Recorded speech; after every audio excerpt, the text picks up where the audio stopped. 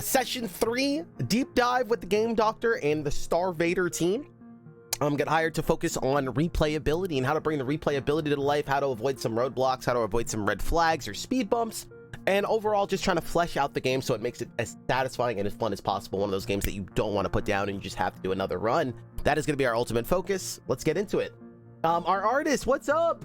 Text settings. I can answer dev questions. Vaxel Elisa if you need it. Welcome on in. I hope you enjoy. I will absolutely be poking you if we run into anything.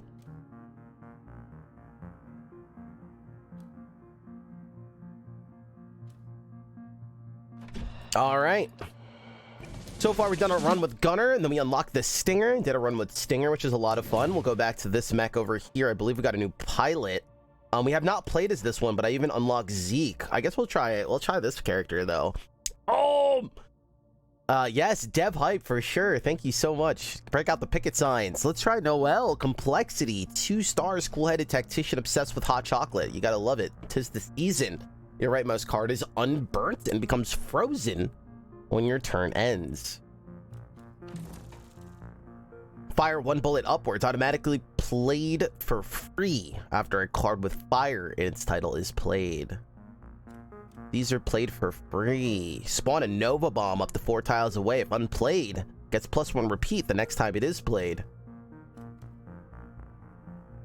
This is gonna be interesting. I'm in. Let's go.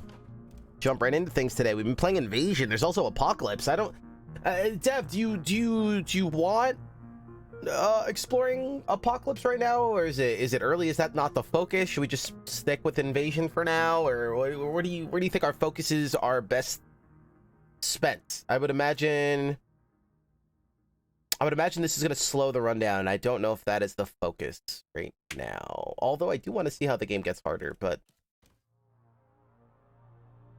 oh, and no act doom reduction, so then you really can't make mistakes. You know, we really got to talk about all this. I think this plays into some of our other conversations and what we're against, actually. I don't know if this is going to do any service to the game, and you know, we've been talking about around this. Yeah, I don't know. from an outside perspective, from an outside coach perspective, I could see this being kind of like a directly, hey, like, Esty, we do not want to go down this road.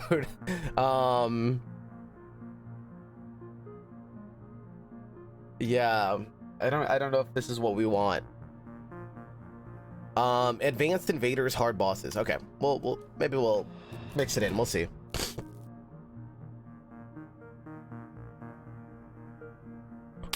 All right, chat, here we go. So I think this is kind of like our whale bonus for now. You get a first little draft of a card, maybe.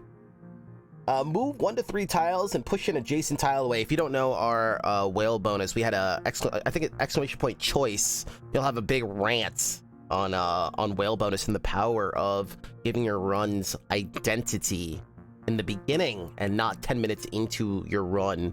And we talk a little bit about that for the devs in chat going after replayability. Move 1 to 3 tiles. A lot of devs don't actually know how to create replayability. They all want it, but they don't know how to achieve it. 1 to 3 tiles and push all adjacent tiles away. Move 1 to 3 tiles orthogonally, striking nearby tiles. Create 2 meltdown in your discard.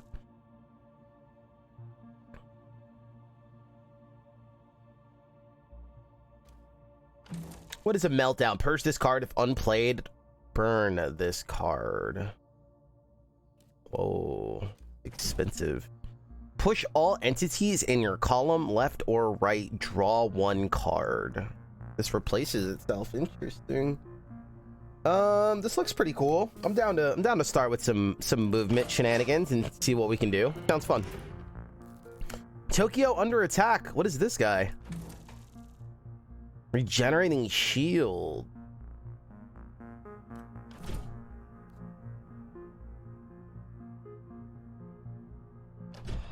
We'll be fine.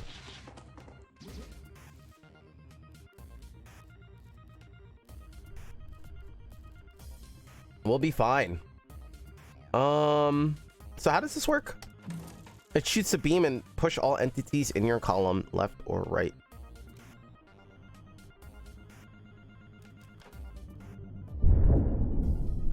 Whoa, the thunder.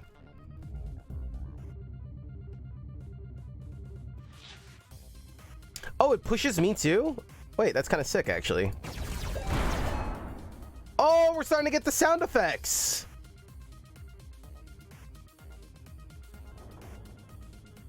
I believe Axe tried to push it in this update for us to experience. You guys know how I've been talking about this in the first session and then still talking about it in the second session. Awesome. Oh, it's because my turn is still going on, right? Is that what's going on here?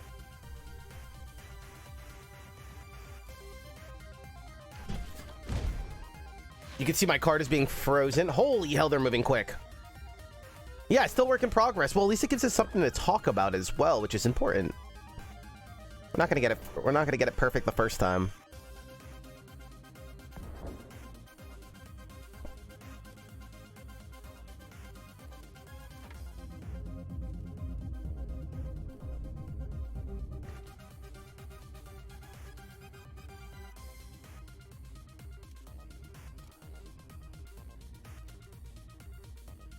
I feel like this is a reroll.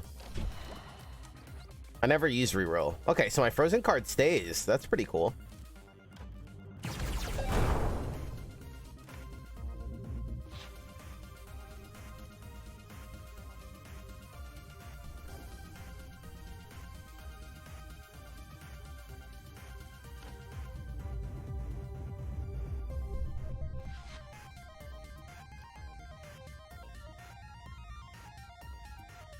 I think it's fine if they're all shielded. We need to get through this. I think we burn this.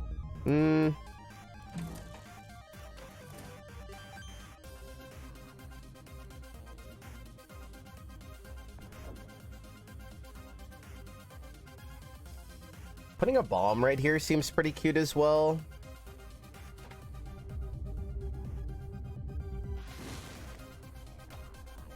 Oh, this card's already frozen. All right, we gotta back up. But now this guy moved over here, and I don't know if that's what we exactly wanted. I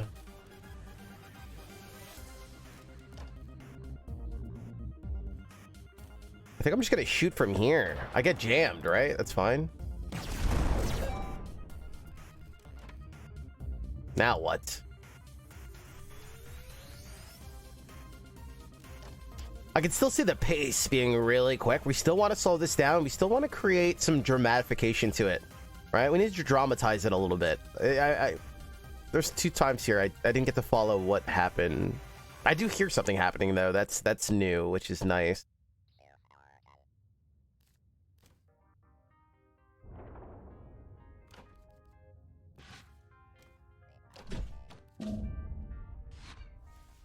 Damn. I'm actually getting doomed. Nice change.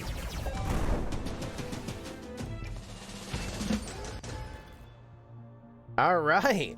Fire 1 bullet upward. If you destroy an entity, make the most expensive card in your hand free this turn. Very cool. Return. Move to any tile in the center column. Draw 1 card on this from your discard, the top of your discard. This one's pretty cool. You can do some really fancy stuff with it.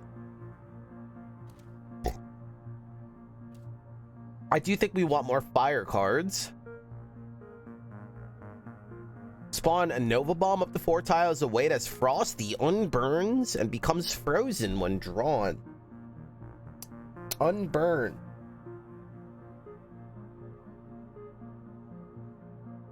Wait a second. Does that mean that, like, when we overburn it or overcharge or whatever, it also... And then that's considered burnt, right, chat? And then it unburns? Oh, but that means you can't use it that turn. You would have to, like, cycle it again. But that is pretty interesting.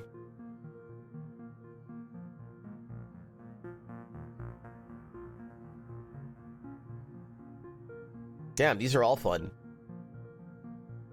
This also makes something else free, which is pretty cool. But maybe this character is down with, like, burning stuff. Well, I mean, obviously they are.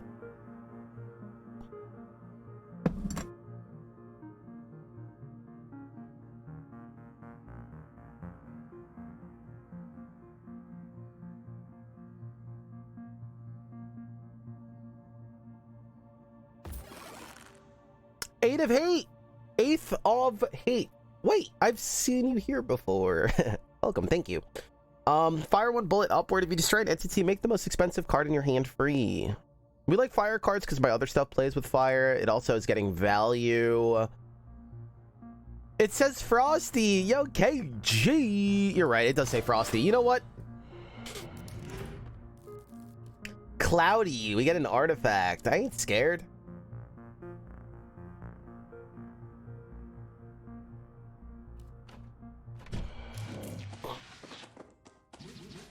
Run identity?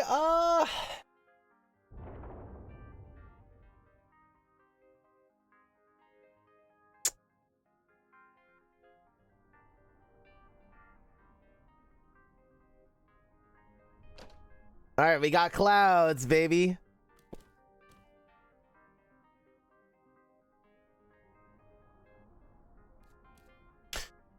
You know, and maybe that's part of the conversation. So I see why you're saying that, and that is usually where it happens, right? But maybe it's dawning on me that getting the identity is too simple. And that's why it's feeling very black or white, right? I picked bomb card, we have bomb synergy, bomb run. Do you see that? And so that kind of train of thought makes it very vanilla. And maybe that's it, right? I haven't really thought about it from that angle, but maybe that is it. It's too simple to have its identity. It's you bought a can of tuna, you have tuna, right? Like, we're not, you know, we're not, it's not creation, it's you picked up bomb card, your bombs, right? And I think that is why we've been dancing around this feeling that we keep trying to talk about since the beginning of, like, why does it not feel like these other games where we're cooking up something really cool? It's because we're not cooking up something cool. We're opening the cookbook, it says open a can of peaches, and we're eating peaches. Or frozen, but the point still stands. And again, I'm not saying that is what it is, but I am bringing it up so it is something that we could focus on. It's worth talking about. Maybe that starts to lead us down the path of why we get these feelings that we're getting. Right, and it opens up a interesting conversation when I think about these games. If I think about trying to think of games with good replayability, at what point does it feel like, why does it have good replayability? At what point does it feel like we're cooking? Yesterday I had this phenomenal run in Backpack Hero, and I think it's a great game to dissect of how elegant it was when I went through this run where I had this early game identity, and then I found this amazing wand. So then I was like, wait, I'm gonna slowly add more magic to this identity, and then it went into a burn identity from a poison originally, and then I went and I posted about it in the gaming Discord, in our gaming channel, the evolution of it and where it ended up, and it was just so beautiful. Holy hell, like, its transition to its different phases through the game was incredible.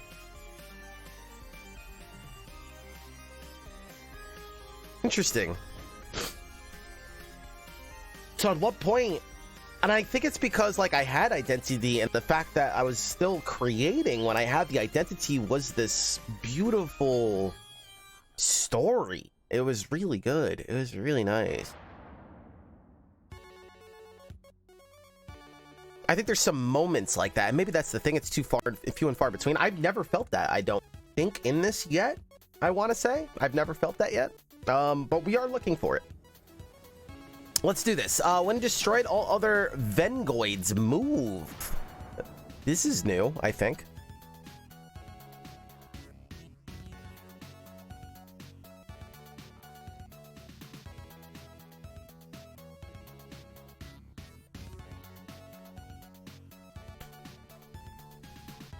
It's interesting, like throwing a bomb here and then shooting it means we're gonna double shoot. So we're gonna waste some ammo. Very interesting, very interesting. Killing these guys sooner rather than later. These guys are pretty nasty, yeah?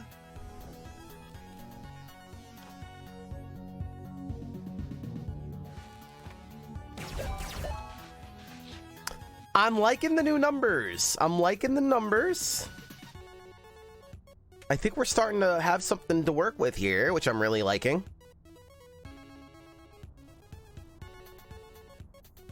I saw the numbers like fall as well. Maybe we could even add a shadow effect to it. Give it a cool effect I've seen games do. I want to see what it looks like when we get bigger combos here. KG, what's going on, baby? What you been up to? Let's overheat this sucker. It's gonna unfreeze later, right? Yeah, no problem. Enjoy the day, dude. It's the weekend. Go enjoy yourself. Chat, this is kind of scary, I'm not gonna lie.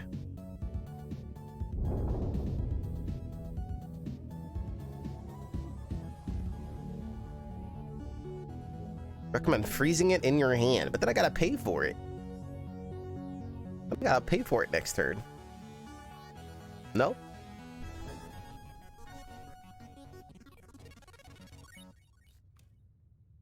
Holy hell. Alright, let's check it out. Dude, those bombs look really cool.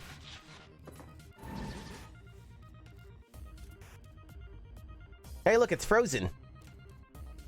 Wait, maybe I don't understand frozen. Do not discard when your turn ends. They lose frozen when played or burnt. Oh, I think I assumed what it did, but I believe... Oh, hold on. Well, the thing is here, chat. What the hell is this?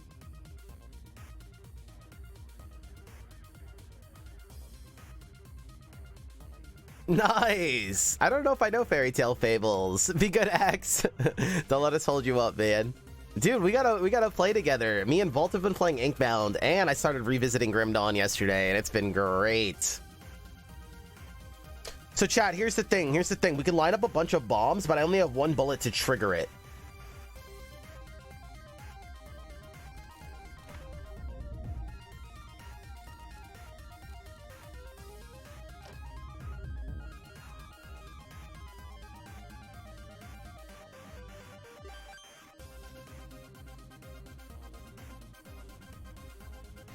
I think we want to play this last, but then what? We shoot it next turn?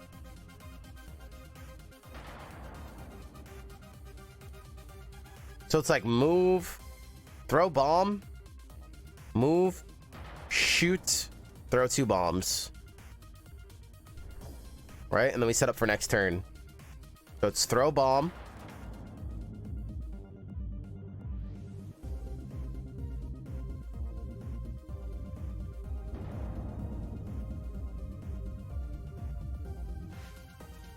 Move.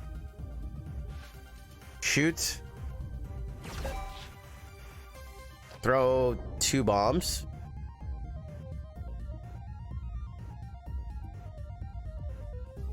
What happens if I block these guys in with bombs?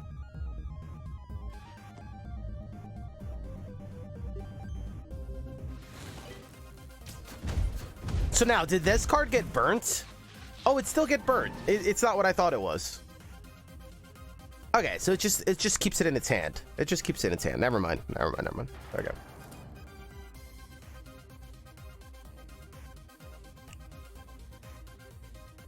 Wonder what happens if I like push all these bombs. Do they all blow up?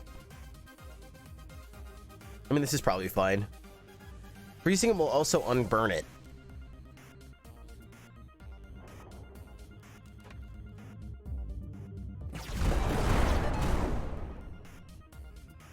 So it looks like I did something cool there, but I guess it was only a double. I thought it was at least a triple kill, but okay.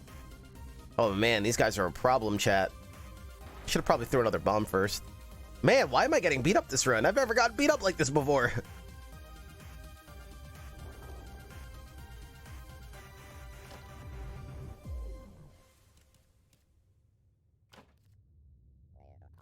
All right, which one of you are shooting here? You. I think we're just gonna have to eat that hit. The game's getting smarter. I believe it is. Oh my god, I killed him, but I thought I was gonna blow up the bomb. The Quang thing is coming along. Wow, I think our deck is bad. I think we need cards.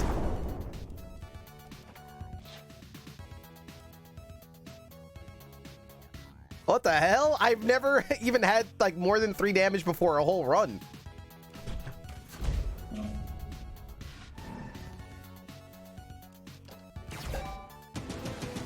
Oh my god, what is happening? I've never gotten hit in this game. Unused heat sink. is added to your heatsink and next turn. Draw +2 cards each turn. +1 card each turn. After you shuffle your draw pile, gain a jam in your discard pile. Yeah, I'm thinking this character is just a little tricky because you have a little bit less control over where you shoot, more like an onslaught. I think card draw sounds really good with this character. When you reshuffle your discard into your draw pile, skip up to 3 random burnt cards. That's pretty cool. I don't think I want to skip them though. I mean, that is really cool. That is really cool. But then, like, we're not getting any frozen value. I mean, we still kind of are freezing stuff. It doesn't matter, but if you really think about it, I believe, so let's just hypothetically say we do burn a card, right? And then we have to redraw that card, so we're -1 draw of a card we can't use, and then we have to freeze it so it's usable. And then it gets redrawn. No, once it's frozen, it stays in your hand, but it would have to be on the right. Interesting. Let's try Haywire. I am totally down for a card. We just don't deal with shield very well. We're getting a lot of little shielders. And reshuffling will probably just make things worse, I would imagine. I don't know. Knowing that we're bad at shields, should I try shuffling to see if we can... Because then it'll change this, right? And I really want a card. Interesting. I wonder...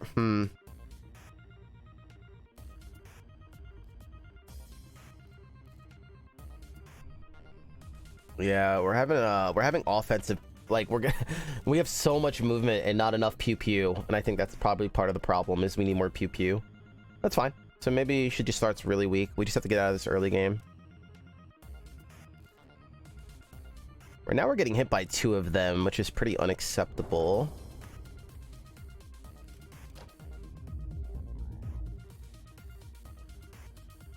Wait. Oh god. These guys need to go.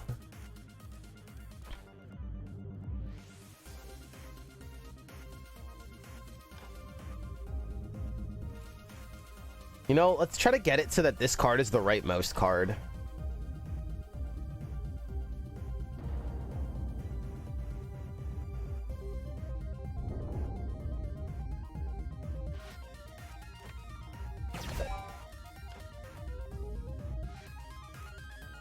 Okay.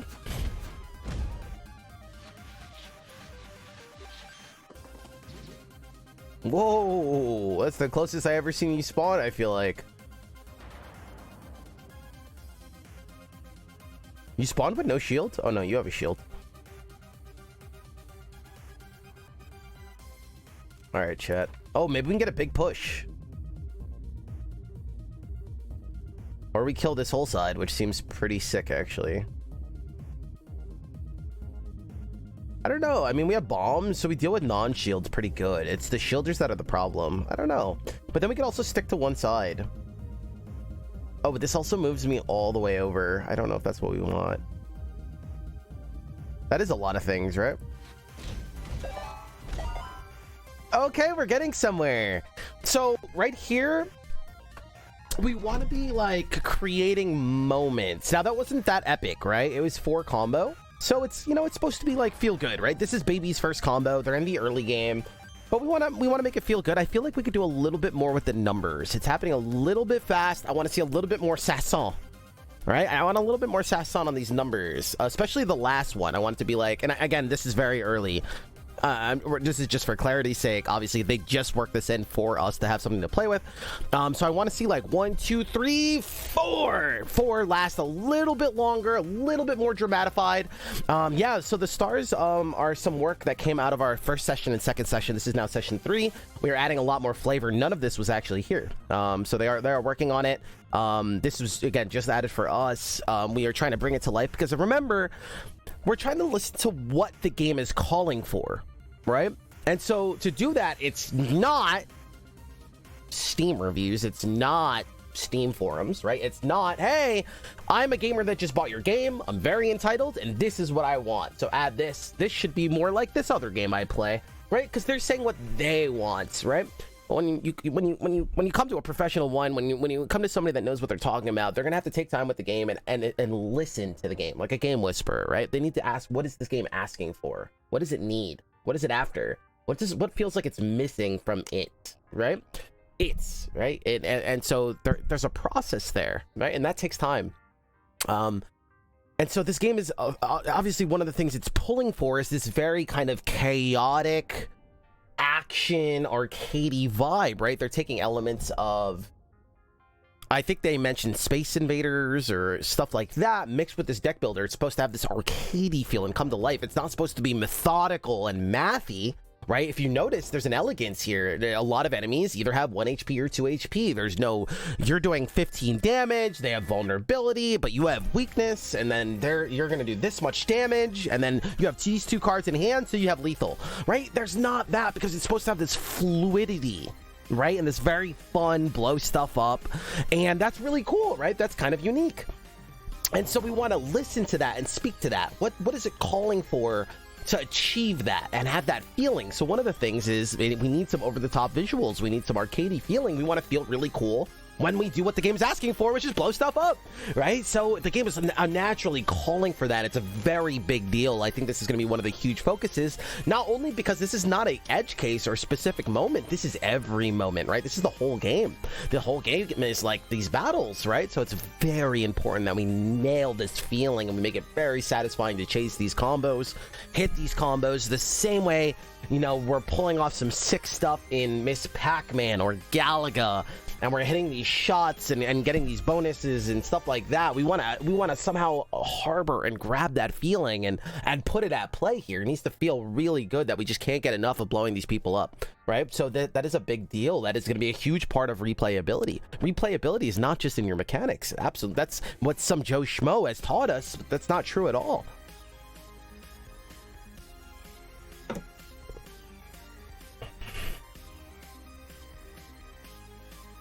I've been pushing Axolotl to add more pause and drama before your reviews. Yeah, we need some more. We need that drama. We need that pause and drama. Yeah, no, you're absolutely right. We're after it. We need to create these moments.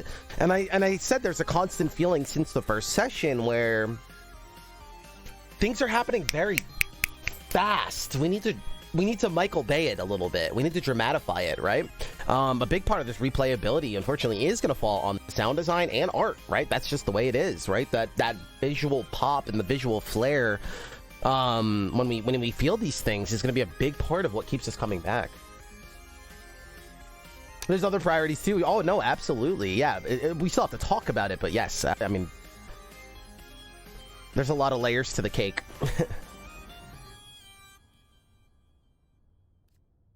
Padded pause and drama. All right, let's do this. So we cleared out this side, which is really nice. If we can kill this guy, that's bonus icing on the cake, you know what I mean? We can only throw so far though. Oh my god, we have a lot of bullets actually. We could like kind of like rip down the middle here. Oh.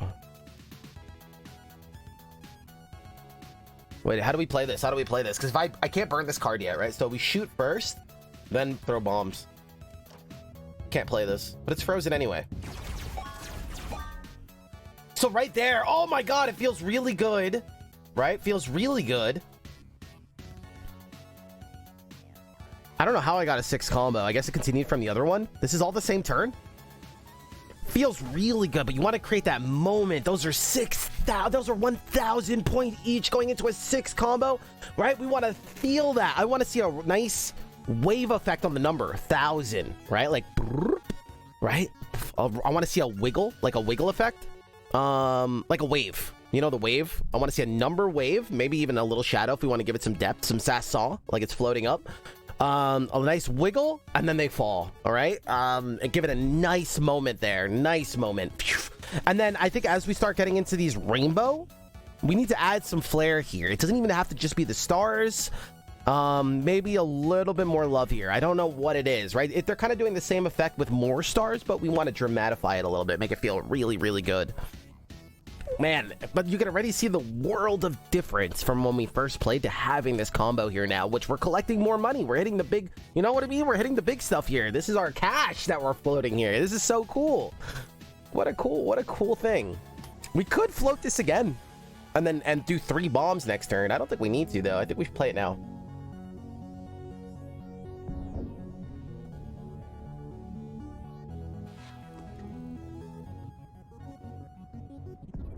This guy's not gonna come down here. I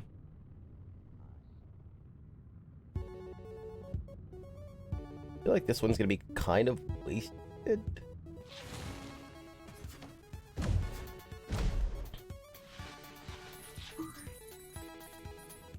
I'm wondering what else we could do here. Instead of it like disappearing, it's very like not satisfying, right? Kind of just disappears and then it adds up, right? Again, this is very early. This is a lot of this is filler, but I'm wondering if there's a moment here where we can cash in on it and hear it break, right? It pops and then like creating a moment off to the side here. I don't know what that would be, but we want to create something. We don't want it to just disappear and just add up here. We need to hear it. Yeah, the cha-ching, the pop, the piggy bank breaking, the cash in. Something solidifying. Something solidifying. Creating moments. Creating moments.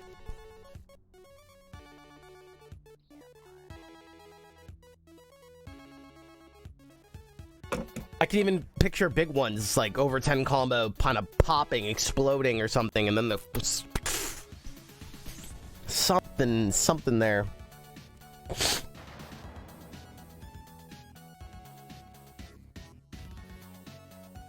Look at all these movements, chat. That's the problem with this character.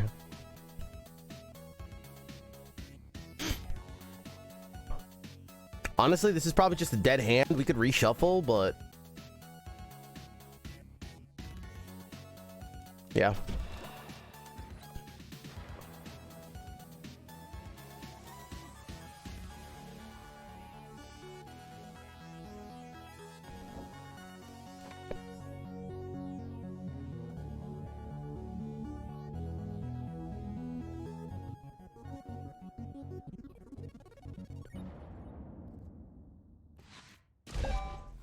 Beautiful.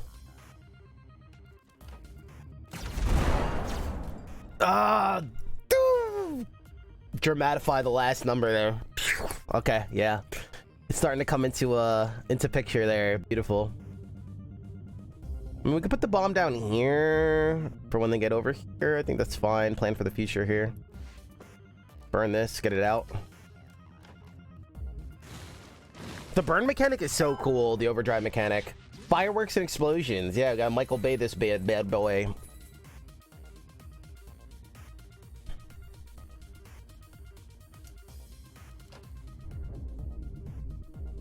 We have a lot of bullets here.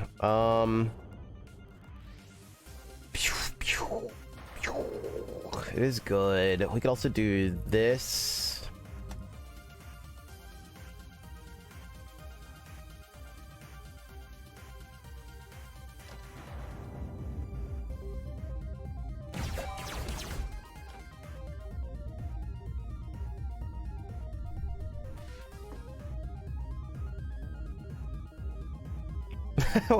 I don't know what blocking them in does.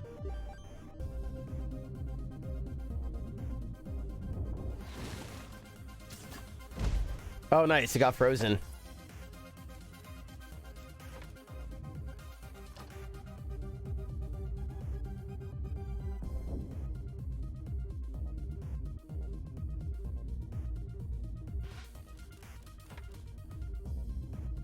These bombs we've learned don't blow up when you do this.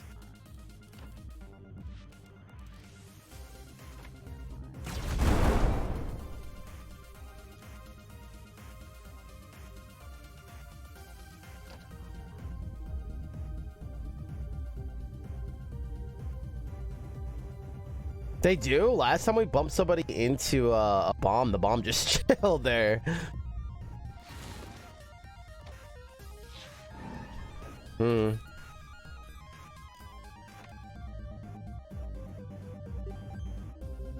kind of inconsistency, maybe. Or like here, these two bump into each other, but this does not die. Oh wait, maybe here it is gonna blow up though. Yeah, so what was that inconsistency then? We gotta figure that one out. Interesting. Yeah, last time it didn't blow up, so the game taught us that that doesn't work. Yeah, we should probably figure out what that is.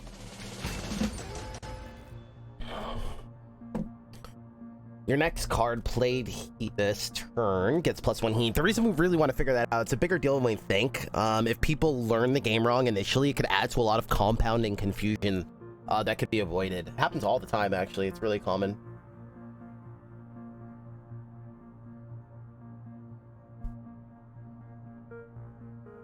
We don't want movement. I know that. We want no move. Oh, snow bomb.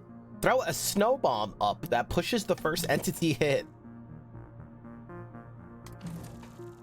Detonates with 0 radius and makes a random card you own unburnt and frozen.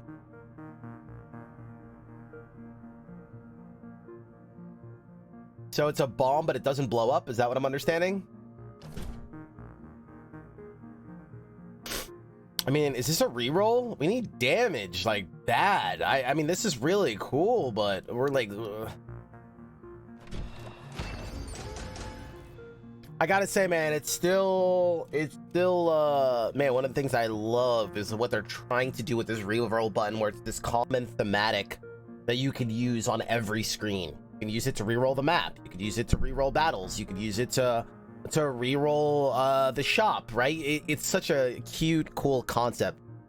I really want to see this brought to life too. I feel like this is not doing it. This is a huge mechanic, and I feel like we could add a lot of satisfaction here. I almost want to see it as one of those, like a Pez dispenser.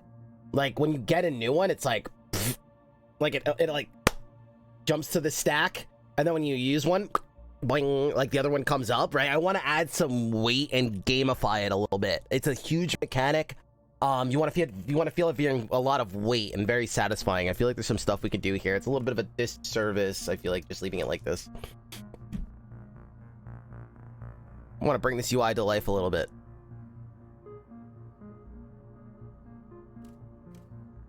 Strike 3 tiles in a diagonal. When drawn, unburns itself and becomes frozen. Holy hell. Strike 3 tiles in a diagonal. Left and right? When drawn, unburns itself. Chat, what do you think? I mean, it's damage. Alright. We said we want damage. I'll take any kind of damage. Min's Workshop. Let's get it. The first time you draw a junk or burnt card each turn, draw 1. That's sick, but that's all my money. Again, love that it's kind of helping us say, hey, you're going to have 2,000 left. It's kind of just making it streamlined. Again, we could also play with the shopping cart mechanic, but this is pretty sweet as well. All detonations also fire a bullet. This is also really good. I really want to remove some of these movement cards, but these are 2 big artifacts. Burst fire. Shoots, moves the mech to the right, and shoots again. It also has fire in its name. Doing the math, yes, always. A lot of games with this kind of stuff, man. Make anything you can do that's not the focus of your game to streamline it to get back to the focus of your game is what you want to do. You know how many games screw this up? Look at Astria. Look at all these games that are like turning into these mathematical equation, memory, read hieroglyphic. Like, come on, what are you aiming for, right? We got to ask ourselves that.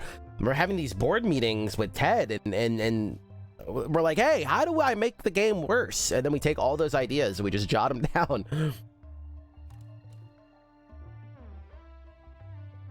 You know why people love roller coasters?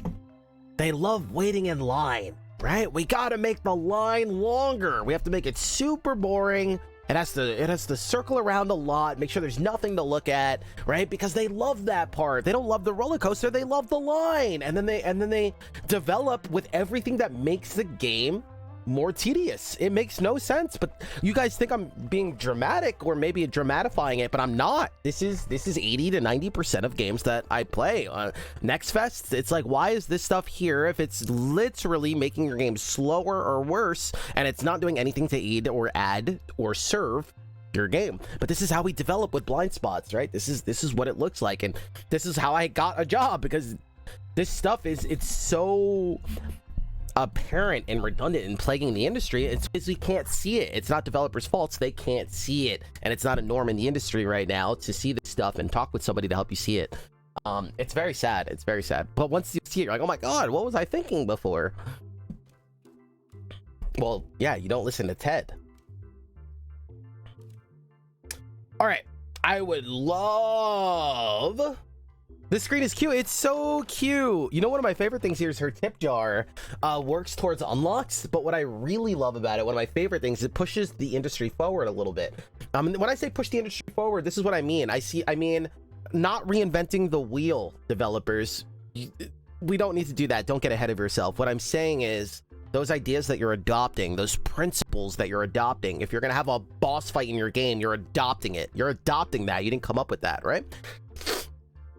Think of ways where you could take poor stuff out, redundant stuff out, bad stuff out. If you've ever played another one of those games and thought, hey, it could be done a little bit better, do that, right? This is not the first time they have a tip jar where you put extra cash in there to unlock something. Look at Chrono Arc, right? Chrono Arc has this. And guess what? We can never put money in it, right? Because I'm always investing money in the run, right? So I'll never get that freaking outfit. Well, guess what? Every time you buy something, she throws some cash in there for you. She throws part of the cash in there for you. I love that. Look at it. It's already pushed just a little redesign of something that's been done before to push the industry instead of making it worse. Because when we just copy and copy and copy, a lot of times we're just making it worse, right? These copies are getting more and more faded out as we keep copying, right? And sometimes we're copying bad ideas. No, a lot of the time we're copying bad ideas. All detonations also fire bullets in an upward direction. So this says I'm gonna make my bombs and detonations do crazy stuff. This one says as I recycle and play in a longer fight, let's say a boss fight, I'll have more card draw, which means I can get more fire cards in my hand. I can more shoot stuff. Both of these are very, very important. I think this is more raw damage, and we need that right now. So I think we're gonna go with this one. I do want to remove stuff, but I think this is a little bit too good to pass up. $2,000. Look, she put some cash in here. We could tip her. You can now find very rare special rewards when choosing combat encounters. So cool. I wonder if we can make this even more of a party, because this is really exciting. This is really cool, right? Like when I get these new moves and stuff. This is like another major mechanic. This is not dark meta. This is, hey, the game's gonna get even more interesting. I love this. This is great. Bring me back more stars. She's so demanding for a little one.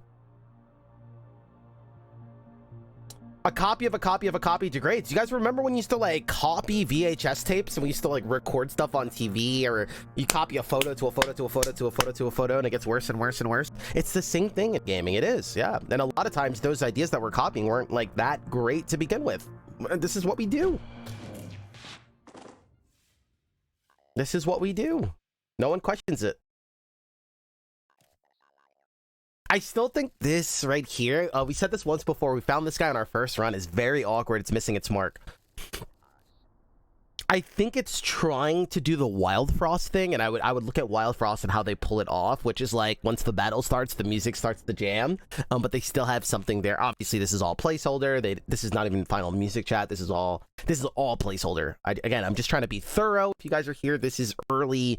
This is beta / alpha. This is not finished work or art, but my job is to be thorough, right? I can't be like, oh, they'll get to it, and then we have these blind spots, right? And this is what happens in the market is, you know, we think they see this stuff, we think they're gonna add obvious things. Chrono Arc, end of early access, still can't look in your deck, right? We think it's gonna come. Is it mostly sound here? Yes, here is the sound music. Yes. It's just awkward. Here's just the sound thing. Wow, this is all the way on my left, so this is not gonna get unfrozen. I kind of want to go ahead and, well, these are frozen, so we get to keep these.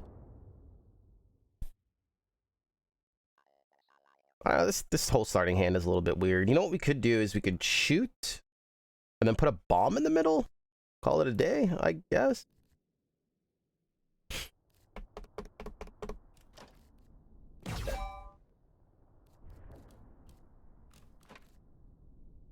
We could also just play 2 bombs, but the more we don't play this, the more repeats it gets, so I think we'd rather not play it. Its value comes from it being replayed. I see.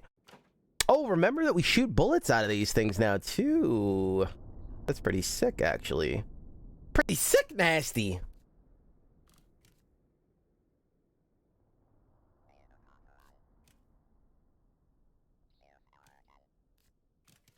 This is frozen. This is cool. We could back up.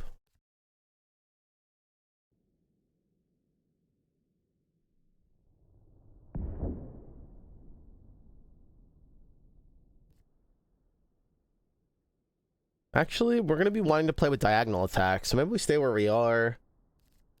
Or set ourselves up for success somewhere here. Let's just stay.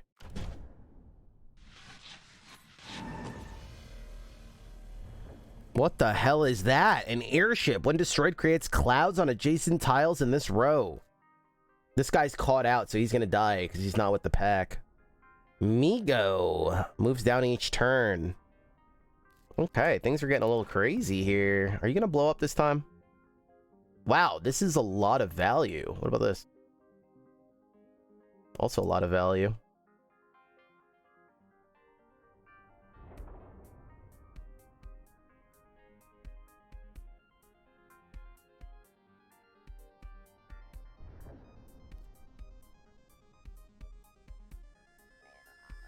Yeah, she wants to play with burning and stuff like that. Yep. Is that actually happening in actuality right now? We're in a little bit of awkward spots, but yes.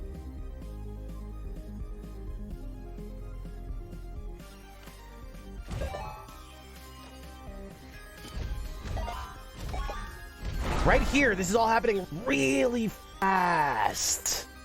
Right? So what you're actually doing is you're taking my satisfaction away from me. Right? Think of that. You're taking it away. You're saying, nah, you're okay. You're good. You're good without it. Don't rob me of it. Right? That's my satisfaction, right? That's why I play video games. Is the satisfaction and the fun. Don't rob me of it. Right? And that's how we want to look at it, right? We're taking it from. We're taking candy from the children. Right? No. We're supposed to be giving it to them. Give them those moments. Give them that, right? That is theirs. That's not ours. That's theirs. Give it to them, right? Do not rob them of it. If they want to take it from themselves, say an options menu, right? Then they are choosing to give up that candy, but we deliver it. That candy bowl is theirs. We're saying, here, take the candy you want. There it is, right? It's here. Right? If they choose to get rid of it, that's different. Do not rob them of it. We need to dramatify the hell out of that. We need to create a moment. That was sick, though. Holy hell, that was so cool. Now, does this guy die first, or does he give us doom first? I'm gonna assume that he's gonna give me doom, even though he's dead. When your turn ends, destroys itself. Wait a second. So I think he's supposed to die first, so maybe it shouldn't show this. Yeah, I think we want the game to check if they're gonna die first. I know it's a weird edge case. You don't want to show this. A little bit misleading. The game's UI is already too good for this.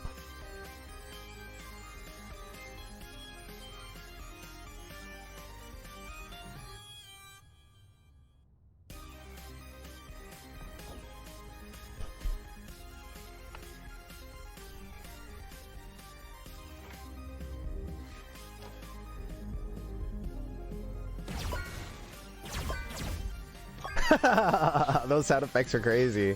And then right here, again, we want the cash-in. We want the ching. We want the pop. We want the piggy bank breaking. We want the, I don't know what it is. What is a chat? What is a futuristic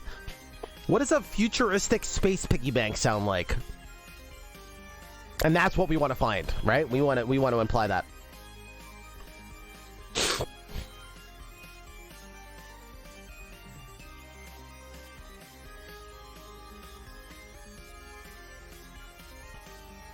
What if it gets reconnected? If it gets reconnected, we need the game to check that.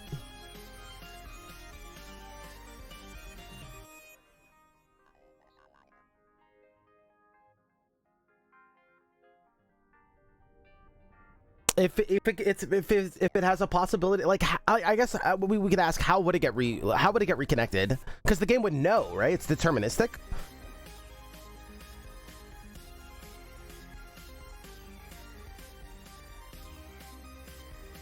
Like if I push somebody next to it and then the doom is there.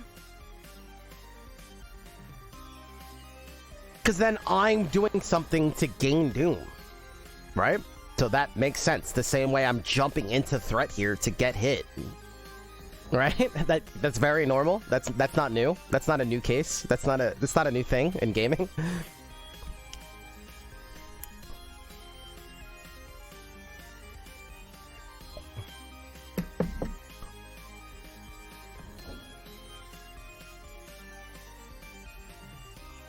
I don't think we need to reinvent the wheel here.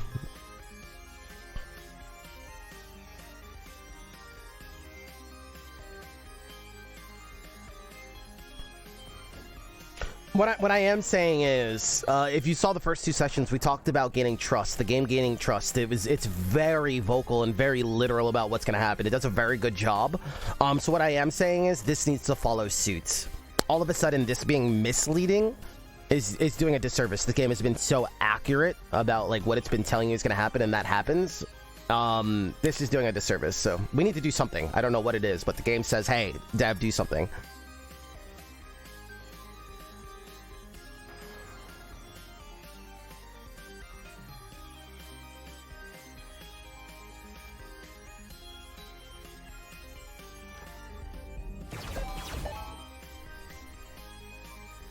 That sound effect already is so good. We could just go stab this guy. Oh, wait. But then we get blasted. Wait, this attack's 3 tiles away. I think we can stab him from here.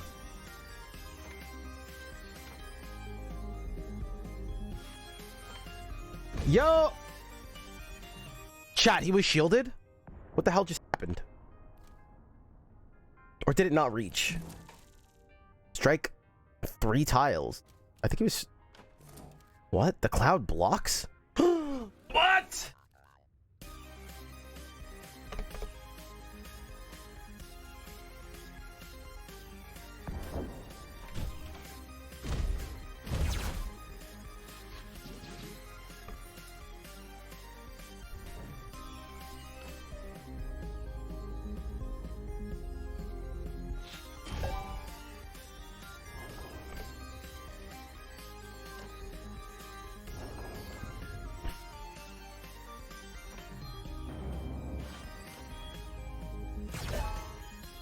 Alright, we're just gonna let that freeze there.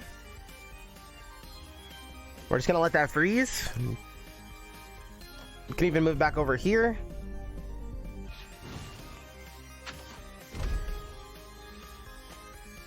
Don't you run away from me.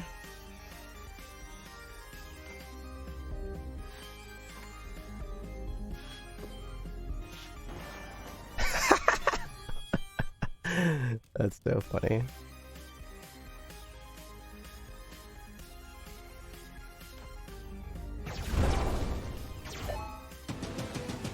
Oh, I didn't even know we were gonna straight up kill him.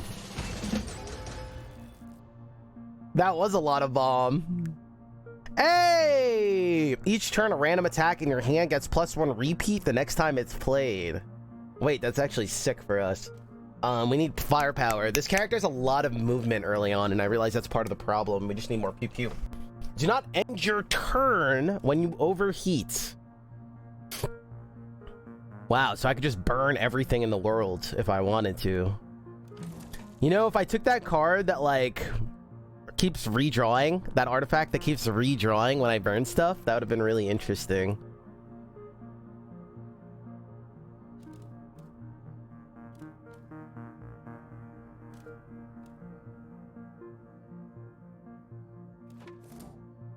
Once per turn, after you play a move card, reduce the cost of adjacent cards by 1. Whoa. These are all good. These are all cool. Is this a move card? It is. Okay.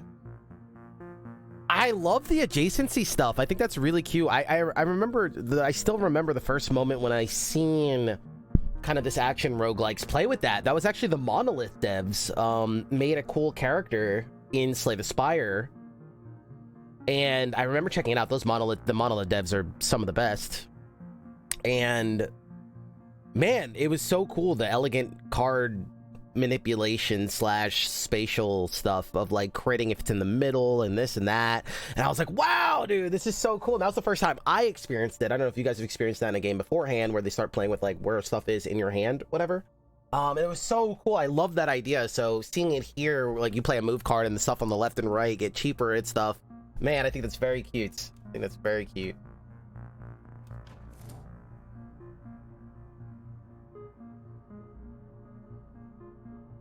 And we're kind of fine with burning stuff. I don't know if making things cheaper is necessarily what we need to do here. Hothead, you would think makes sense, but yes, she wants to burn cards, but can she really innately handle all these burnt cards? I don't actually think so. I think she needs some of those cards we've seen pass up, like Snowball or Snow Bomb or whatever.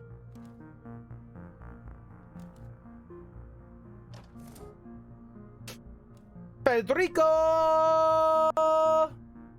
NG8-9, each turn a random attack in your hand gets +1 repeat. I'm in. We gotta take ours, right? We gotta take ours.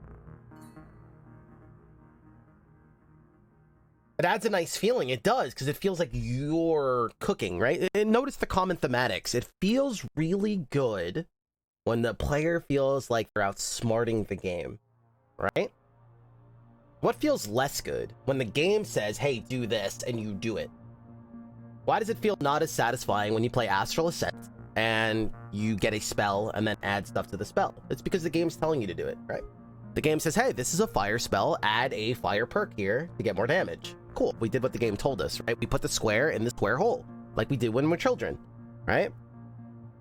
But it feels really good when we have space to create something and feel like we're outsmarting the game. The first time we made an OP deck in Monster Train, we wanted to go to the forums and yell off the roof and tell everybody about it, because we feel like I remember I thought it was so slick when I had this 1 damage AoE card and then I put this thing that adds 100 damage to it, right? And I feel like, haha, these fools let me do this, right? And then we realize it's balanced because then it like hits me as well, or whatever it may be. Same in Wild Frost, right? We all that feeling where we're adding these little keychains, and then we find out that we can add one and then add the other one to manipulate the first one, and then we feel like we're making something broken because we feel like we're outsmarting the game, right? We feel like we're cooking something. So that is the trick there. It's the same with these card manipulations, right? Oh wait, if I play this first, then play this, the one next to it, right? We can manipulate this or whatever it is, right? Because we feel like we're creating something. We feel like we're doing something and outsmarting. So yeah, there's 2 cases where one not done as powerful as it could be, and then one, you know, another example of it, why it's not done powerfully and how to achieve it.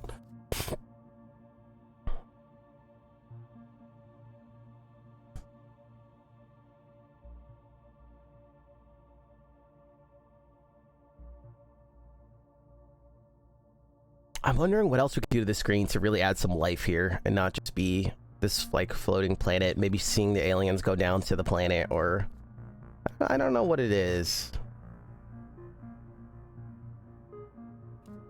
Card or card mystery, or what does this guy do again? Yeah, immunity this turn. I don't like you. I'd rather go here. I want to rework the screen eventually. Yeah, I want to. So from an outside perspective, should the planet spin? I think that's the least of our worries, right? So remember, we're trying to capture this very... I'm thinking Galaga, I'm thinking Space Invaders, I'm thinking Centipede, I'm thinking Attack from Mars. I'm thinking kind of dramatified. We're fighting off aliens. We're getting red alerts for the special events, right? Some... red alert, right? I want to see things a little bit more brought to life, arcadey, dramatified, because remember, what we're aiming for is this game is supposed to be played kind of quick, right? It's supposed to be played not super methodical, more pew pew pew, more boom boom boom, more satisfaction, more dopamine, right? This is supposed to be a faster paced card battler, a very arcadey, fast paced card battler. So we want anything that's going to kind of like bring that to life. Like we're at an arcade machine almost, right? I want that feeling. How do we accomplish that? I don't know. I think there's a lot of things we could do, but I want to see that dramatified on the screen as well. Right? Almost like this is a game in and of itself. I'm wondering if we could even look at kind of these pick a map or things from yesteryears, right? Maybe there's things that we can adopt or grab, or feelings that Mega Man and picking a boss fight gives, or moving around a map in Street Fighter back in the day and you fly around the continent, or I don't know yet, but something that we might want to explore.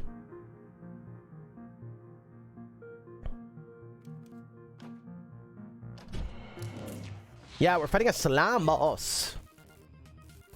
Some invaders, like the Orchid, can channel Doom. I love how this guy pops up to kind of like tell us. I can even see this guy like bzzz, like flying in. And some invaders, like the Orchid, could channel Doom from anywhere. The Broodmother Plus spawn ticks plus every other turn. That is extremely rude. Does not move and charges up an attack that generates 3+ Doom. Holy fudge, these guys are both nasty. Hey, the Esty8nine, I mean the NG8-9 popping off here. We can kill a lot of these guys, which looks really good.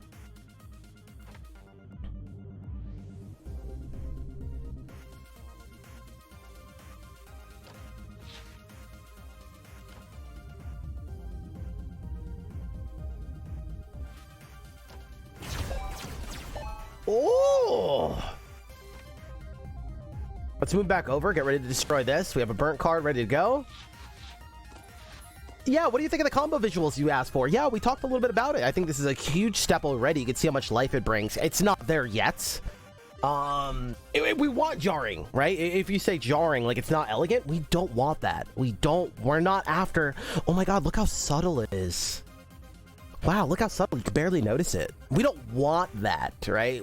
This game is not after that. It's not after the elegance of Slay the Spire and you know what I mean? Like, that's not us. We're after arcadey, we're after fun. No, I'm not saying if it is or is not. I'm just speaking to what we're after, and we are not after elegant or subtle. We're after arcadey and fun. If something says, hey, this is arcadey, this is fun, this is very dramatic, we're after that.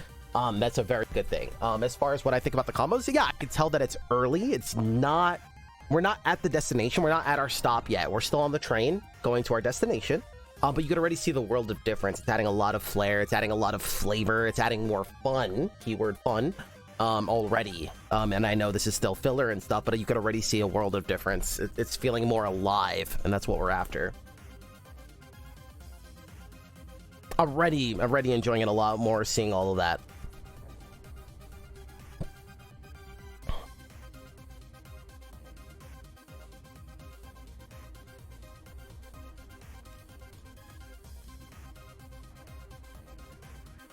All right, chat, what's our play here? I mean, you're not attacking yet. That's the good news. Dude, these flies are going to be a huge problem. Oh god. Oh, let's remember bomb shoots. So what part do you disagree with?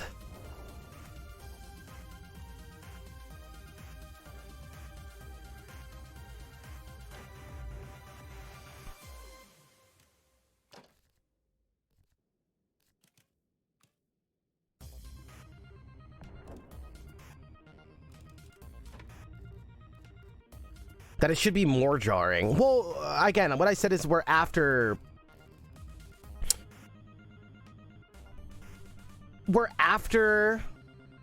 that arcadey nature. We're after the vibe, right? If you think about it, our moments to moments, there's not much going on, right? And if we don't add feeling, and we don't add seasoning, and we don't add moments, right? We don't add moments. We don't add dramatification. Each board is gonna feel like this. Very, almost plain Jane. And that's not what we're after, right? We're not into the breach where we're going to different islands that have literally the cities look different. They're built different. We're opening a dam and then flooding people in, like flooding these monsters, and we're fighting sometimes 5, 6 of the same enemy. And we're supposed to be also doubling down on the feeling of arcadiness and playing fast. So all of these things compound, and that's why we're after that kind of stuff, right? Now, so the word specifically jarring, that was your word. We're not necessarily after jarring. We are after arcadey, over the top, satisfaction, dopamine. There's multiple ways to acquire that.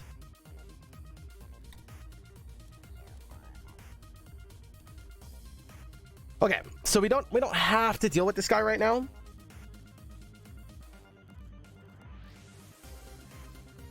This spot, rook to f8,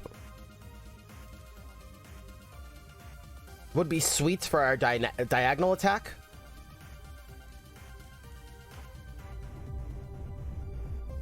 This is scary.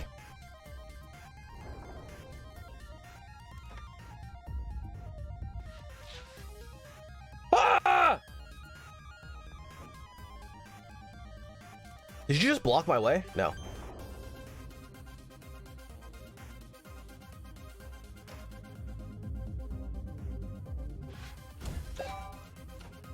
I'm trying to make it so this freezes. Oh, I forgot you can only pick.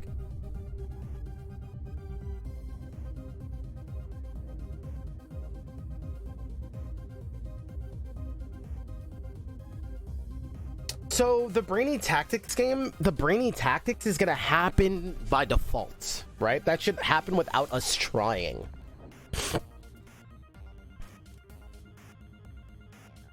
Right? So that's, imagine you're creating Astria, right? And you have that same mindset. Man, we need to add depth. We need to add depth, right? And then all of a sudden, nobody said, hey, you're going to have this depth by nature. You have a depth. By nature, you have a handful of 6 die that have 6 sides each. You're dealing with 30-something sides. By nature, right? And nobody for a second said, hey, we should be streamlining the process because the depth is there. The tactics are there.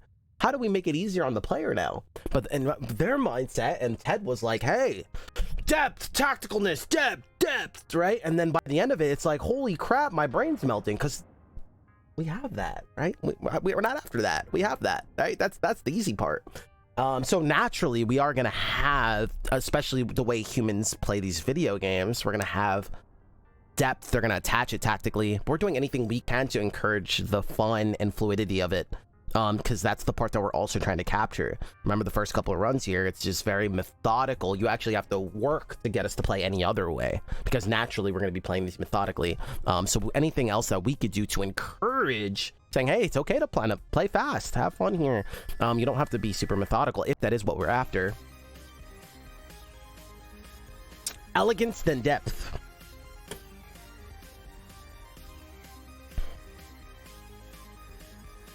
Elegance rather than depth.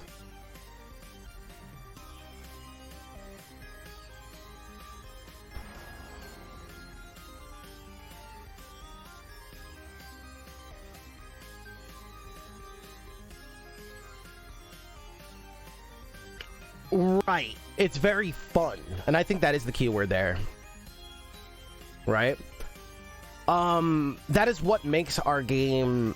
It's going to make our game stand out and give it its feeling, if you will. It's a statement. It is for sure a statement. And I think that's what we're after, because if you chase what these other games are after and all of these deck builders, and you just hope that, like, oh, you're fighting a bunch of the same enemy and that's what is going to give it its, like, feeling, we're, like, doing itself a disservice from its strong suits. We're trying to hide, like, what it is.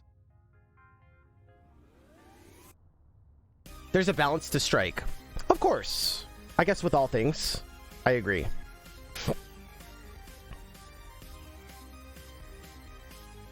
I think the last thing that we're thinking about here is not being able to see the screen, right? I think that's like us trying to be dramatic because somebody told us that, oh my god, we need to visually see. We're not making a bullet hell game. We can see what the hell's going on here. I don't think I would be hard pressed to see you do anything that would actually take that away. I would challenge you to try to take that away.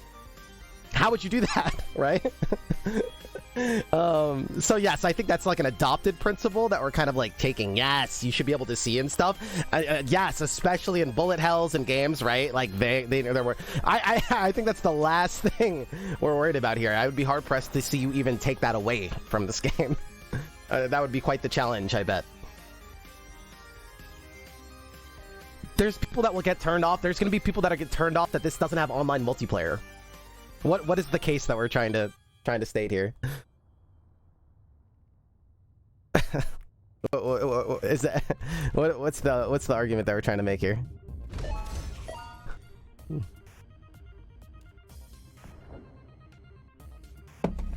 I'm officially out of coffee.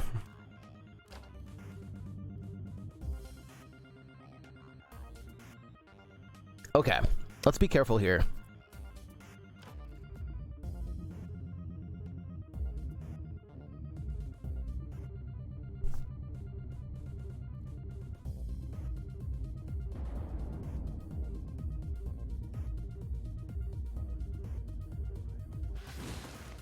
Avocado, what's up? Yo, speaking of hype devs, what's up? Speaking of bullet hells and clarity.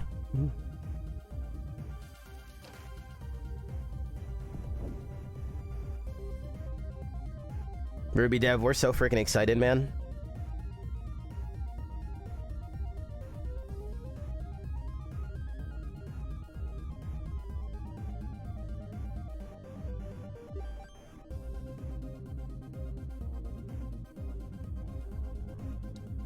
Much love, man.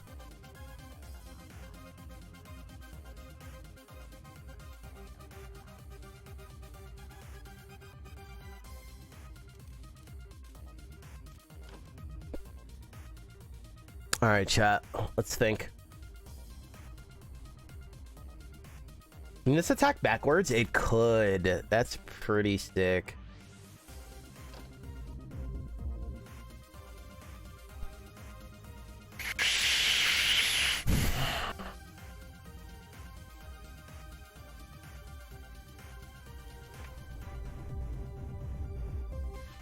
I'm wondering if I even leave this guy and we try to like hit this guy to get the points.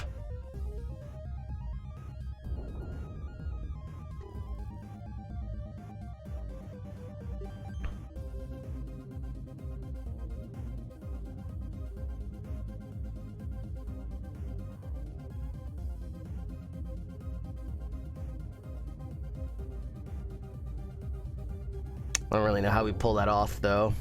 On this turn, at least. This is fancy. We're doing some craziness. I could move here? What does that do for us? We could still hit this. Actually, to hit these on the same turn, we kind of have to do that. Right? No, that's not true. I think it looks cool, though. I'm gonna assume that this is gonna let me pick the direction. Let's try. What? Why did I think that was gonna kill him?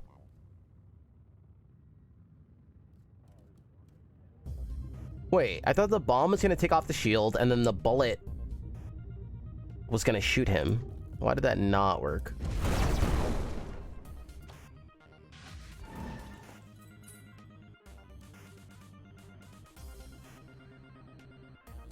In a random upwards direction.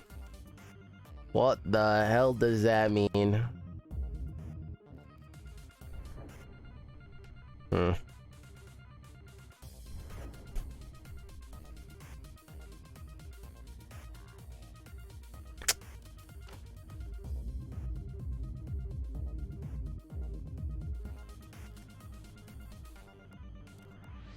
Well, this sucks.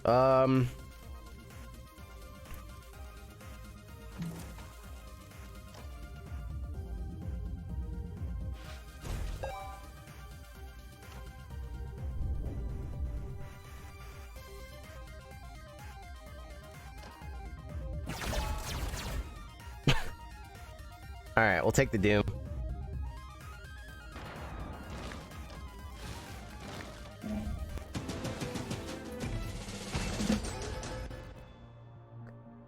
Purge a card in your hand, move to any tile, and fire a bullet upward. I wonder if this is keyword fire. It writes it like it is the keyword fire.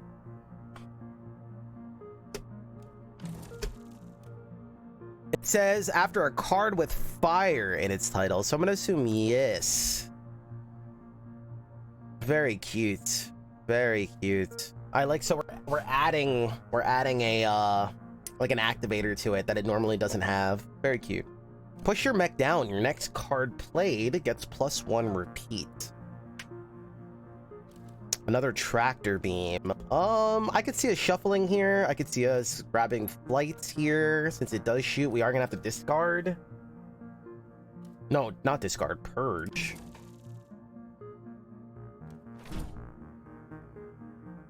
Which allows us to purge a different movement card, which is cute. And then also shoot a bullet anywhere we want. Ruby, what's the word, man? When we diving in.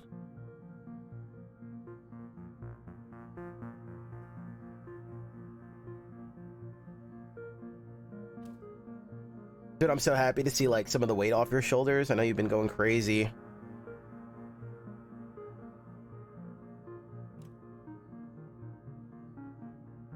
I don't know, chat. What do you think? Flight here? I like Purge. I'm bad. No, Purge seems okay here. Get some of these out. It also shoots, and then it also activates these, all for the price of 1 card. It's not bad by any means. All right, we'll take it. Wait, was that free? Oh my god, it does all that for free, actually. Only a week? Well, it doesn't mean that you guys will be seeing it in only a week of that. You know what? Let's get some artifacts. Let's get some upgrades. You know, I think they said they, the dev told me that they did some stuff with the upgrade system. We've been talking about it and shared some thoughts in the last section and privately a little bit. I am curious, and I feel like I should. It's not my job to win here. Yeah, we should catch up soon. Okay, cool. Yeah, no, of course.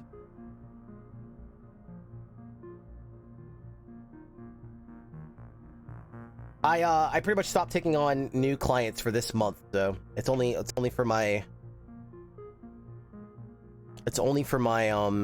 for people that are already aboard, just so I could focus with you guys. I take it pretty seriously, making sure that I don't take on too much, so that, right, like I feel like I'm literally selling a worse product if I take on too much and I can't give each of my clients like the time that their game is calling for. And how to balance that eventually when people are bursting down the door, I'm not really sure yet, but we'll deal with that when we get there. Let's go for an upgrade, chat. I am curious here what we could do.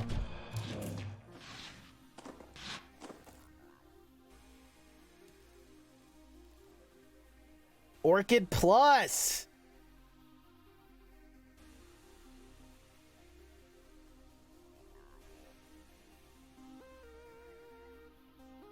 You'll deal with them? Hell yeah. I got the muscles. Dude. That's what this person can do innately. She just... What's her name? Like how it's like, I can't tell. I wonder if actually if I like clicked on her or something, like her little thing popped up or something. I don't know. What else would we put there though? I also talked about early on when I first played this game, I could see a lot of life being added here. Like her popping out of this border when something cool happens, even if it's not like an animation, but just a kind of like a frame or a sprite or two of like her, you know, sticking a hand out, kind of like popping out a little bit, giving it this 3D effect when she does something really cool, or you know, like go, or like, you know, overheating and steam is kind of pouring out of the portrait. I think we could add a lot of depth there that gives it a lot of life and be really cool. Again, these things all are not necessary. These things all add to a final product, right? It's those moments that you play this game, right? And then the UI feels really satisfying, and then you see the money flying, and it all creates an experience, and that's what we're after. These things add up.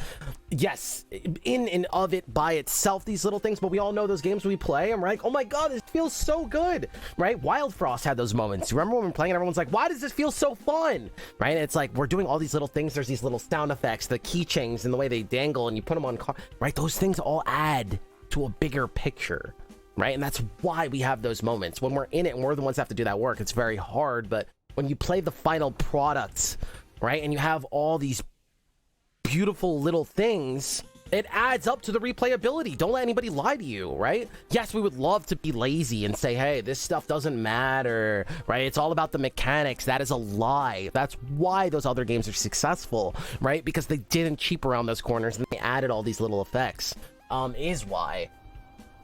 So yes, it is worth mentioning. These are the things that people are not telling you about, right? Yes, we would love to cut corners. Yes, we want to make it easier on our artists and our sound designer. No, that is, if you're after the greatness, if you're after making something memorable and cool, a game is not just mechanics. I don't know who's lying to you guys. I don't know who's trying to trick you into this fallacy that game is just depth and mechanics.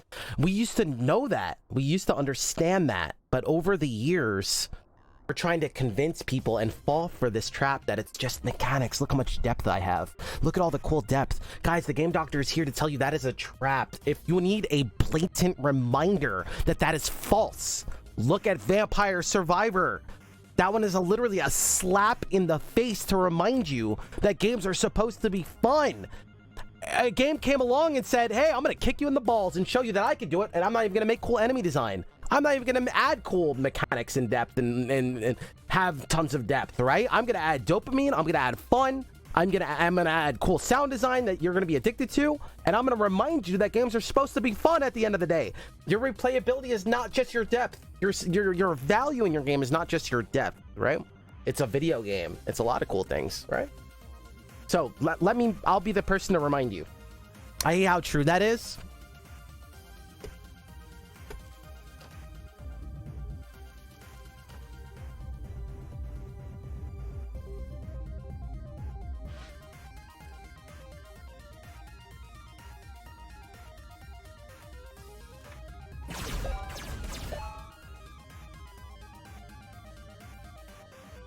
Luck be a landlord, crush it at the fun aspect. Yep.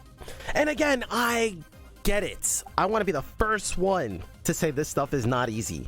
I want to be the first one to say that video games is a pile of reasonable reasons to not do things. Video games, very specifically, have tons of reasons to be reasonable and not do things. I get it. More than anyone, I get it, right? They have to deal with 1,000 things. I get it, right? So yes, the greats have every reason to not do things. There's a lot. There's money. There's time, right? Oh, our publisher wants it out the door. Oh, this. I get it. And everyone has those reasons. So we could be unreasonable, but we have every reason to be reasonable. I get it. But a lot of these standout ones, a lot of these kings on the throne, played some part in being unreasonable, not giving in to reason, because we totally have we're not going to lose any respect by being reasonable, right? We could do it, absolutely, and no one will blame us, right? Making games is hard. We all know that. But the ones that stand out are going to be these people that are unreasonable, right? These teams that are unreasonable.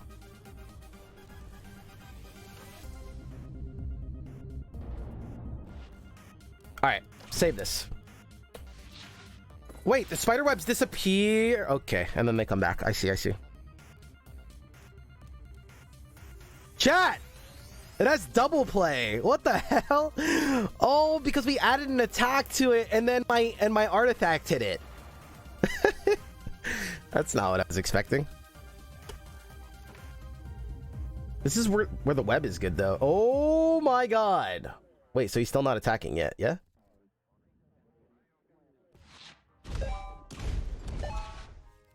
Give me that sweet money, you little punk. We could... Do we start moving around and shooting?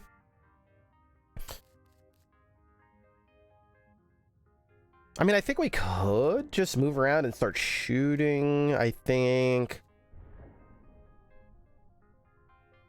We could also just, like, move and then stab this guy on the following turn. Is there a combo where we can kill all of them?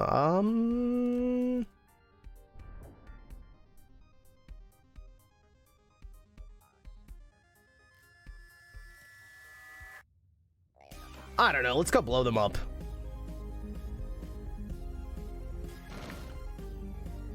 Let's go try this out. Ooh!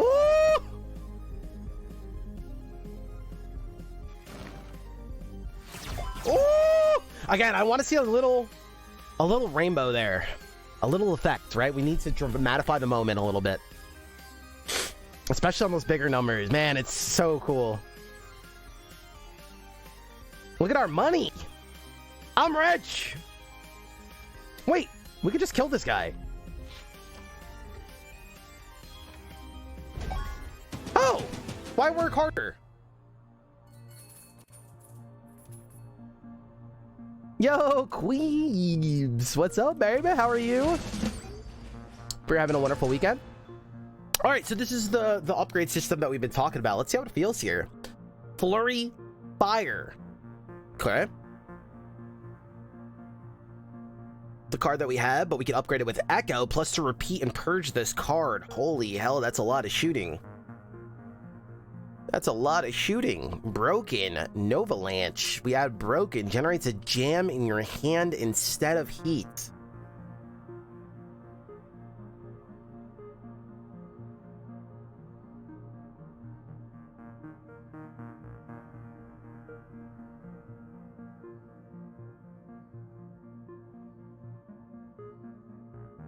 Risky Flurry Fire. While in a danger zone, +1 repeat. Danger zone! Should we try rerolling? Look at more stuff. This is pretty cool. I can see this being cool. This is interesting, but we don't want it. I do want to just experience more. That's what we're looking for here. Not necessarily playing optimal. Let's see how these upgrades feel. Icicle Chain. If this destroys an invader, stays in your hand after being played.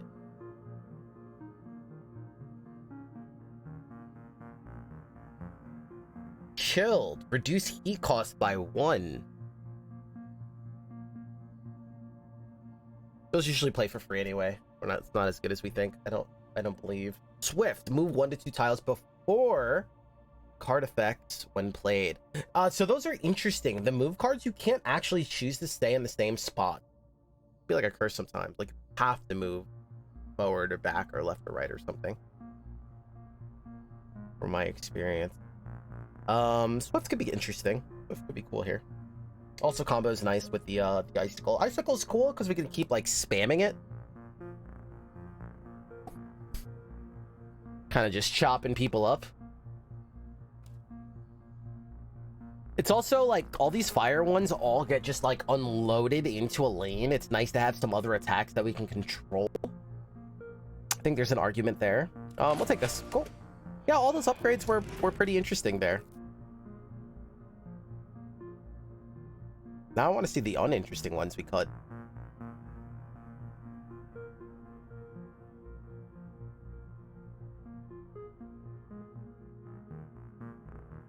You get a rare card. We go after the rare cards, chat. I feel like we could deal with these guys no problem, to be honest. Love the elegance there of the reroll, having that option there.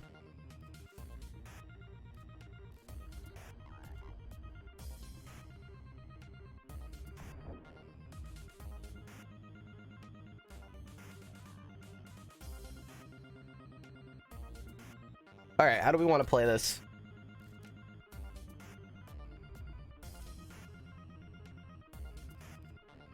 Thinking about shooting a bomb here, and then if it goes diagonal, we have another shot to kill another one. Let's try it out.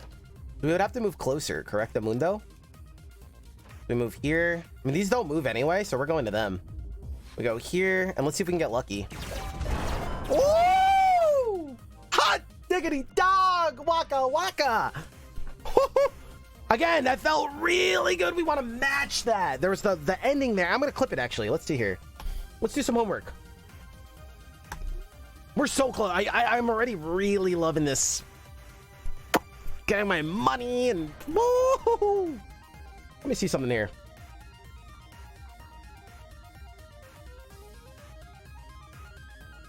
Felt good, right, chat? Felt good. Even from the stands.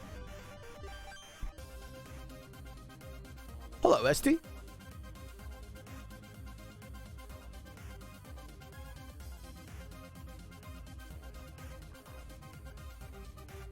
So right there, this is where we create our moment.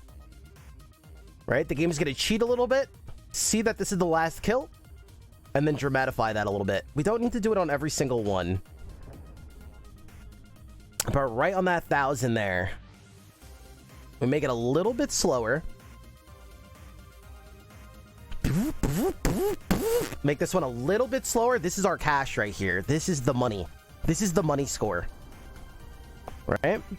So we hit that. We got the exclamation point. We dramatify this a little bit. We give it a little bit of a wiggle, right? We give it the ripple. Is that what it's called? The wave? The ripple, chat? We give it the ripple. The 1 comes up, then the 2 follows suit, right? And then it falls. So we dramatify that a little bit more. It's an extra half a second or so, right? And then what happens after that?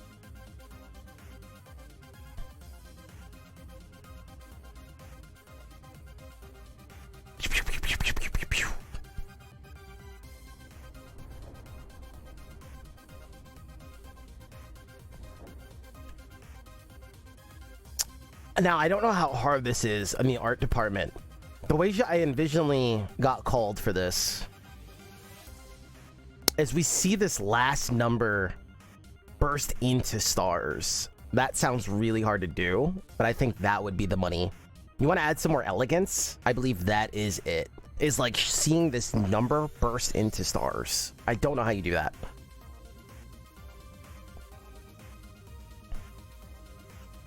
I think that's where the money's at.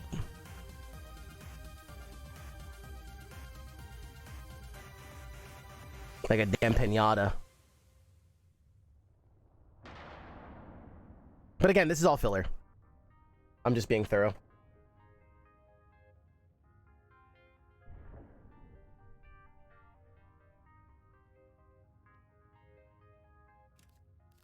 All right, cool. That was really cool. Really cool combo there.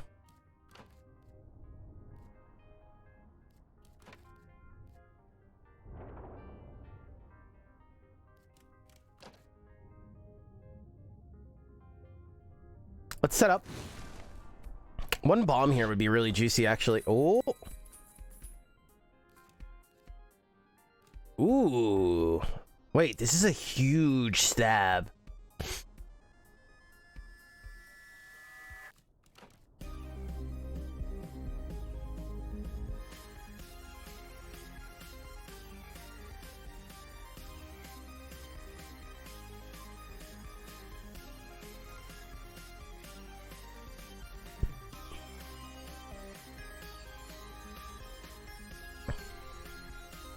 This is a huge stab, chat.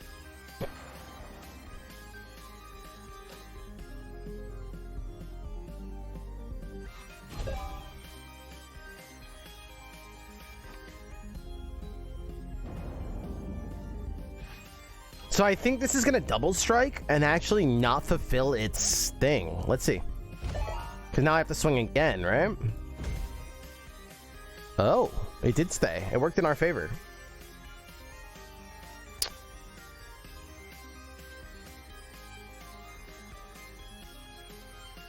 I mean, we go after the points here, right? Like, no questions asked. Crush this. Right here. Into this. Hot dog, baby! We got the keys to the starship. Okay. Cold Snap. Strike a random invader. Do it an additional time for each frozen card you own.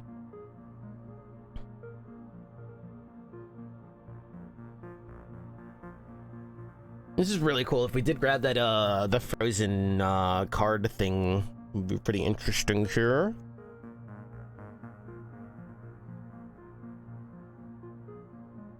You did the thing I thought of? Hell yeah. Choose a tile and purge this card. Launch a rocket at it when your turn ends. Spawn a detonator up to 4 tiles away. How's this work again? When it's destroyed, detonate all bombs within +1 radius. +1 radius, chat? What is that? Is that a square around it? So it's like another bomb, but it shoots, it hits diagonal as well. Is that the idea?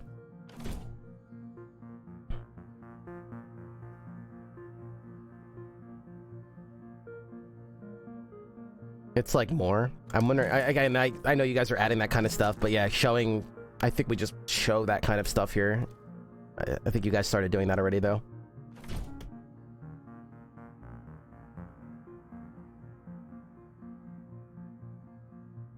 Do the bombs blow up bigger? I don't think so. So I'm guessing it's a square around them and then 1 extra pip on each side. Is that the idea?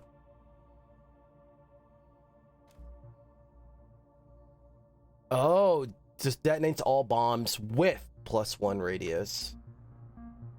So what about this? Oh. So this doesn't, the bombs don't need to be near this. When destroyed, detonates all bombs with +1 radius. So the bombs are blowing up anywhere with +1. Oh, took me a while to get there. Why did it take me a while to get there? When destroyed, detonates all bombs with +1 radius. Yeah, I think it was just me and how my brain was reading it first.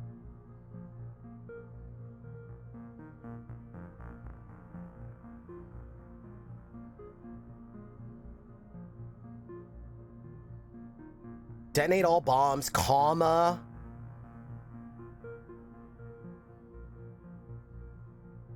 Within. Detonates all bombs within +1 radius. Right. Yeah, interesting. The only other way to make that more clear would be to add more words, which is not, it's not great.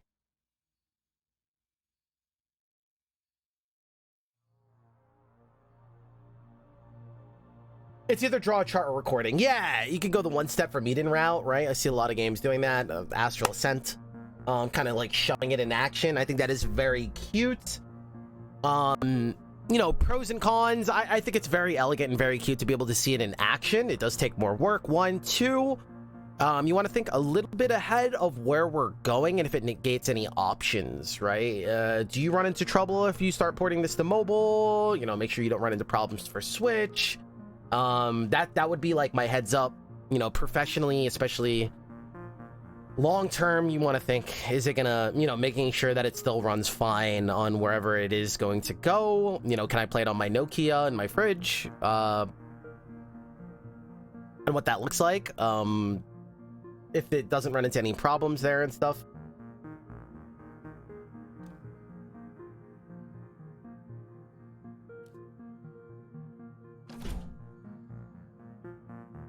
Strike a random invader.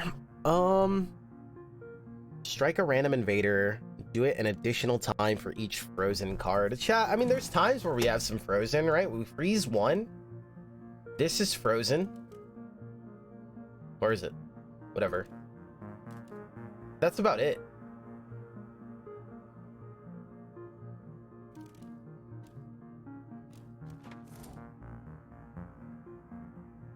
Maybe we try detonator. It sounds kind of cool.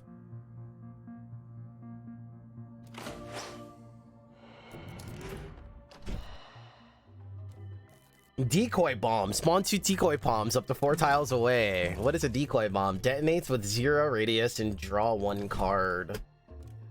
Bundle. Chain. Misfire. Fire a bullet in each diagonal direction. For each one that misses, return a 0 cost card from your discard to your hand.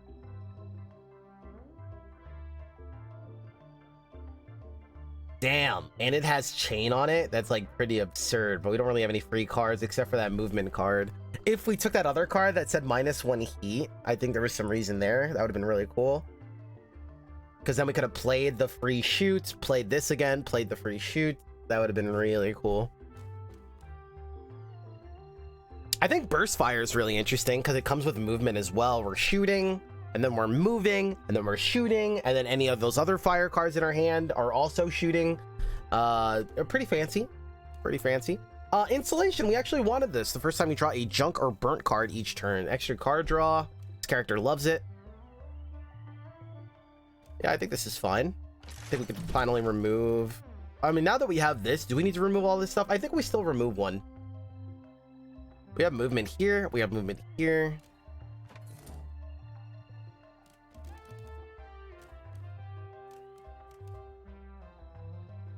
Spawn 2 decoy bombs. What do we feel about this, chat? Because we could add +1 radius to it now, right? I think we're supposed to grab that.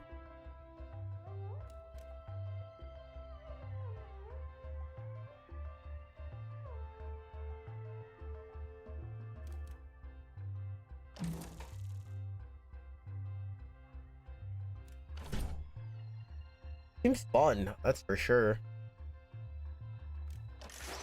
Okay. Hey, man. Give her some money. Quick draw. Reshuffle your discard into your draw pile, draw a tactic, and then play it for free. Love the UI here. Love the UI. All the basics, all the fundamentals there. How many games overstep that? Dude. And then play bombs or like tractor beam for free, and then this would also... Damn. Decoy bombs. Oh man, oh man, oh man. Chats. We take that?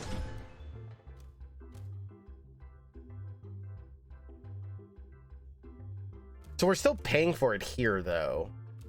But it's a way to get more bomb. Like, this is just another filler bomb card.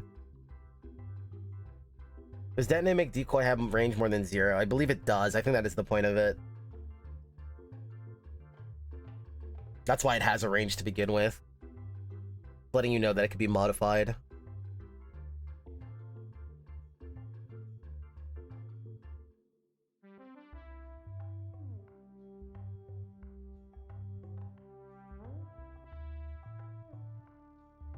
Hope so, yeah.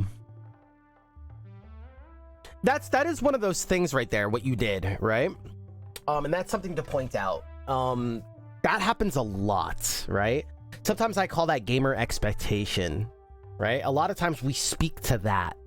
As a gamer and as a fan of this genre, you go into a game, right? And then based on what you're playing and stuff, you get excited because you start having these expectations, right? You have like, oh my God, this is really cool. Oh, this would be really cool. I hope it has this. This makes sense, right? Right? And you start thinking of those little things where you like hope the game has it, right? And then a lot of times there's those games that you really want to love, but what you just went through right there, imagine it goes the other way. It lets you down, and that happens a few times, right? How many times does that happen to us, right? And you get a little bit more let down, right? You're like, oh man, yeah, I hope this works this way. Oh, oh, this would be really cool, right? This makes sense. And then it like lets you down, and then it lets you down, and then it lets you down, right? That is that feeling right there, right? That is your mixed reviews. That is your, oh man, this was really close, or it was cute, or, you know, I really wanted to like it. Right? It's sometimes it's that feeling right there.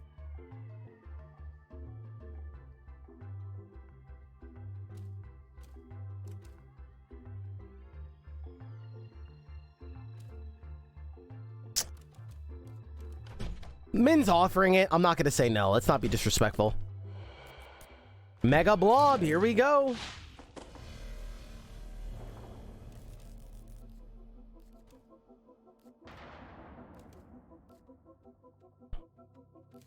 I think we want to be a little bit closer.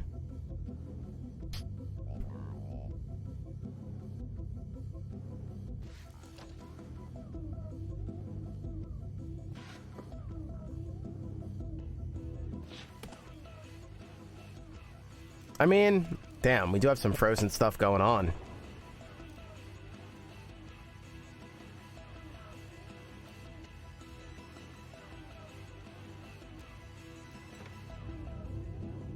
I don't know what's about to happen. I just want to see it happen. You know what I mean?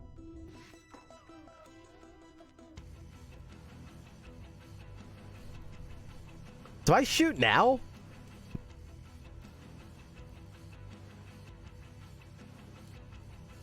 I don't know what he does.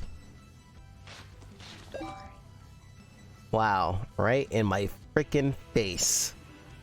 At least this missed, am I right? Yo, detonator! Okay. Well, if you were ever gonna work...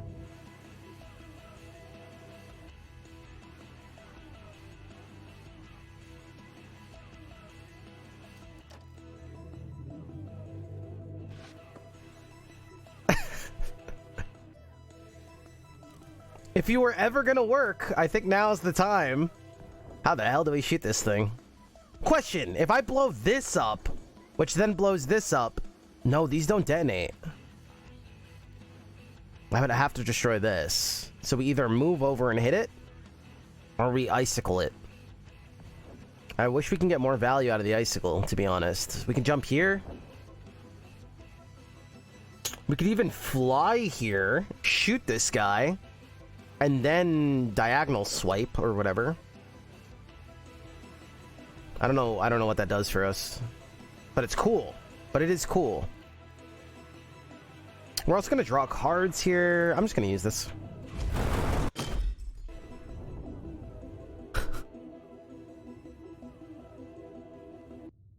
That was sick! What the hell just happened? The screen even went silent for a second. Wait, that was awesome. Hold on. Dude, I'm working with this, it reminded me of this moment, and we were cooking for this,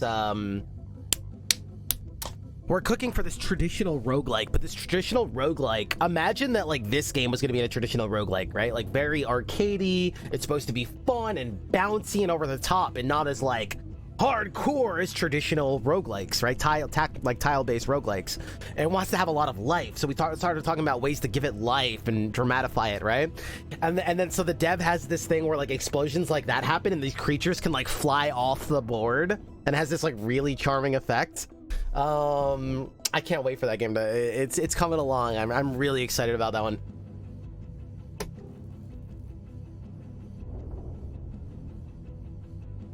There wasn't enough enemies? Yeah, I think whoever he spawned as well, we instantly killed. I think. Like, usually every time he splits like that, he spawns stuff. So it was interesting that those guys didn't show up. Oh, he spawned after! What the hell happened? I got a 10 combo, but it was so not there. What the hell is this? 10 combo, here's your $2. The game is called, Bubblegum something.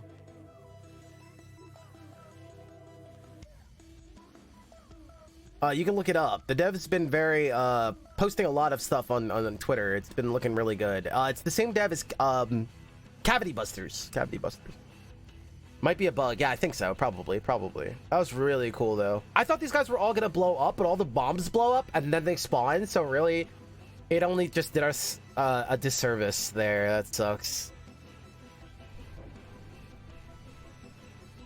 So now we're in trouble.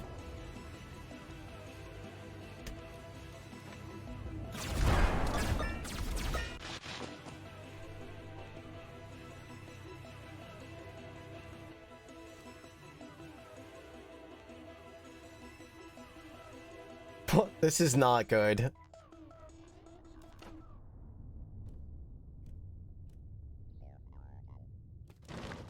I think if all of these blow up and they all shoot upward, correct?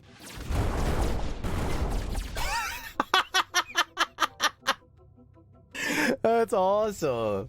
And again, I don't think this also got more dramatic or did anything cool. I would love to see this match the action. I want this, right? We want that to complement how cool a player is gonna feel here for pulling this off. But again, I think we're getting there. I think this already adds so much life. That was the coolest turn we've ever taken. Looks like a good fight to go crazy with the icicles. If we could afford it, that would be amazing. I think we could just play play a bomb here. Actually, we do want to play both of these. Anyway, let's play this first.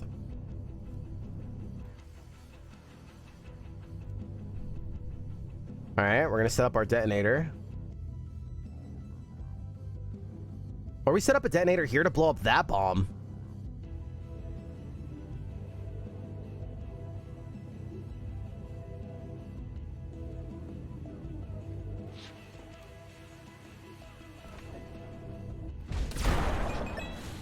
Oh my god! Yo! That was sick! I'm in the high roll lobby. I'm in the VIP lounge. We just went nuts. Icicle came back to us, my love. Alright, how do we set these bad boys up?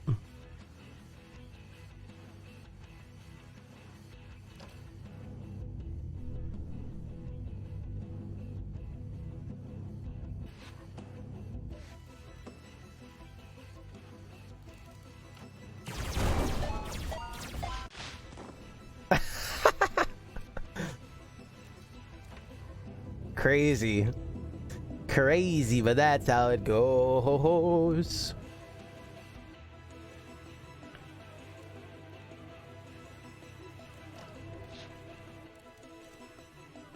I think we can just burn this now. What's this do again? If unplayed, give a shield to a random enemy. Now we're good on that, thanks. Damn, that was insane. That was a clip. Holy hand, Batman. How did this happen again? Oh, I drew junk. We could just start shooting. Feel like we're setting up for another big detonate.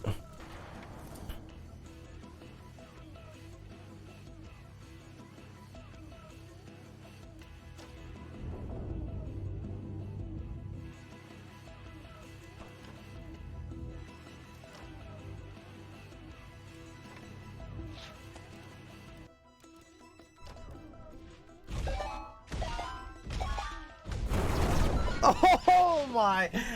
Things are starting to go a little nuts! I wonder how we could give that same craziness feeling to things that are not explosive or bomb. Like, I want to play Ninja Guy and see if we can chase that as well with him doing crazy stuff, whether it's like throwing enemies or pushing enemies and doing that wacky stuff. Making an enemy go flying backwards and then smashes everybody around him or something. I think there is a lot of that stuff already.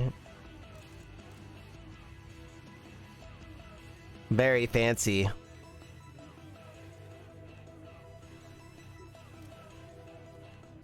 We should definitely play this. This might shoot me if I go in front of them, no? This card is really good here that we can also get rid of this stuff for free.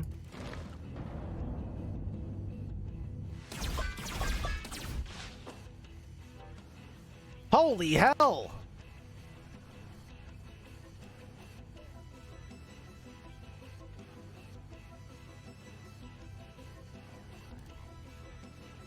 I can't get this card out of my hand unless I purposely make it whiff. And then we're gonna get detonate, so it's like really good, correct? So let's whiff this. Agreed?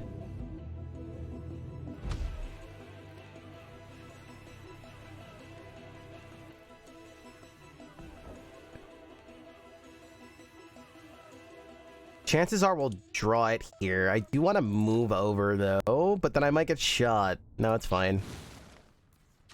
Oh! No! Oh, we got it. We got it. Okay. Okay. So we do one. How do I do this? 1, 2, 3. We need to back the hell up.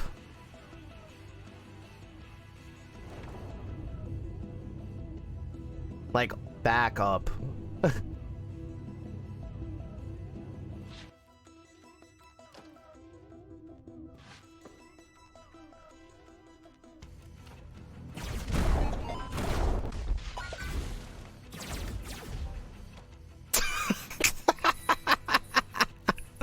See, like, we're now we're starting to chase Star Vader, right? It's gonna come to life. It's gonna pop off, like those moments that are bringing it to life in between these turns that these other card games don't have. What are we making? We're not making another tactics deck builder. We're making a deck builder, but we're adding that arcadey fun flair. We're adding that nature that is Star Vader, right? Without this extra fun over the top, we're just making another deck builder, right? And tile-based deck builders have been done before too, right? We've done this stuff before. We've done play a card and move and shoot people and strike. We've done that. We've done that a couple times, right? We've seen all that, right? We need to bring this to life and add that arcadey vibe. Is Star Vaders. Sheesh. Right? This is coming. You guys need to know that you're coming to a place that we've played everything under the sun, right? If you come to me with a tile-based deck builder, oh, cool. I've seen that about 4 times. Tell me why yours is different, right? And there's a lot of charm here, right? I love the elegance of the simplicity of not having to math enemies in HP. I love the arcadey vibe and the fluidity and the speed, right? And that's what we're bringing to life. We're putting that on the show floor, right? We're going to a car event. We're going to a car meet and seeing what's on the show floor. This is what's showing up. Katamiya, very cool. You'll love to freaking see it. You'll love to freaking see it.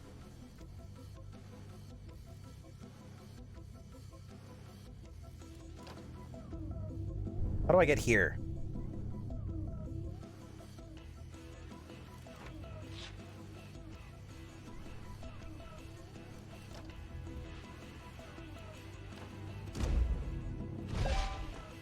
What the?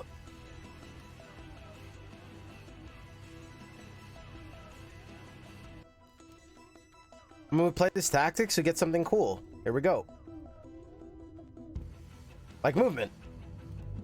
Or a detonate. This might get shot. No, now it won't. I love that there's a world where we could have played with movement and move those bombs around to shoot people and stuff. Very cool.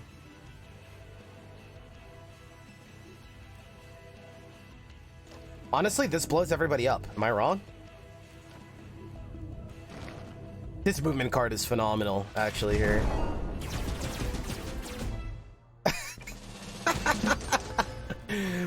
The cards that are repeated get +1 repeat. Wait, we repeat something every turn. And then this innately gets repeat. Where is it? This innately gets repeat. And then we chase upgrades. That's pretty cool. I see like we're cooking stuff up here. This is nice. The first time a bomb of yours is spawned each turn, fire 1 bullet upwards from it. The first time we play a bomb card, it gets a free shot. That also, remember, we have 1 card that shoots out 2 bombs. Okay, we're doing some crazy stuff here. I could see us taking both of these. These are both great. I think this one might give us some more flexibility than this. This is going to be more shoot the same lane, and the same lane is already dead.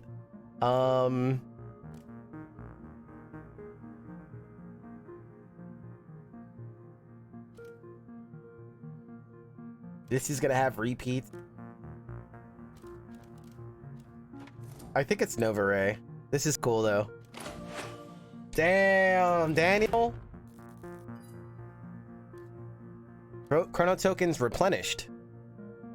Oh, that was a bomb. That was a boss. That was a fun boss. That was memorable. That was memorable. I think we're after upgrades now, right?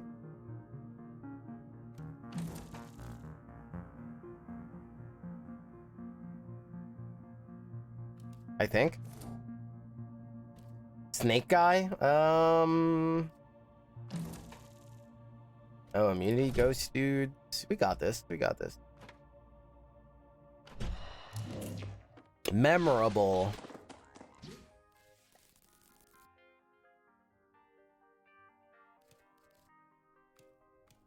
Now this gets a lot of value here. We could probably double kill these ghosts, hopefully. Wow, these get thrown really far. Oh wait, it's gonna shoot right away, isn't it? And then he's gonna become, this is gonna become immune. I think it shoots right away.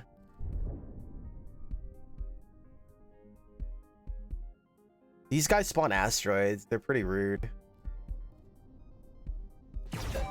Wait. They did not yet. Question mark? Oh, come on. Okay. We probably want to show that.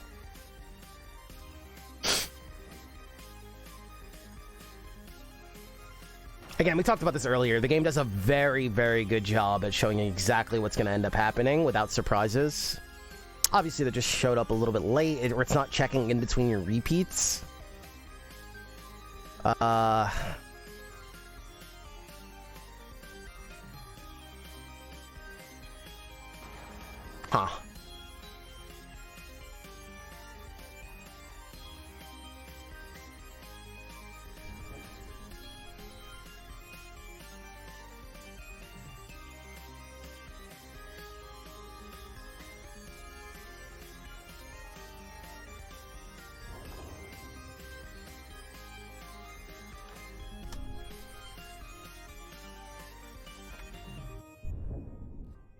You're saying this won't shoot. Right.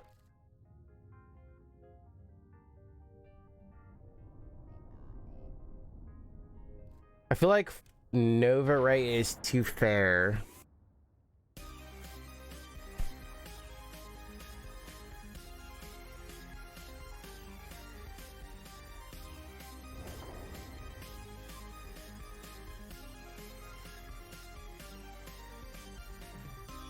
A free attack every time you play a bomb, or once a turn.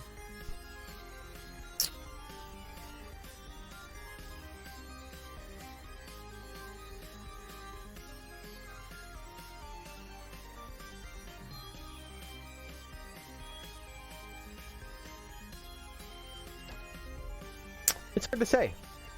So the alternative would be every time you spawn a bomb? Is that what you're saying? Or then you just had a number? First 2 bombs you spawn? Right. I see.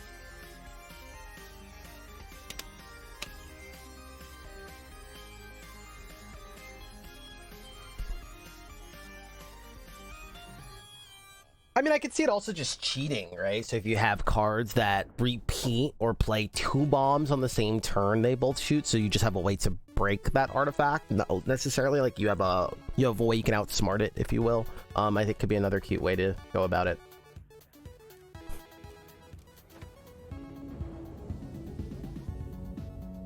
Yeah, I think that would be the edge case, to let the player kind of outsmart it.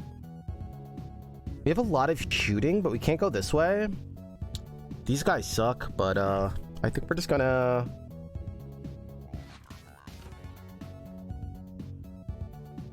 I guess it would be first turn. Bomb spawned on...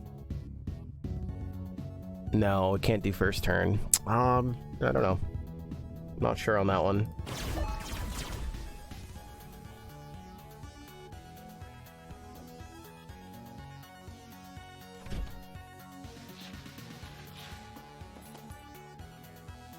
Oh, we got the detonator, chat. We got the detonator. I want to throw a bomb back here if I can help it.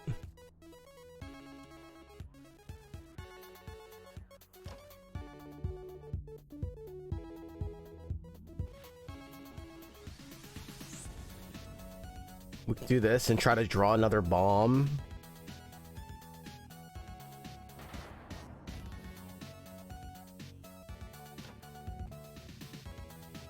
Nice.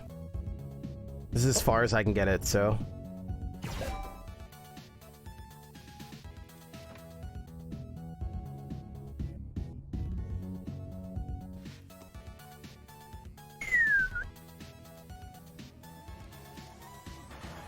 Now, how do I attack this thing?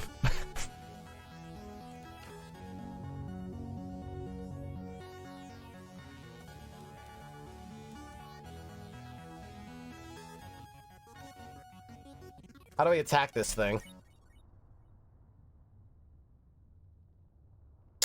We move and then break it.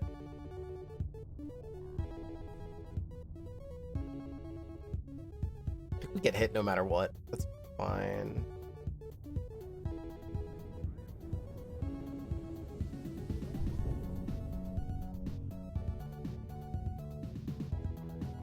I think if I go here, I could also hit this snake after.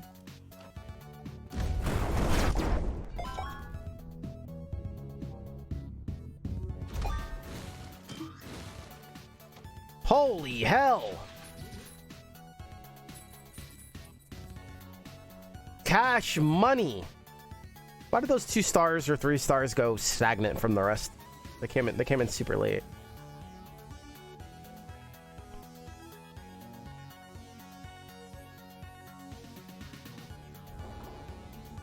We can move up here and then double strike.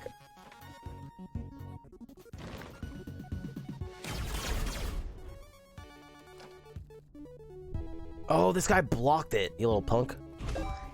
Hey up! Wait, why didn't that repeat? Oh, it didn't have repeat this time. I feel like we're doing stuff, chat. I feel like we're doing stuff. Nice bomb.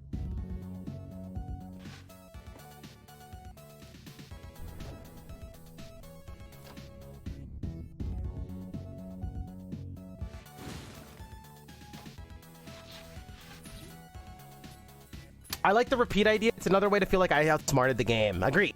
I think that's why it would be really cute.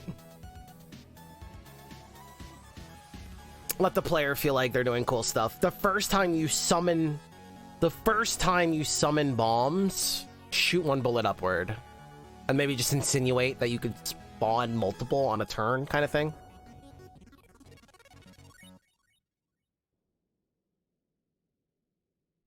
The first time you summon bombs a turn, shoot 1 bullet upward. Yeah. I mean, that's even if we think it's OP to be not powerful enough to begin with. If we think it's weaker, that's how you would power it up. I am not confirming that it is underpowered.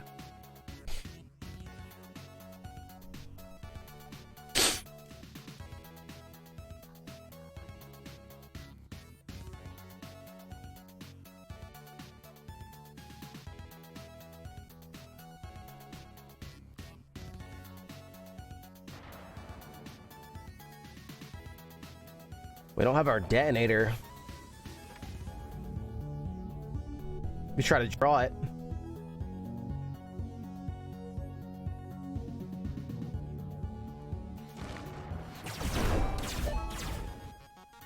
Holy hell. Did I draw a card? I guess I did. We're doing cool stuff. We want to get here and then strike these 2. Wait. Oh my god, I did all that without energy. We're doing some crazy stuff.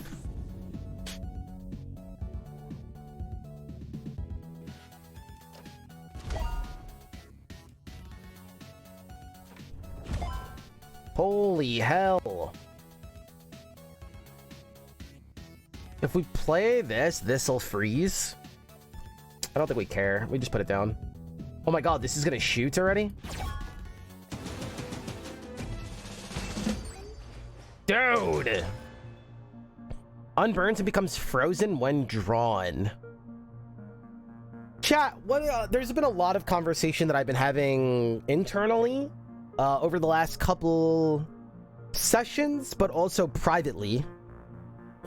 How do you think what do you guys think about, how do I word this? What do you guys think about the engagement and ebb and flow of difficulty and tension in this game? So if you've noticed, the last session and the session before that, we've probably got through the whole run maybe getting hit once, so not even close to death. To equivalent how that feels, to equivalent how damage works in this game, it's the equivalent of like maybe getting hit once in a Slay the Spire run. Like getting hit once, right? And then you have heals, and then you have all this stuff. You know, I've had a lot of ideas privately, but I'd rather not put those out there right now. It's an interesting one.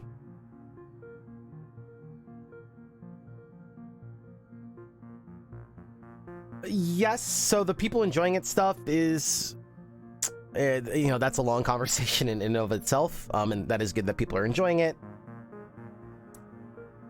Unfortunately, I'm not hired to necessarily say people are, you know, I get it. People are enjoying it. I am not saying that. I'm also saying that that probably doesn't help tell us, though, if it is enough or not, unfortunately. Today you got to 5. So yes, I did say, wow, this is very different. I did open up with this character and take 5 damage. It actually felt cool. I'm like, holy crap.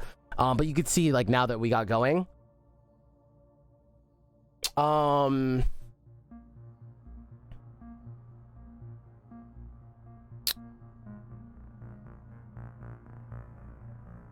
So yes, Axe wants to make it easier rather than harder, blah, blah, blah.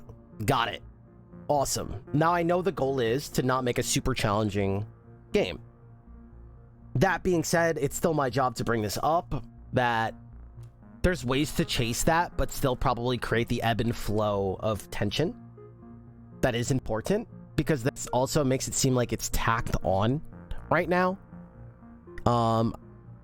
And again, I offered a lot of ideas, and I don't want to talk about them publicly yet, but I'm just putting it out there for, I guess, conversation's sake. That this design is not exactly doing us service with what we're after, necessarily. This is the equivalent of, again, giving us a huge HP bar. I was scared by Wild Frost. Well, that's why I'm here, right? Wild Frost happened, and I could have told you that Wild Frost was going to happen from then 10,000 miles away, because we've seen it time and time again. We know that they're... Again, if they came to the Game Doctor, I would have said, hey, this is a red flag, and this is why, and gave them 3 examples. So you don't need to be scared of the Wild Frost thing. The Wild Frost thing was a path that you don't go down, that they went down. And any professional could have told them that. I could even give you other examples, right? There's an auto battler that came out maybe a week or 2 after or before that did the same kind of thing, and guess what? They had to do this big, I'm sorry, redesign over the next couple of weeks, and then fixed it 3 weeks later. All their momentum was already gone. To then add band-aid deaths where you could die the first time and then you just get 1 strike again. And again, this is what happens if you have blind spots, right? That was a no-no. People don't like to feel like they're doing very well and have abrupt deaths, or feel like, wow, I just overlooked this. All of a sudden, I'm dead. I'm doing great. I'm making this cool build. This is phenomenal. Oh, I'm dead? What the hell? What do you mean I'm dead? What do you mean I just lost, right? Because you see you're going from, hey, I'm climbing Mount Everest. I'm at the top. What do you mean I lost? What do you mean that doesn't count, that I climbed Mount Everest? What do you mean? Nobody likes that, right? There's no ebb and flow. There's no I'm slowly dying. There's no slay the spire. There's no comeback story. It's you're winning, you're dead.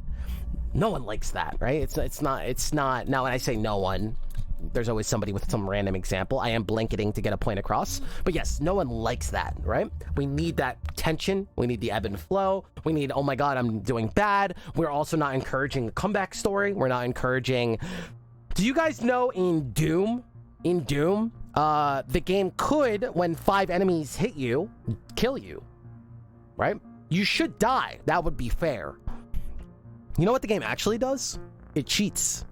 It cheats in your favor. Doom, right? Cheat in the player's favor. What? That game is supposed to be hard. They cheat, actually, and they leave you at 1 HP for a little bit when a bunch of enemies should kill you.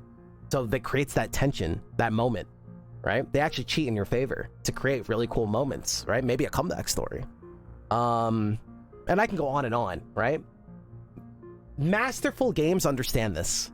They kind of cheat in the player's favor. They create moments.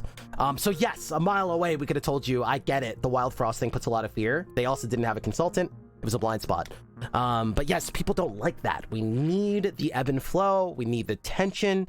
People don't like abrupt death. if we die and slay the Spire and we get chicked down and we could see that we have a bad deck, we could see that we're not scaling, we could see that we're playing bad, we could try to get some healing and we can fix it. There's a whole world there. But then when we finally die and take that last hit, it was no surprise.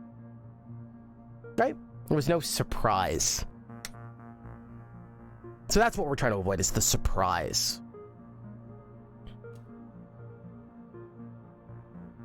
This game is the complete opposite spectrum right now. Unfortunately, this is not the Wild Frost problem. This is the opposite end problem, actually. It's like, we were so scarred by our last relationship that we went into our next one and like did what was done to us to them, right? Like we're so far from it now that we're like doing it in a way. It's like from an we have a trauma, right? This is like trauma or something. It's pretty funny. Detonator, draw 1 card. Wow, this is free and card draw for free.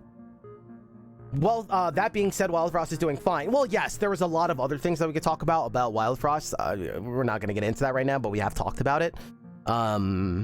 There's the unfamiliarity, and again, the abrupt death, so people thinking the game was a lot harder than it needed to be, which it wasn't. So then people started getting used to the game 2 days later, then all of a sudden everyone's winning and everyone's streaking. So then they realized the game's not super brutal and challenging and not RNG. Again, there's a lot to talk about there.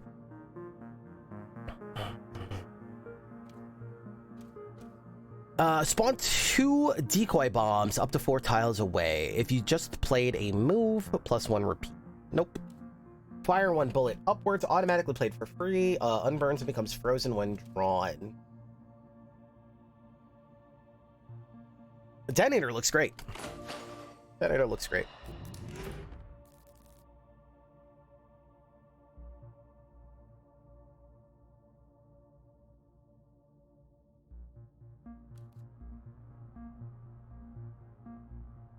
I kind of want to like, we could like reroll here just for funsies, or we could take the upgrade. I think we're after upgrades. Upgrades are looking pretty good here.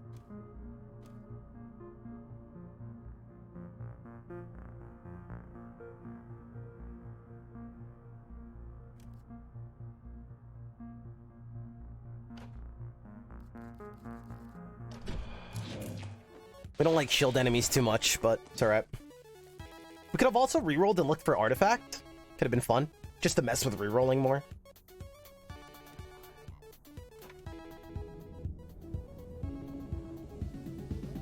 This looks good.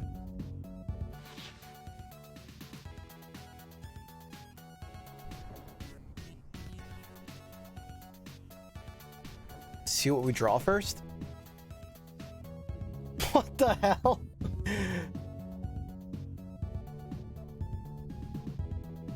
I like how we can actually move the snake head. It's actually really cool. Very nice.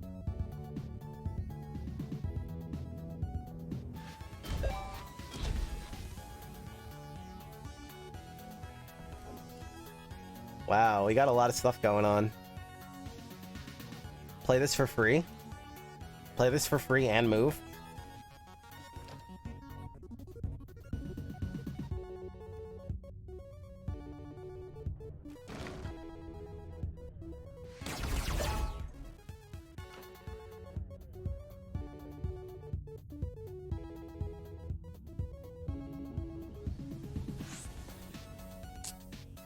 Wow.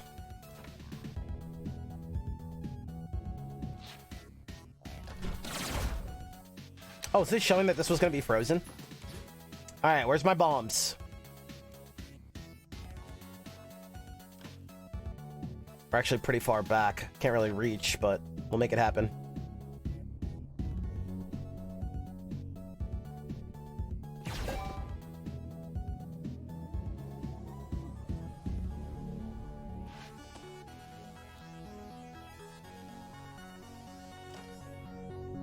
Wait, so when I play 2 of the... Oh no, it only plays once. This is 1 bomb. I think it's still worth it. Can't really throw that far. We could move and then play it, but then I can't detonate. This is a lot of... They're also lined up. Oh my god, lining these guys up is really good, right?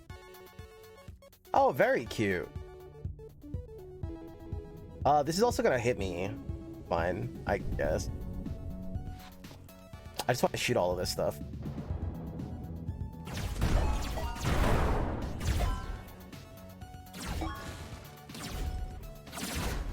Oh my god, what the hell just happened?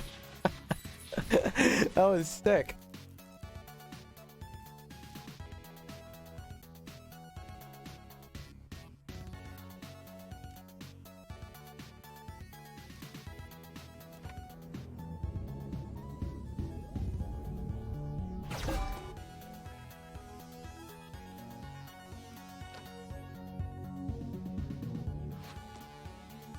Hey, we got the movement card. Nice. I think we want to use that to like move over here. So I need something else to destroy this. How do we do that?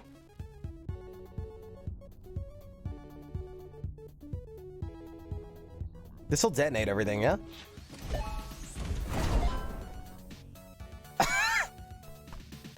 You know, this run is really hitting more than every other run here. Just because it feels so kooky.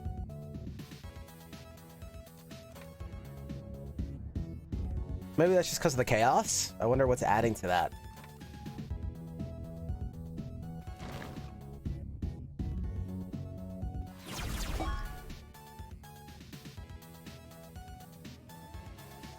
Ah, we could have got closer.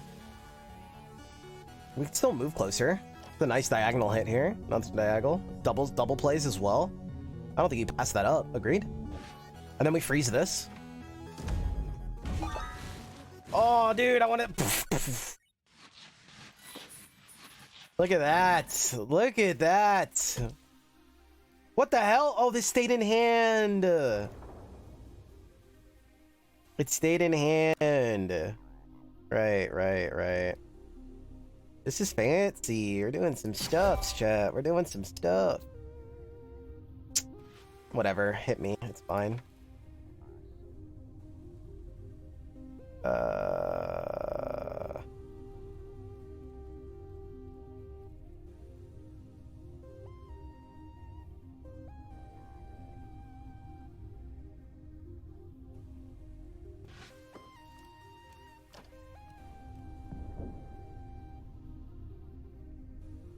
Screw it.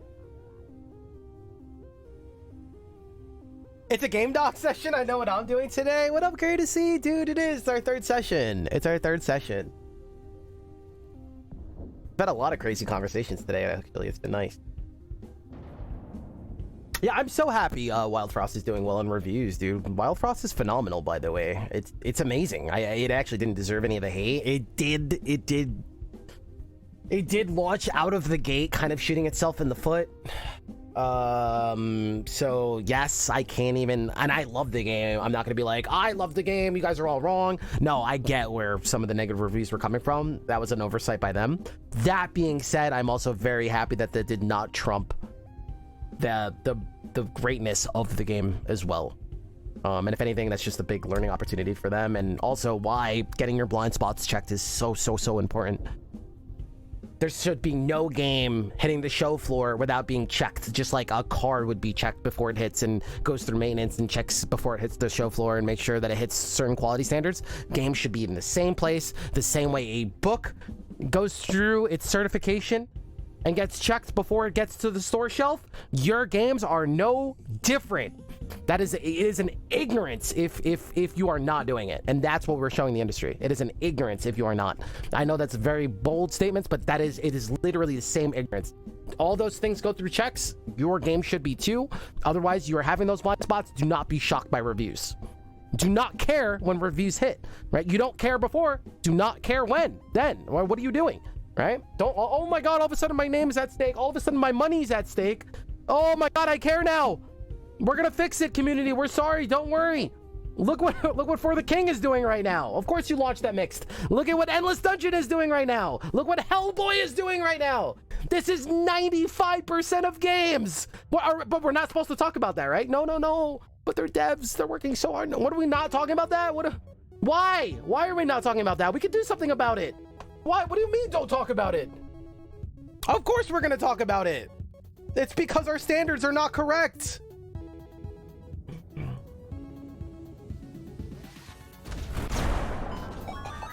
Woo! Got the keys to the starship. Diggity. Oh my god!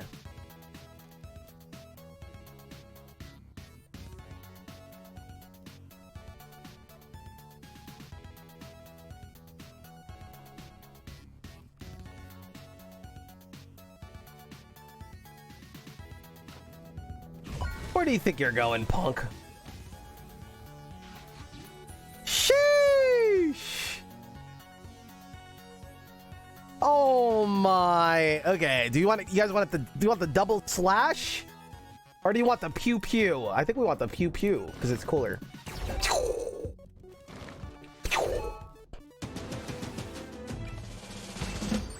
It's a shame. No, they did great. It's not a shame. They did great. They did great. And if you want to say shame, then it's shame to the whole industry because they're all making mistakes like that. So it's not shame Wild Frost. No. Wild Frost did good. It pulled out. If you want to say shame, you point the shame in the right direction. The shame is the industry and our standard. That's the shame. The shame is the ego that we think that we can launch games without proper checks and balances. The shame is to think that all of a sudden we're the best writer in the world and we don't need an editor. The shame is we're the best athlete in the world and we don't need a coach. That's the ignorance. If anything, the shame is the ignorance of the industry. We need to point it at the right direction and it's time. That's the stuff that we're not talking about. If I'm a bad guy for that, so be it. But we have to talk about it. I'm a consumer. I'm one of you guys. I buy some of the most games of the year more than anyone. If anybody has the right to speak up, I think I do.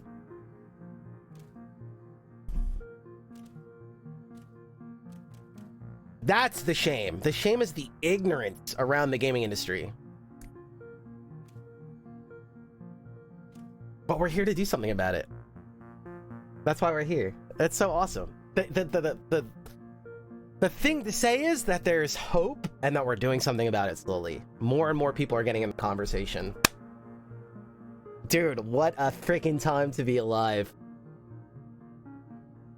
I know you didn't mean that, but it was a great talking point. It was a great talking point. I hope I wasn't. I didn't mean for that to come off like I was talking to you. I more used that as a jumping point, and I apologize. It probably came off totally different. I get really excited.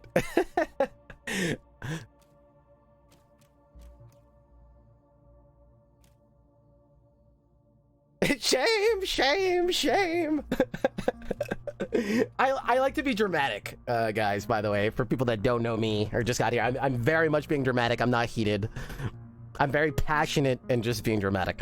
But I do mean what I say. That it is very true. I am trying to dramatify it and make it fun, but it is true what we're talking about. I 100% mean what I'm talking about there. It is playing our industry, but all it is just ignorance. It's just a lack of people knowing and understanding. I don't even mean that derogatory. I don't mean that as an attack.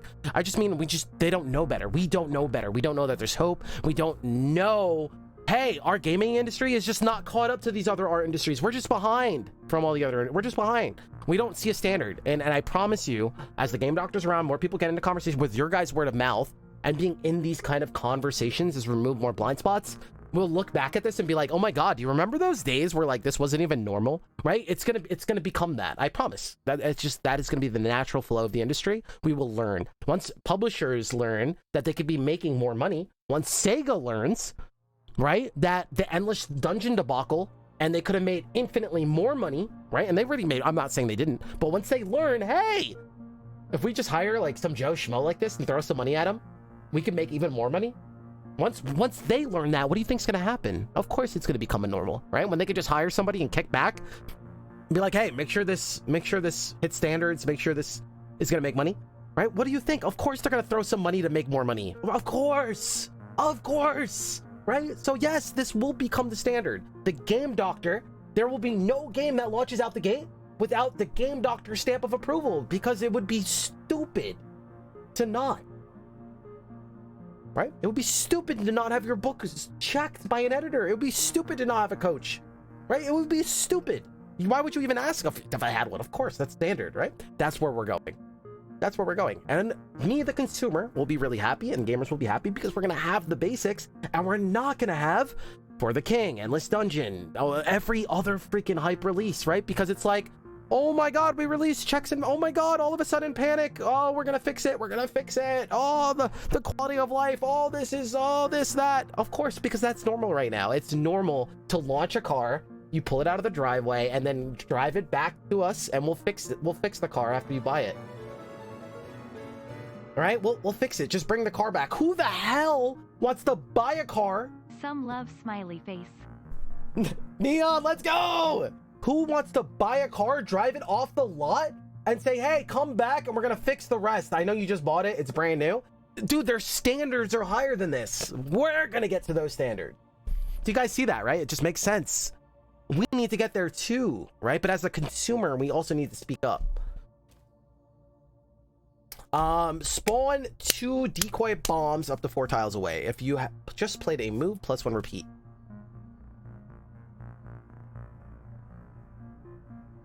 Shuffle your discard into your draw. Again, if we did do that artifact change that we were talking about, where you get to shoot, like this would be a really good.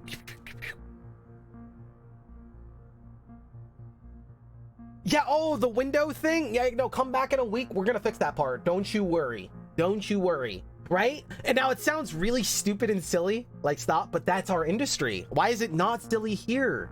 Why, chat? Because we're not having that conversation. No one's speaking about it. This is not normal. This is just what we're used to. That is not okay. That's just what we're used to. +2 repeat and then purge this card. Risky business. Reshuffle your discard into your draw pile. So it's our quick draw, but it gets risky while in the danger zone. Repeat. Holy fudge. Welcome to the danger zone.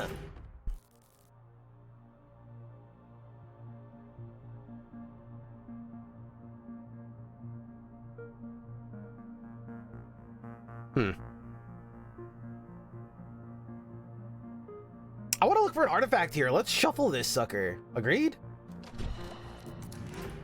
What the mook is this? This is new. Okay, so like here, right? This is what we talked about. I want to create a moment here, right? The moments are not just for the battles. It's our whole game. Our moments, our UI, our satisfaction is helping the whole game, not just our mechanics.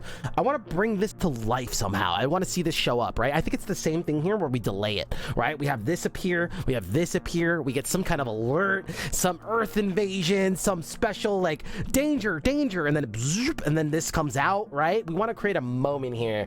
And again, let's think, let's use inspiration. Again, I don't know what that is, but let's use inspiration. Let's think around the movies of, War of what's the one with Tom Cruise, but it's the remake, Attack on the Planet, Attack on Earth, War of the Worlds, right? We want to think of War of the Worlds. We want to think of The Day the Earth Stood Still. We want to think of, you know what I mean? We want Red Alert. We want to capture any of those kind of iconic moments and stuff and bring it in a very charming, cute way to this map, right? We want to feel that.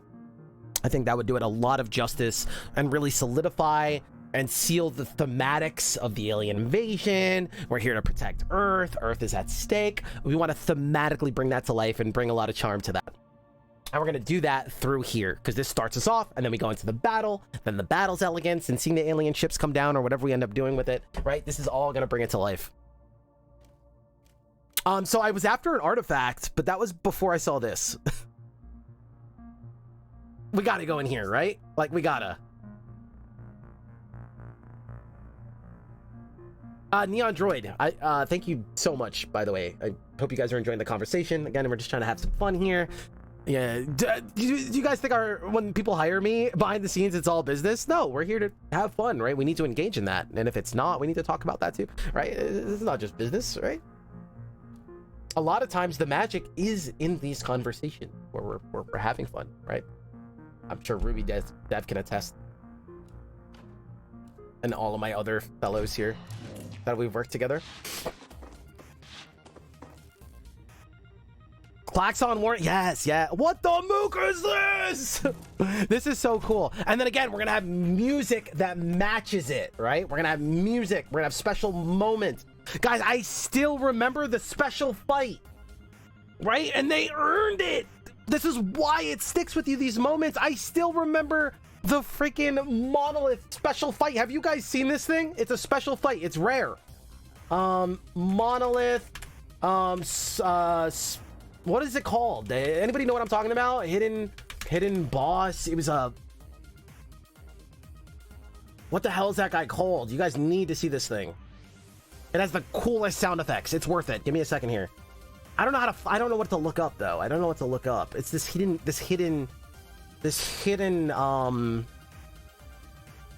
What do I call it? Monolith hidden boss? No, it's not pulling up.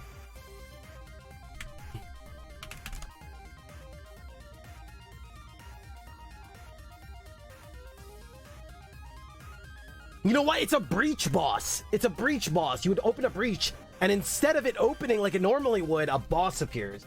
Breach boss. Let's try that. No. No. There's not one video on him.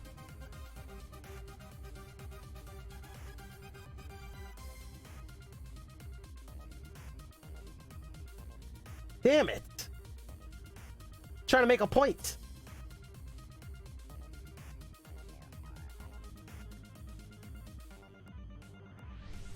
I can't find it. I'm so sad. Anyway.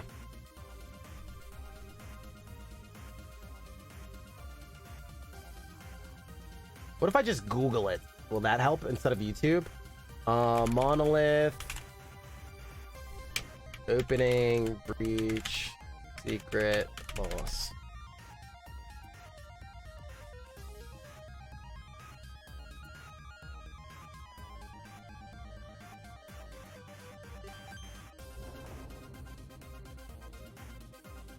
Womp.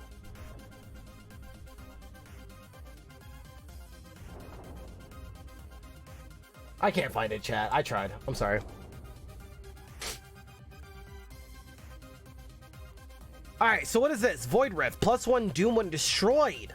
Dissipates if adjacent to an entity when your turn ends. Whoa. What are these? Pulsar Plus. When a shield breaks. When its shield breaks, add corruption to your discard and start an attack that generates +3 Doom.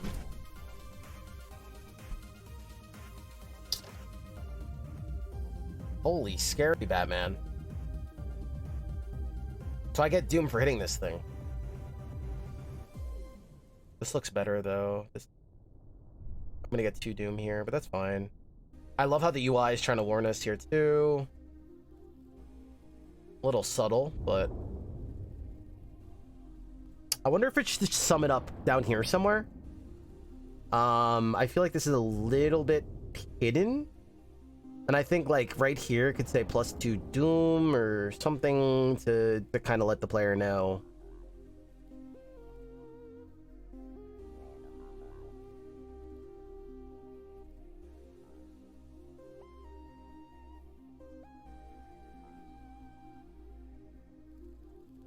Maybe not here, but somewhere.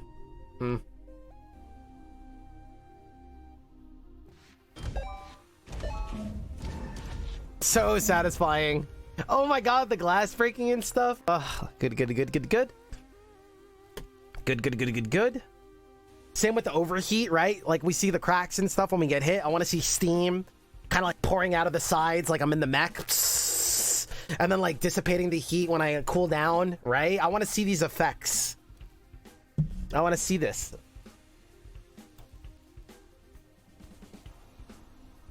All right, we have a lot of shooty. A lot.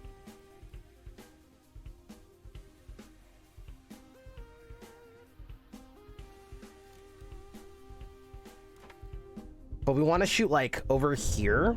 So I think I'm just going to use a bomb here? Question mark?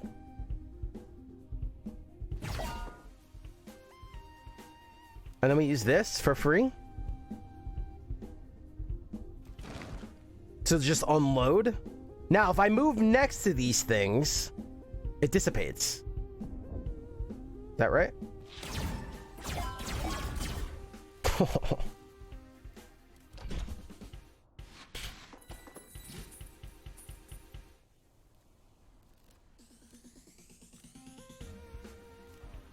Let's use this now. What? I thought I dropped... What? What the... What? Wait, why do I have to use this right away? Wait, what? What is happening, chat? What? Why do I have to use this right away?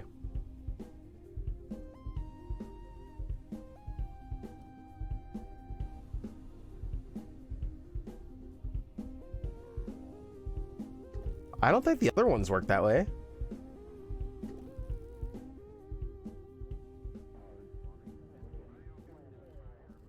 I'm a little confused. Why am I confused? What? I feel like any other time I played this, it did not go down this way.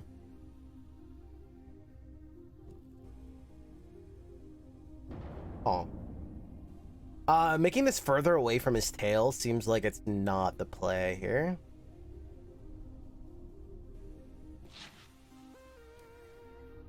Why are they doing this to me? What is happening here?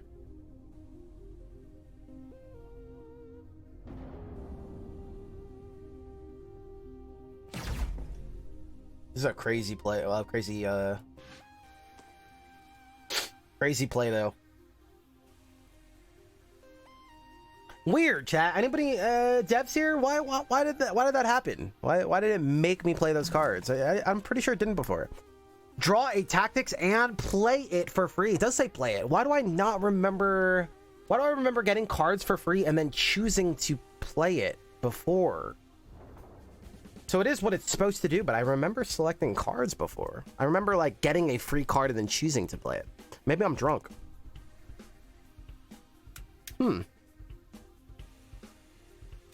Interesting. Something to pay attention to.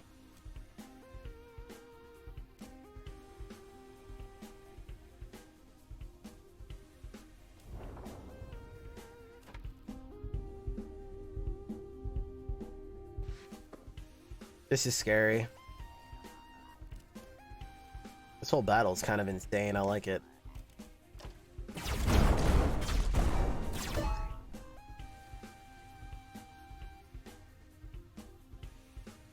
Uh-oh. Oh my god, this is big.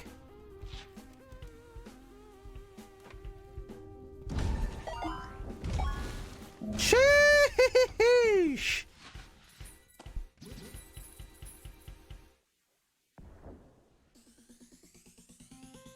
The random upgrade on the 3 card?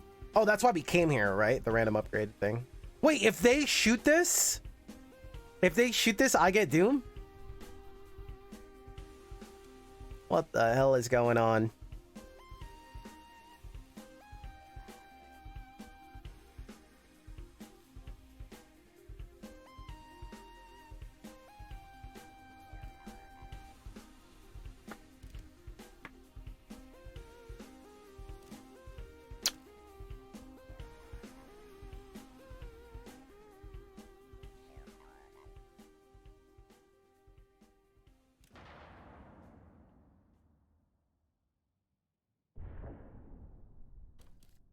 A little bit of a weird hand.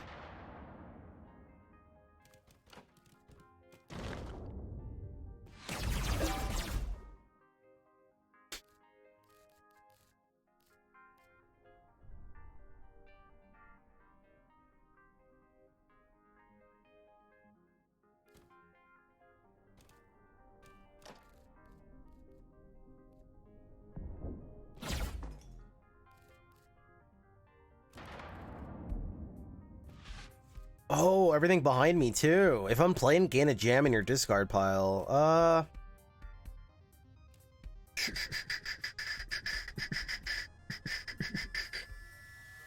I kind of want to get rid of this so this freezes.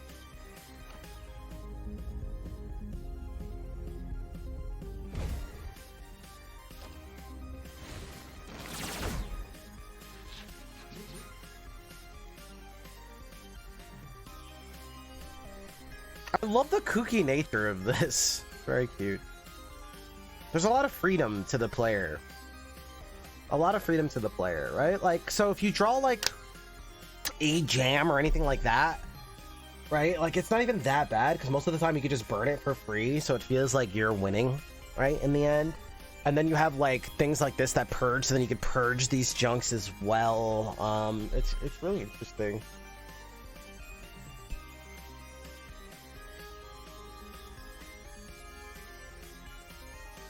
We could see the success in games like in the games like Cobalt Core, right? Where it's very like arcadey, samey-ish, but yet people, you know, I've had people come into my chat and just be like, wow, I feel like, you know, I'm cooking up these really cool things. They get to feel cool, like they're doing OP stuff, right? People like that. So to top that off with, if we could also have that emergence and that replayability of not being super samey like Cobalt Core, right? That's just icing on the cake. But you still have this thing where you kind of feel like you're really powerful. Is really awesome, right? People really get driven towards that.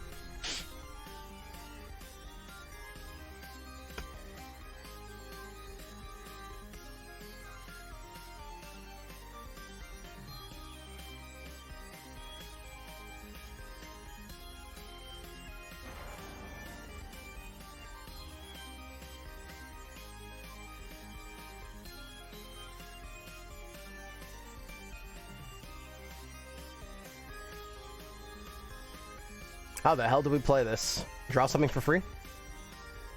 Of course.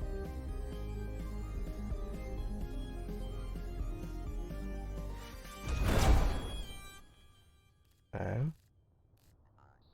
Well, we can move all the way over here. That's the good news.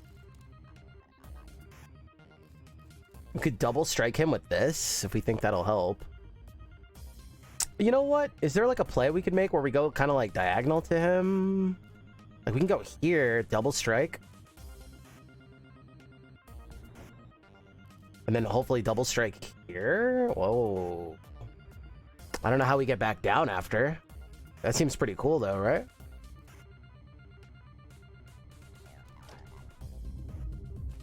Should we try it? Well, there goes that. Actually, damn! We could have just moved here and tried to double shoot to kill this guy and save some of our time.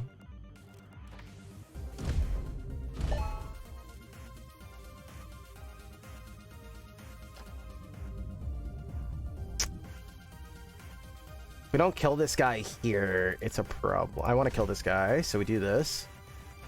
And then we shoot him.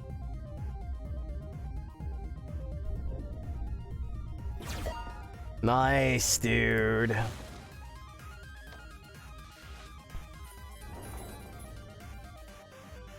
Detonator? No detonator. Holy jams, Batman! What have we done?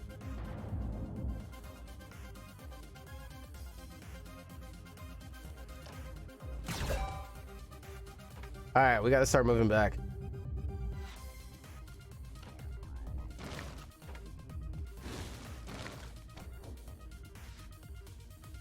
We get to our movement card.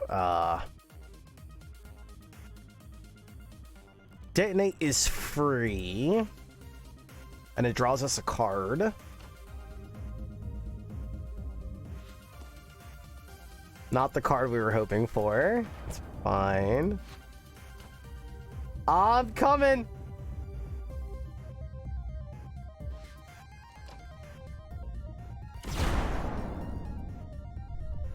Uh-oh.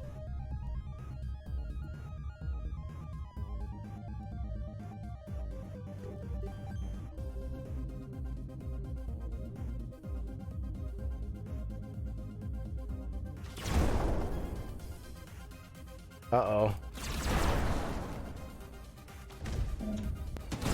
Oh my god. I asked for that. I asked for that. Generate the jam in your hand instead of heat. Salvage. Move 1 to 2 tiles. You get 2,500 stars when this card is removed at mins.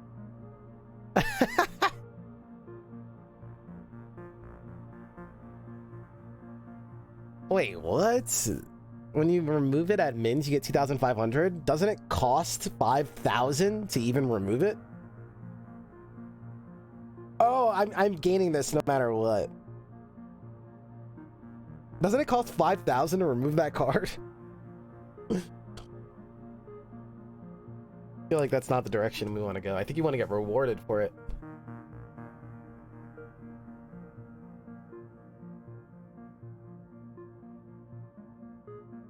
Cheaper remove? I don't think that's the play there. I don't think that's the play there.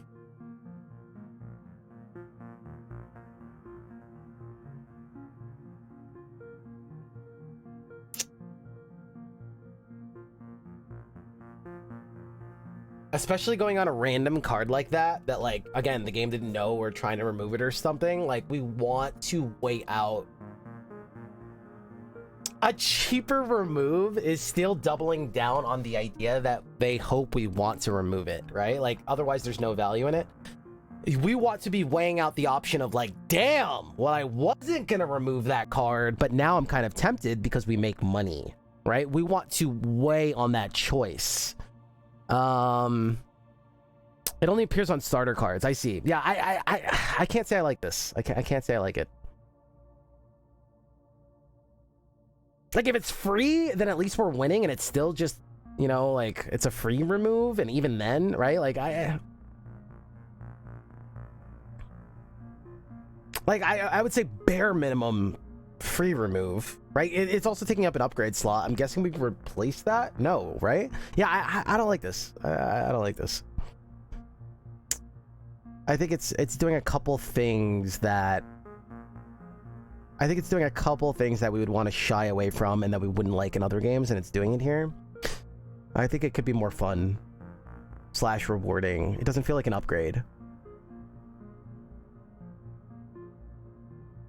I like the idea that we're trying to do, but I don't like the execution. I think that's the way to put it. Generate a jam in your hand instead of heat.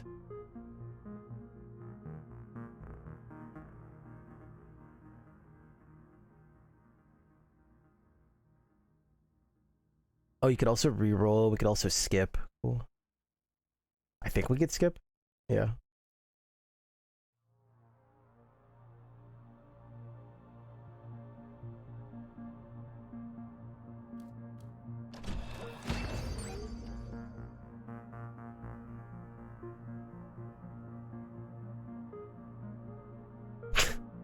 Damn it.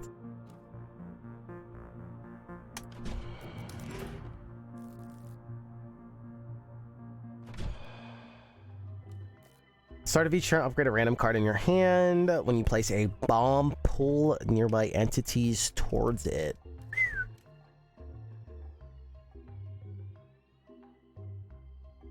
I'm off to help make a Mortal Kombat movie.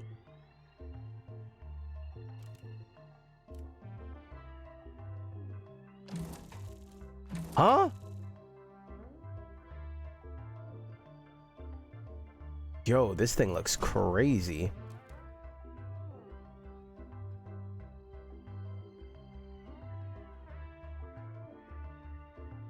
Unburns adjacent cards and make them frozen. Give all frozen cards in your hand +1 repeat.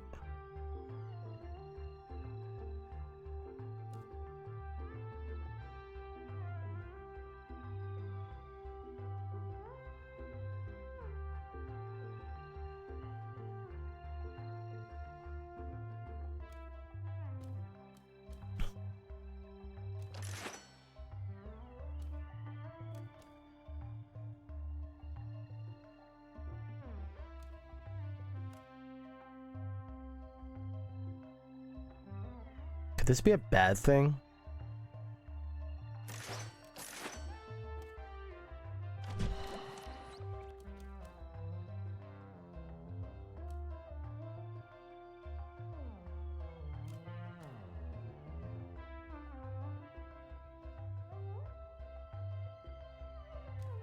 Move 1 to 3 tiles and push all adjacent tiles away. Sail. Shuffle your discard into your draw pile and then draw and play all cards with fire in its title for free.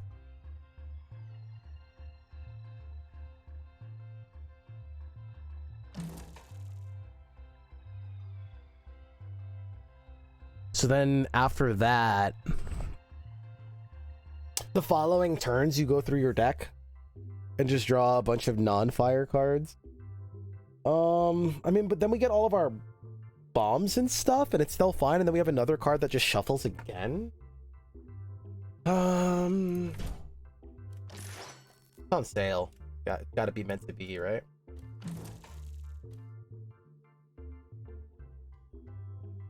Can I get rid of a movement yet?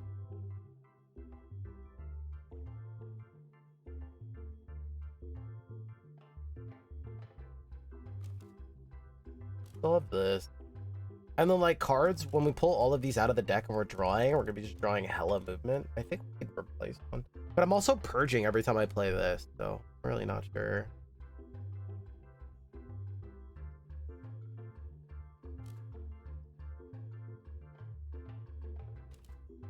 I think it's fine.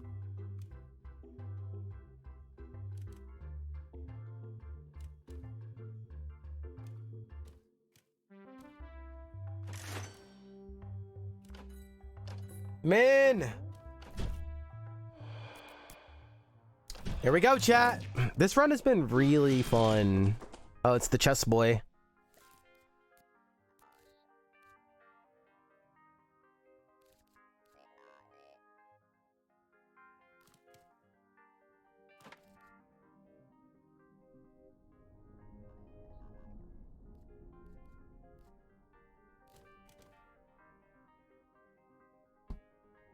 How do we want to go about this? I don't think we want to blow up here. I think we want to, like, blow up here.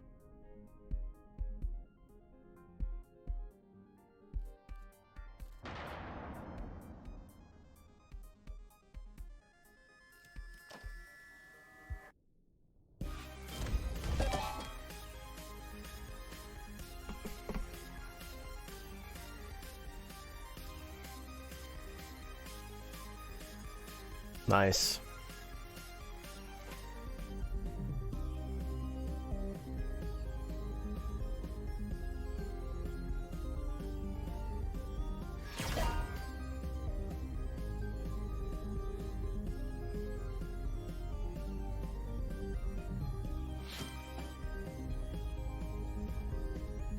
What the hell? Oh my god.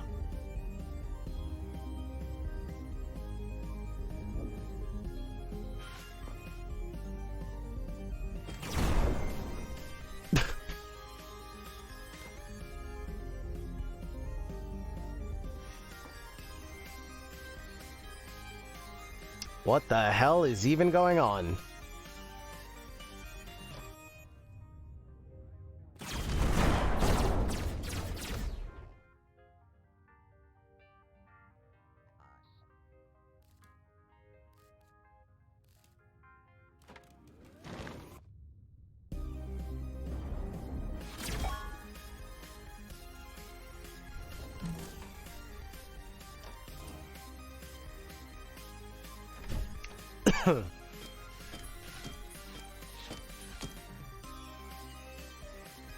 What is even going on?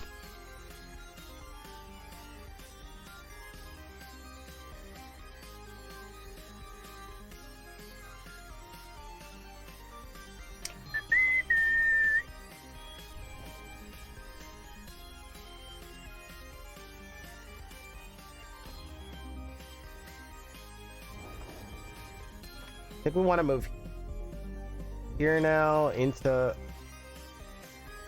Oh, I was in a danger zone. That's why this was allowed to be double played.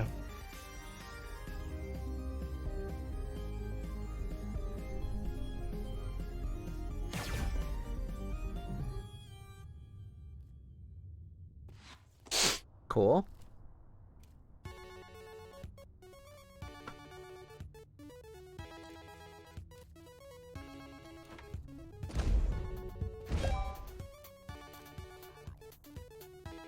I think we're doing stuff. Unburns adjacent cards and makes them freeze. So would it freeze these two? It would. Wow. That's pretty sweet.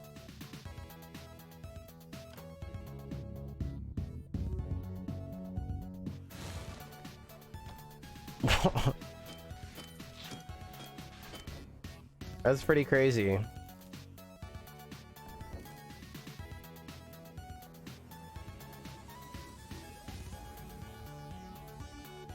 Chat, what the mook is even going on?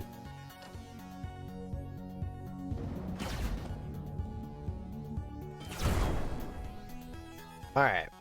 Now we detonate.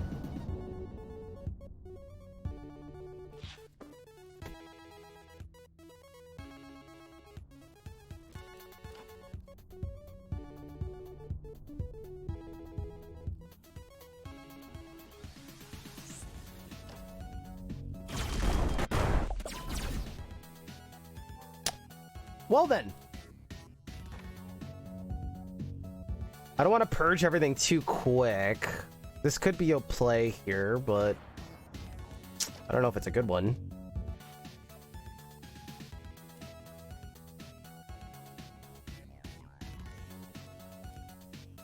We could play this and just shoot them all up. What the hell happened? Oh my god! I shot this guy in the face like 18 times.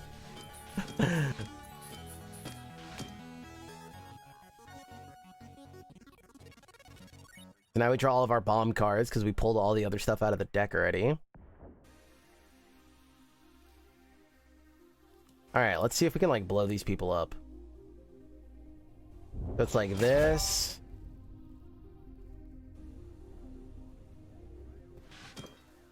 This. Play junk card.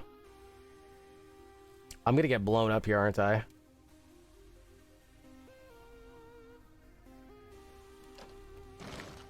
Okay. And then this. I'm gonna blow myself the hell up. Alright, how do we back up?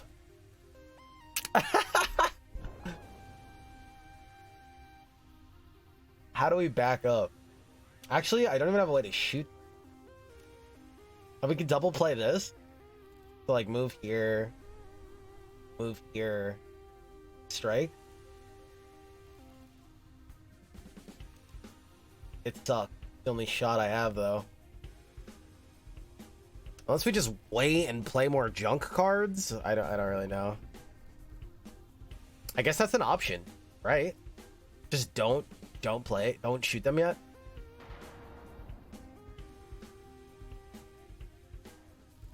Wait, don't the enemies shoot these things?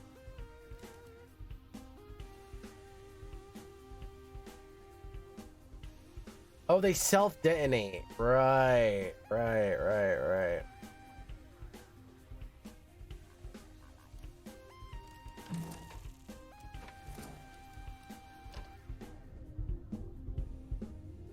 But I think we want to detonate them, right? We want to blow this up. How does this work, actually? What's the turn order? Like, does this blow up this, which makes this one increase radius?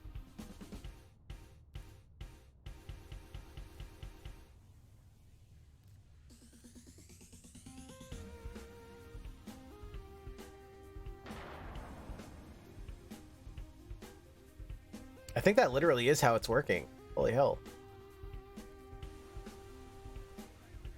Smart game. But I think this one is getting +1 radius. This one's not. The detonator doesn't increase it. I think the detonator is increasing this. That's why it's reaching up here. No? Oh no, maybe it's just shooting that with a bullet.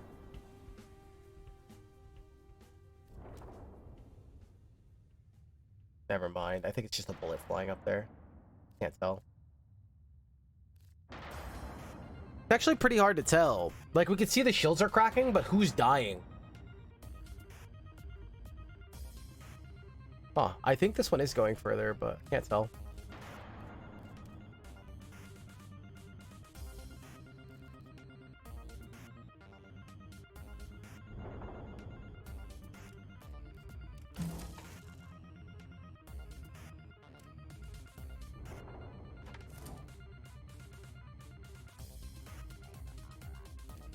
I think we'll move.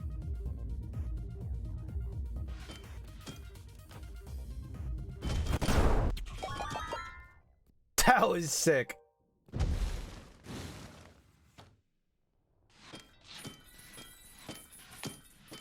Holy.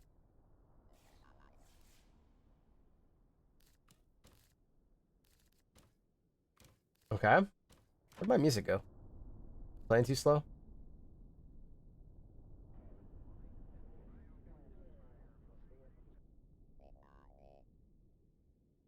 Game's like, you suck.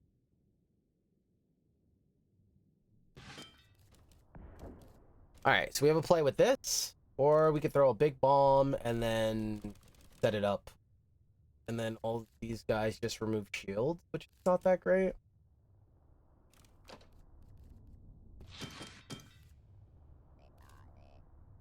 Double play? Oh my god, we can play this again.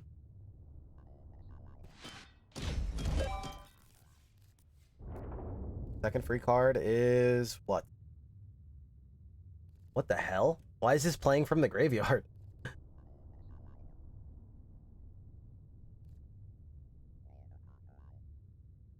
Huh. Some weird stuff going on.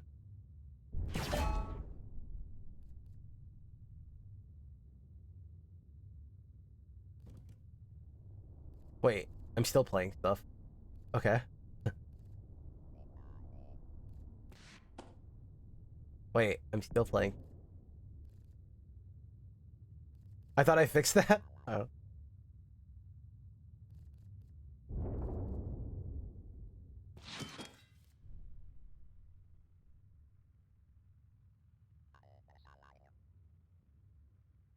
Okay.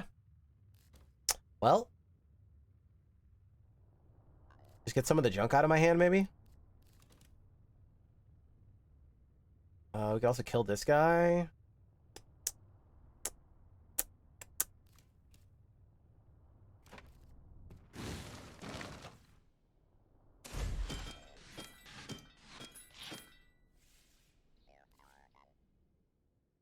Not what I was hoping to draw, but we can still shoot all these people in the face if we feel.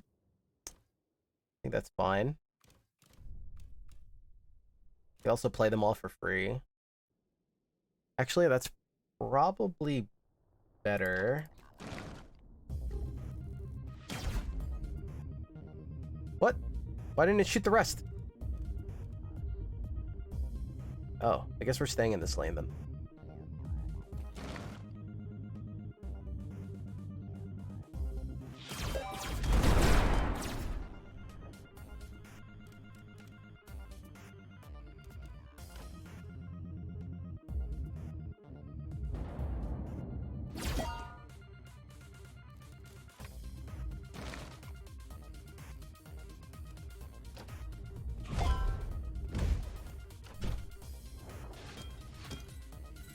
Uh-oh.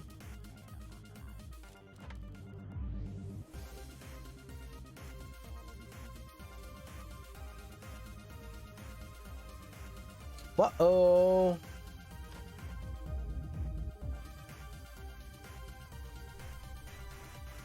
think we could set up a bomb to kill these people and then like all out fire or something like that.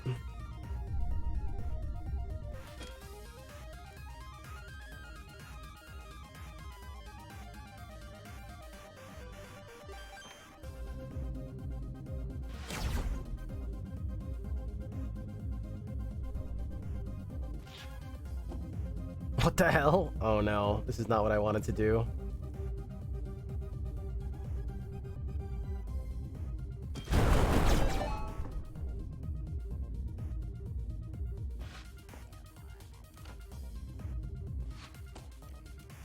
This should work out though.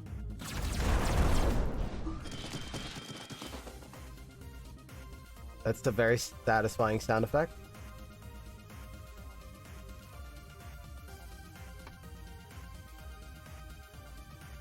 Well, this is scary. I think we definitely want to play this.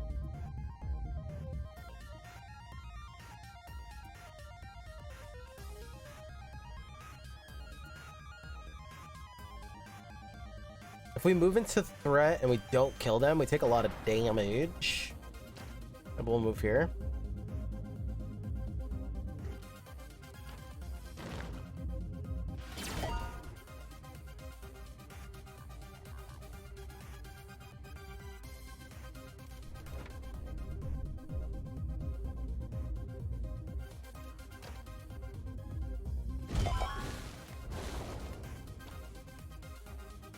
We're doing stuff.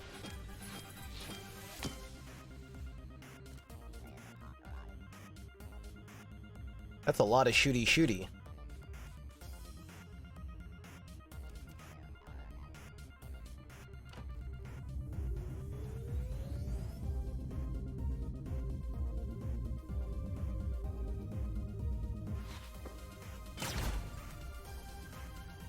Don't pull me.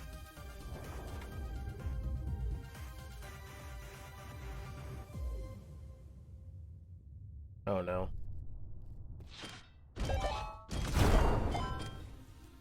Oh my god, what are we doing?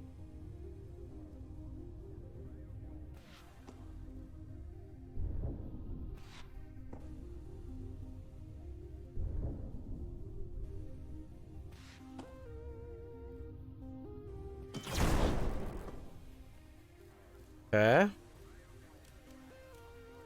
We're doing a lot of wild and crazy things.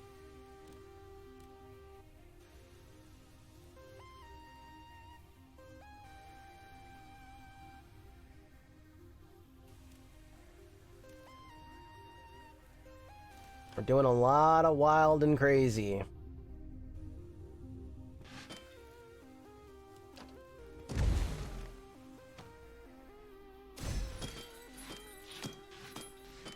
Uh-oh.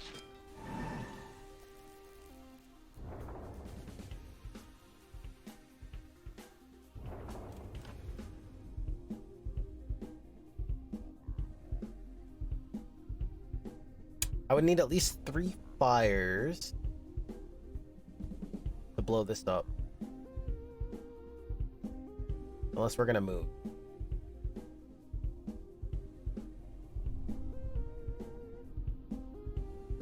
I don't know how to do this.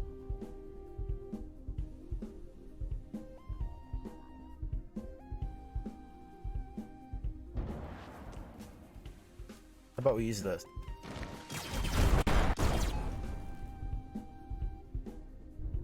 Oh shoot, the pawns are about to kill me. Call.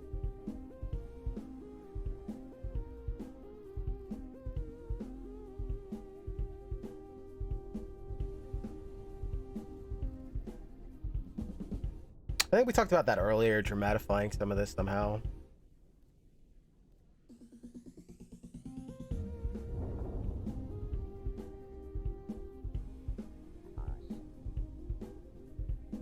That would have been uneventful to die like that with something that we didn't see. That's also where it comes in with the Wild Frost stuff, right? Oh my god, I'm winning. Wait, what? I died?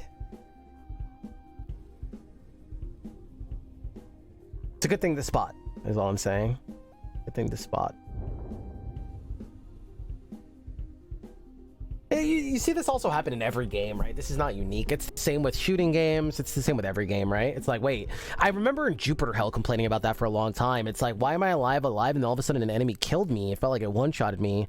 There was no like indicator, and they ended up doing a lot of updates to add some feeling of like, hey, you're in threat range. Hey, you're dying. Red screen. And in shooting games, same thing. Like, you're in danger, because of not knowing that, and all of a sudden dying feels terrible.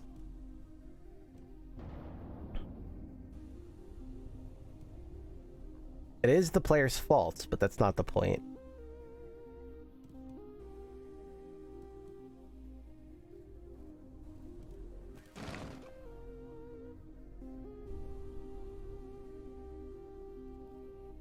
So we have to kill these guys, and I don't know what we're gonna do about this. I think we're just gonna let that guy go. Monster train? Yeah, monster. Wait, why is this guy not hitting me, by the way?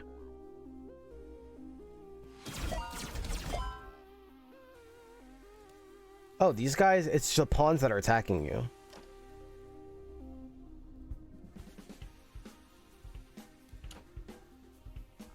I want to play this other stuff, but like this has to go. Does our bomb still have damage on it?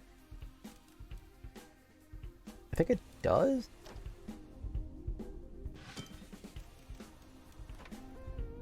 Cool. I should have just played this one.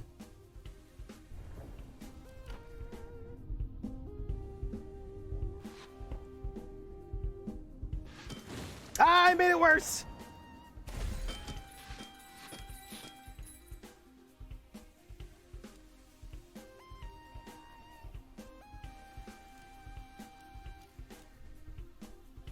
shooting this guy doesn't really help. He's gonna block all the damage. The guy in the back is a menace. Is there a card that kicks the bomb, like Bomberman, and then you stop it on a tile you want?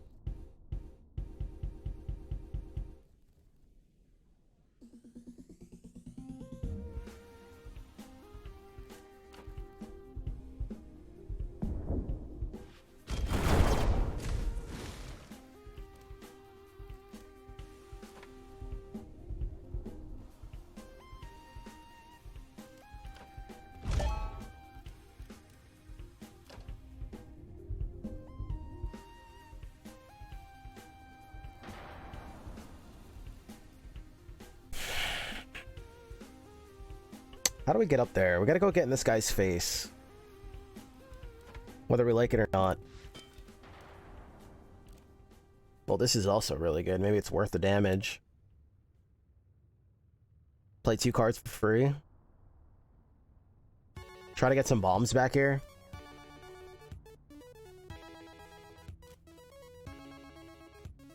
Dude, then a queen gets on the board, though? Ugh.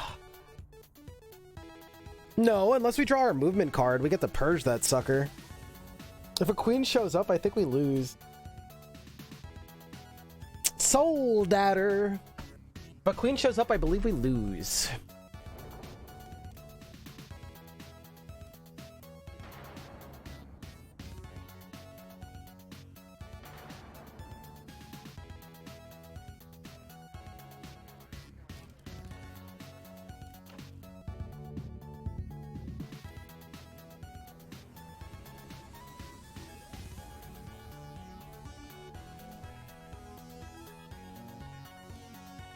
Also to add, I don't know if the base, when we talk about difficulty and stuff, I think we want to keep the feeling that the base difficulty has already. And I think it's more just the bar and the ebb and flow of tension.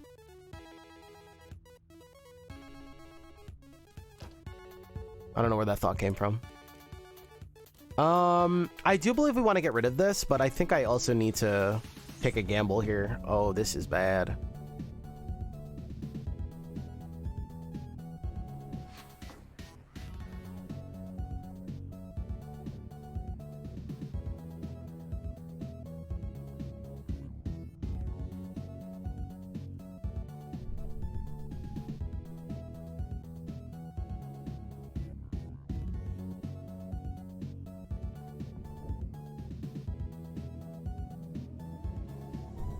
It's this guy in the back that's a problem.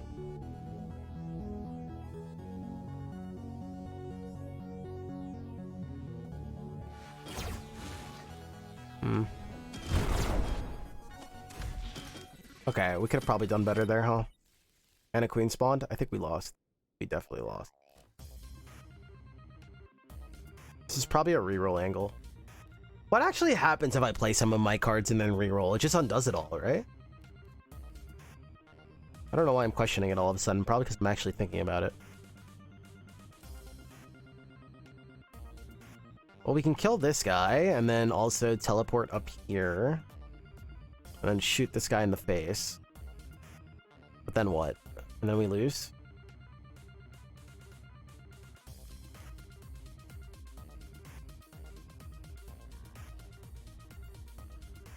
It's always this guy that's been behind the boss. Been a problem.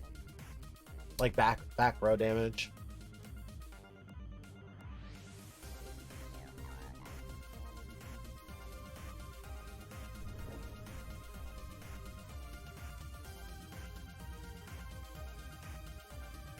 What happens if I purge these cards and then rewind? I wonder if it'll remember those cards.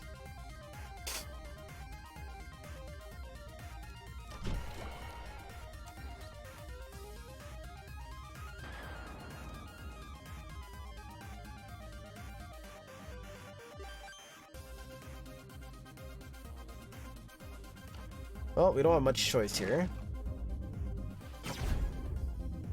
What the fudge? I keep thinking it's gonna play this. Theoretically, it should. It waits the... Ah, dude, it did it again. theoretically, this gets played, and then this should get played, but for some reason, it only does it on the repeat. I keep forgetting that. It doesn't feel intuitive to me.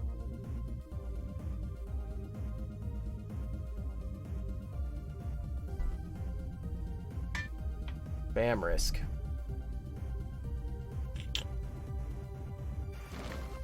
Damn it.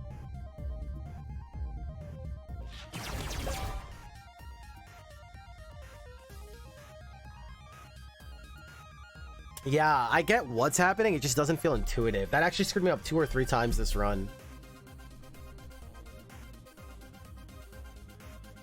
I get how the game wants to do it, but it's like the natural order of what the player thinks is going to happen. I'm playing a card, things are going to repeat.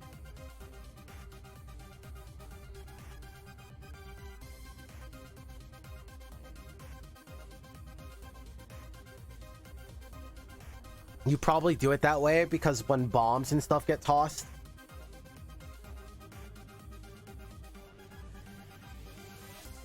and then we're repeating and throwing more bombs. No, I still don't think it makes sense, right? Because like if I throw a bomb, this gets played right away, Nova Ray. It doesn't like wait. Like I don't know. It feels weird.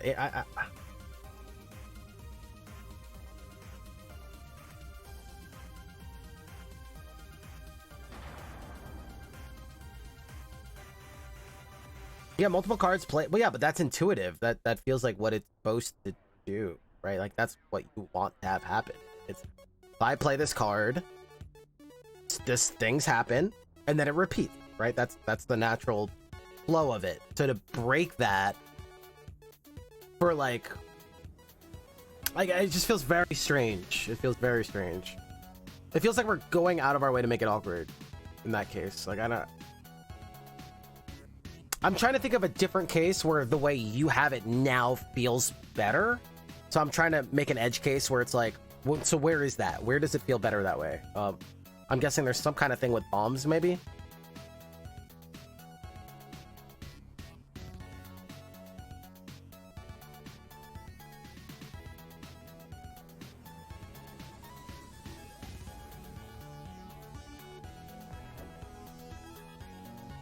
It feels very unnatural the way it is right now.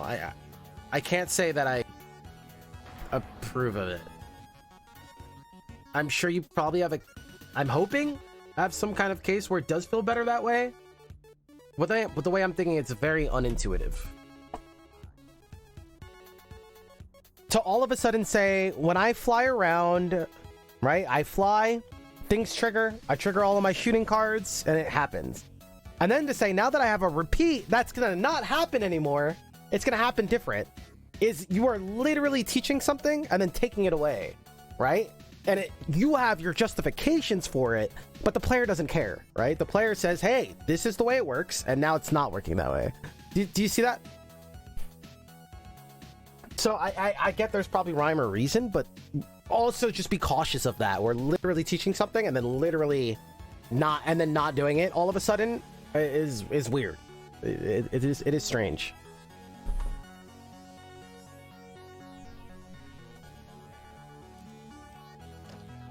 It is a little weird. Okay. Let's see here. I think we are screwed. Well, there's 2 queens up, so yeah, we're definitely dead.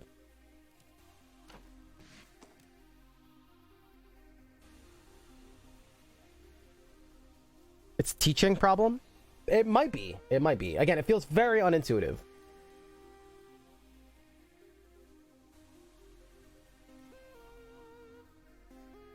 There's a lot weirder edge cases. Do you have like an example? I mean, I believe you. I'm trying to wrap my head around where it feels better this way.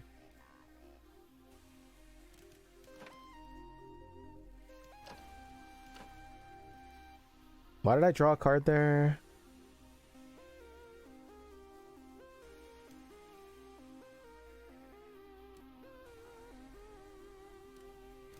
I don't know why.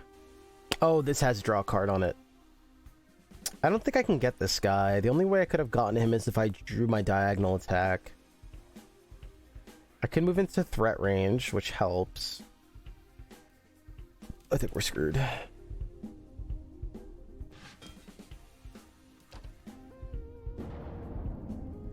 This queen screwed us, I think.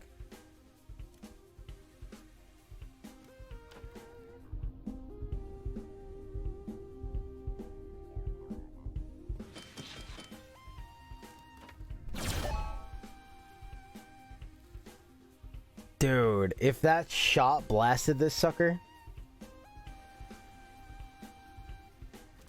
You just...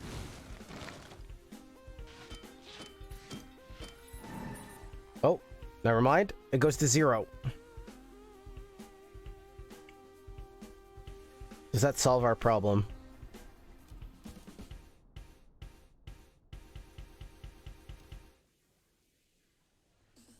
Okay. We have bomb toss here. And then get in this lane and fire everything.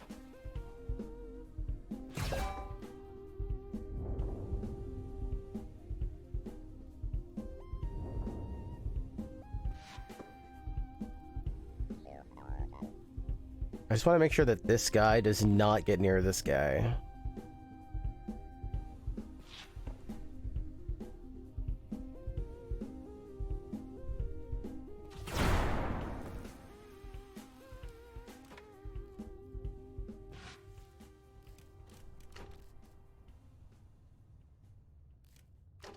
Oh crap, it's burnt. Okay, this should still be fine, right? Holy hell, I should have died there. We definitely want some kind of finale.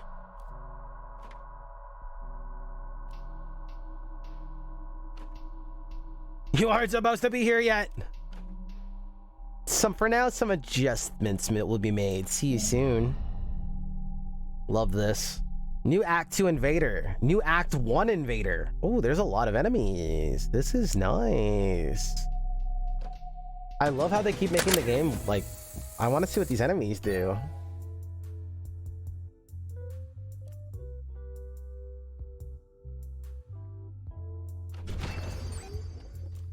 Yeah, once we kill that boss, I want some kind of... I don't know what it is. Sasson. Purge a card, draw 2 cards, and reduce heat by 2. Whoa! Well, you have 3 or more heat. Each of your cards get +1 repeat. Whoa! Well, you have 3 or more heat. Move 1 to 2 tiles. You get +1 heat sink next turn. Whoa!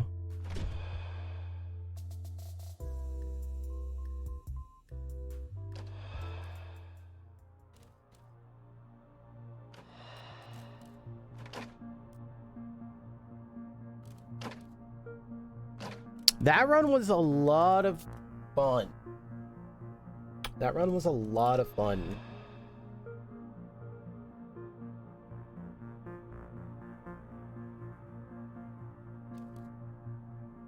I think it could have got real interesting if we found something where, like, when we freeze cards, things were happening.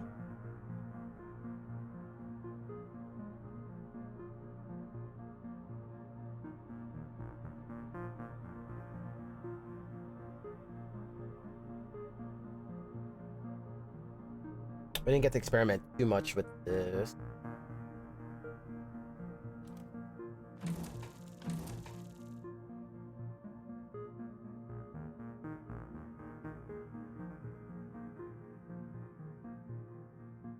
I wonder if this could be cool if we could also purge junk to open up some other synergy and not just playing junk.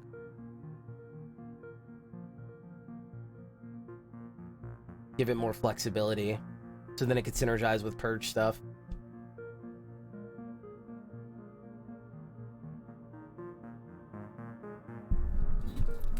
Maybe giving it more options, more flex opportunity. I think that could be cool.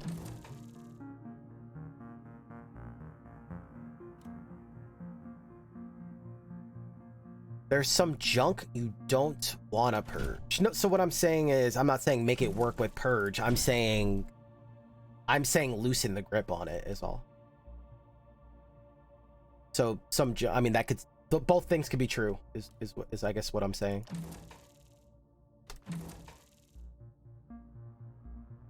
+1 radius for each junk played or purged.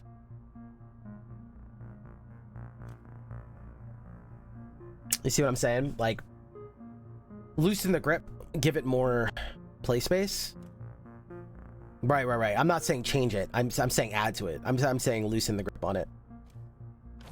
Possibly. And maybe there's a few cases like that where cards could be loosened up a little bit to open up more synergistic opportunity, we'll call it. I don't know. I haven't caught it. I mean, that's one I caught.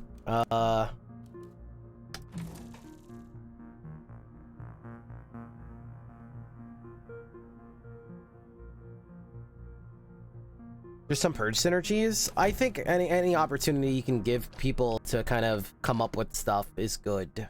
Loosening the grip and stuff, unless you just think it's really OP or whatever.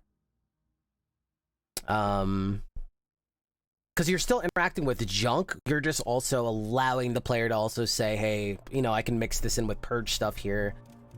Right? And I think that's what we're looking for. We're looking for opportunity to mix and match and not just, oh no, yeah, you played this stuff when you're going bomb things, right? And now you're playing bomb and junk, but like letting me mix it in because I happen to have purge stuff and now I want to splash in bomb, and opening up that opportunity could be really cool.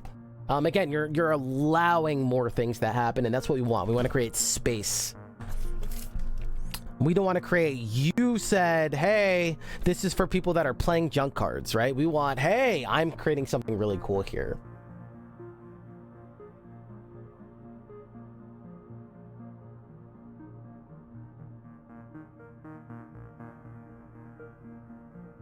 Making stuff junk.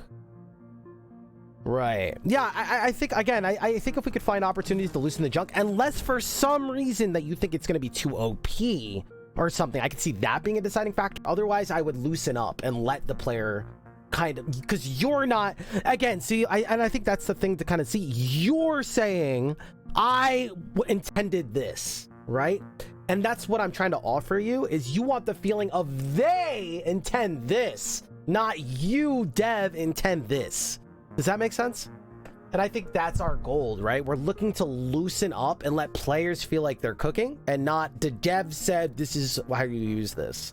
Do you see? And I think that's what I'm trying to offer, and maybe that is a little bit of our viewing scope here. And I think we're trying to loosen up and be like, okay, Axolot, I'm going to step back here. Oh, this is a wider lens here. I'm going to let the player kind of do this stuff, right? And I think that's what we're after, and what I think what we keep dancing around is loosen up the grip, let the player feel like they're cooking, not Axolotl said this is how it works. Do you get that?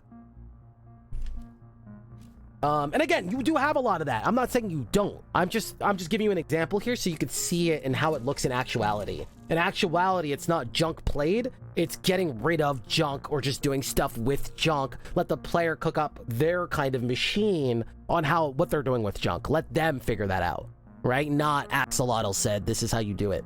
And I think that's the in-between. When we can start creating a lot of stuff like that, we're gonna get a lot weirder builds, and that's what we're after. We're after that because that's gonna give that run identity. Hey, if they cooked up something really weird and unintended where they mixed in one plasma to, you know, and they have like, and they're not going a bomb build, but they have one plasma mixed in because they have really cool junk purge stuff. Let them do it, right? Let them do that. And again, that's just one example, but I'm trying to come up with, because then maybe that opens the door where we can loosen the grip, as I call it, on a bunch of stuff, right? We want to feel like we have that say.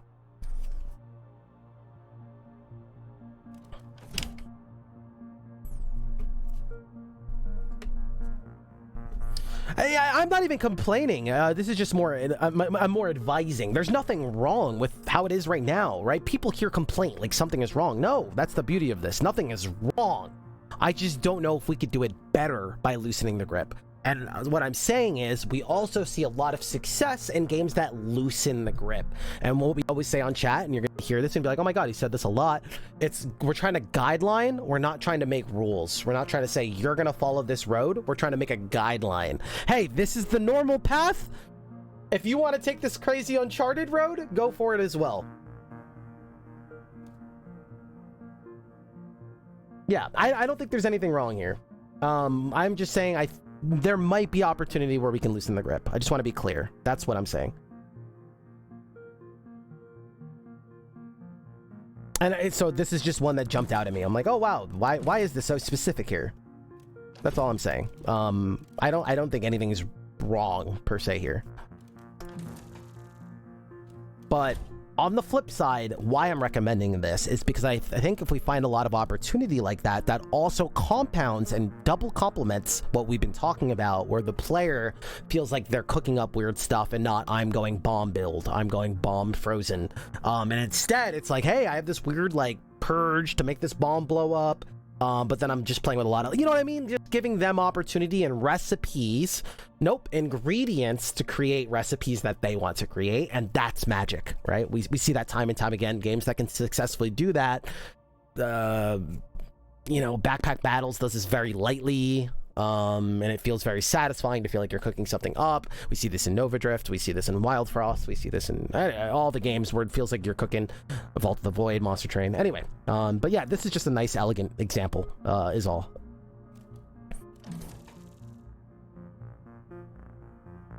There might be even other weird things that we could play with. It would be hard to find one off the bat, but...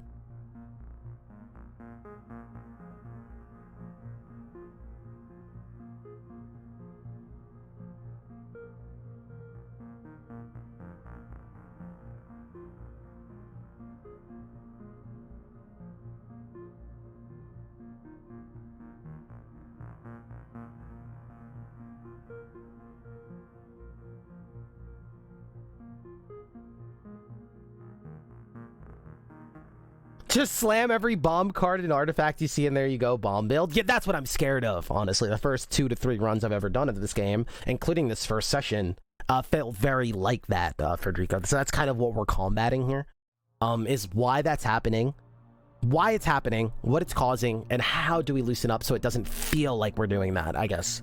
And naturally, as a new player comes in, that is what they're going to gravitate towards, right? They might just grab stuff that naturally just makes sense. They're going to grab the peanut butter and they're going to grab the jelly, right? And we can all see that. And we're not saying anything's wrong with that, but a lot of the depth and replayability, a lot of that feeling that we're after, and success is when players feel like they're breaking the game or coming up with something. Grabbing a bunch of bomb stuff does not feel like very clever. It feels like what the game wants you to do. It feels like, okay, of course, yeah, you grab +1 strength and you grab multi-strike cards. It makes a lot of sense, right? But it's when we can start to cook up outside the box where it's like, wow, it starts to get the hooks in you. Wow, what else can I come up with, right? And that's what we're after.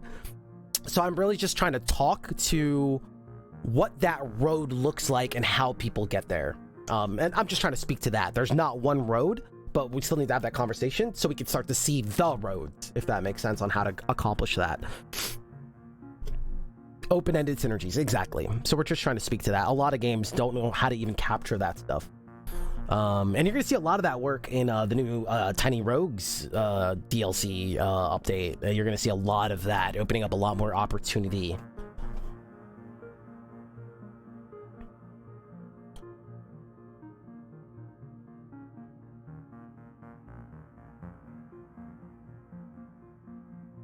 Yeah, exactly. Hard synergies are good for beginners. Yeah, so we're not saying these are bad, right? And naturally, this game has a lot of that already, again. So we don't need to be afraid we're going to lose that, because you can see how intuitive and natural that stuff is. Oh, bombs blow up. It's just very, like, we understand it. It's very understandable. It's not, like, hidden, right? It's just, that's going to be, you don't have to worry about that, is what I'm saying. From an outside perspective, your roads, if anything, are very clear. We're trying to learn how to make more dirt paths through them, right? We do not have to worry about no clear direction or anything being too niche, or, you know what I mean? They trust me that that part is very solidified, just like clarity in the game, right? Like, we don't need to worry about, like, oh, we can't tell what the hell's going on. Like, no, it's just the game is very simple and very clear. in these certain fronts. It's just one of the things that the game has going for it already, and we're trying to look for other stuff. Right? It would be the same speaking to Astria, right? And them having a conversation of like, oh, we need depth. We want to make sure we have a lot of cool mechanics. No, devs, you have that part down. Trust me. Their conversation is, how do we shave? How do we... All right, I worked with another very talented dev, and we had such a breakthrough. This guy actually like lit up. You should have seen him smiling and goofing and like making fun of himself, because he realized that his thing, I guess I won't say a name here, but if you play his previous game, you're going to see that they have so many good ideas, so many good mechanics. They're so good at what they do, right? And they want to add all this depth and mechanics, and they pour themselves into every game. And we caught them on the new one. We caught this spot where it's like, hey, I see what you're trying to do is you feel this natural instinct where you want to add stuff.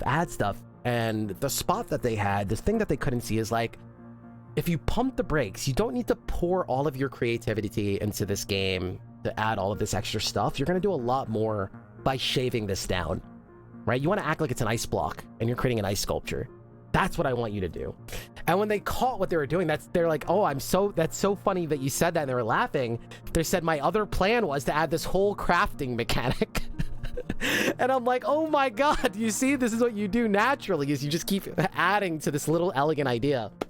And they're cracking up. They're so funny. And they're like, I guess I shouldn't tell you about this whole crafting thing I was going to add. and they were cracking up, and they got to realize, hey, that's what they do. A lot of people have that, right? And so we have these certain things we need to work on. And I think here, this is, we can see it in other games. It's very clear. Astria, this and that, they have their own things that they need to work on. And you can see everybody has it. And this one, I don't think we're worried about clarity or direction, right? I think we're just more want to loosen up and make more kooky things and activators and things that are allowed to happen.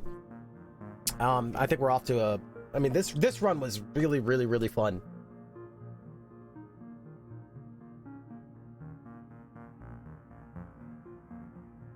How did you find Noelle versus Roxy?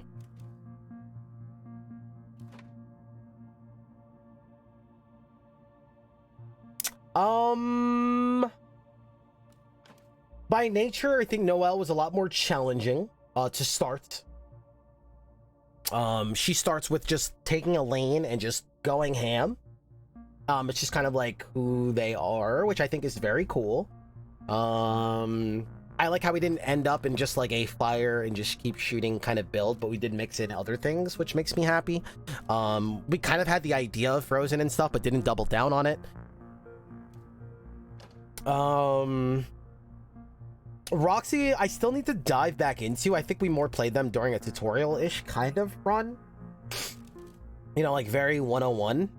So I do want to run them again, but they were very like, straightforward, and we kind of go any direction and felt cool. They were both a lot of fun. I wanna jump back into Roxy now and see what we end up doing.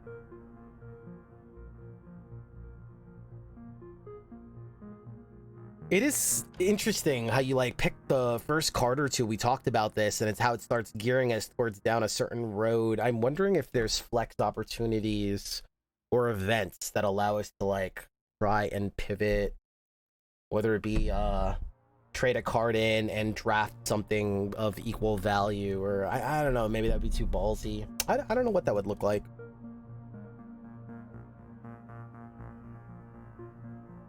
And like, how would other games even do that? I don't really know. I mean, it does happen. We're putting trinkets on a character in Wild Frost, and then, we find other people along the way with some other good trinkets. All of a sudden, we start to pivot.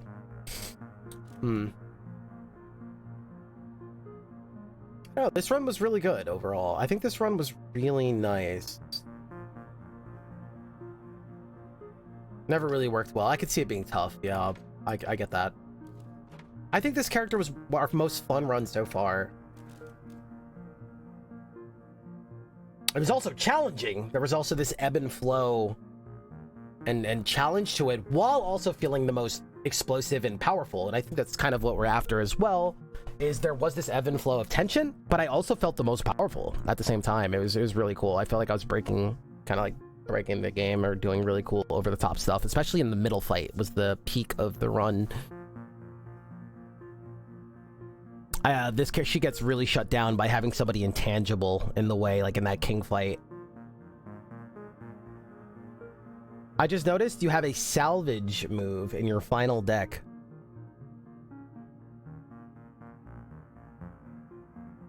Huh? Oh, this? Yeah, I was never planning on removing a move card, so that doesn't do anything. If anything, if it did offer me money, I would have considered removing it, even if I didn't want to, because then there was a gameplay choice there, right? Okay, you know, it is tempting me. I make some extra cash. Let me buy something else. Again, I do not like this upgrade at all. I think it's really bad.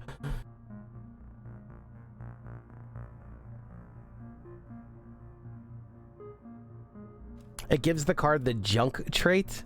Oh, that's so funny. That's really cool. That's really cool. So it's synergized with the junk things. That's really cute. I like that a lot. Very clever. Very clever. That's a new activator on it. That's pretty awesome, actually. Very cool. I love that idea. It makes this upgrade actually bearable and cool. I don't like the price on it, but that is very, very cool. Very good idea.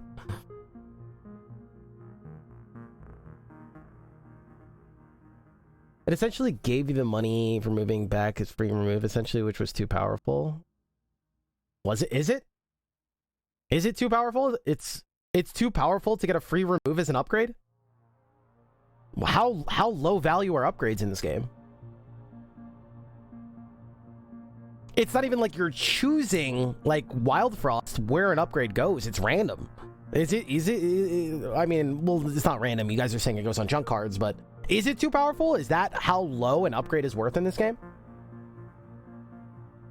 Like, really? Like, you know what I mean? I think hitting on an upgrade and it's just getting an eventual remove, which is not even giving you value right away, that's not busted, if you ask me. It's a big thin decker, but then that's a great upgrade to hit for you, right? That would be cool. And even if it is a free remove, I don't know. That still doesn't seem OP to me. It's still an upgrade that you're getting, and it's still value that you're getting eventually at the shop, and that's your upgrade, and then it's gone. And I don't know. I think we're pointing at the wrong thing. Maybe we're pointing at thin decks are too powerful, so you're blaming salvage, so salvage is taking the fall for it. But yeah, I don't agree. I don't agree.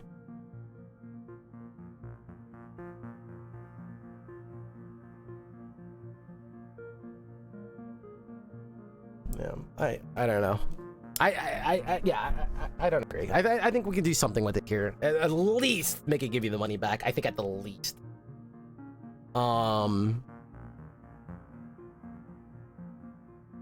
Yes, I agree that in a world of, if this was Monster Train or if this was Wild Frost and I'm getting a salvage token and I'm putting it on a card, yes, I agree. It would be a lot more powerful. We're not in that world. We're getting a random... Yeah, I don't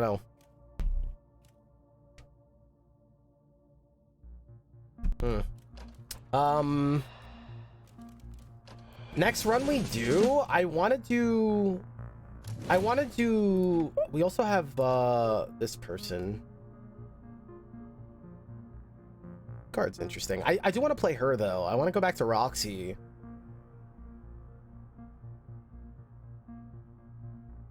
You usually want to remove it. I get it. So even if you did, I didn't, right? There's an example right there. First time I got it, I didn't want to remove, right? 1, and that was an upgrade. So it already feels bad. Missed an upgrade, feels bad. 2, it's an upgrade. So if my upgrade is a free removal, so be it. And it's not... I don't know.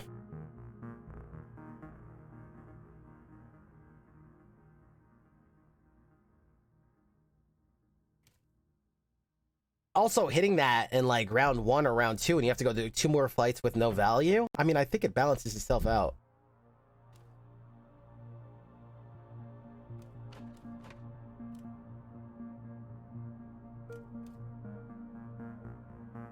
So yeah, next time I want to run with her again, specifically. I want to do a similar run to the one we just did.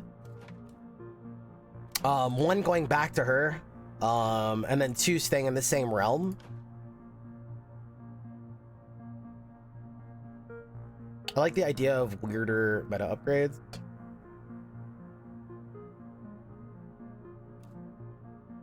We also talked about the whale bonus.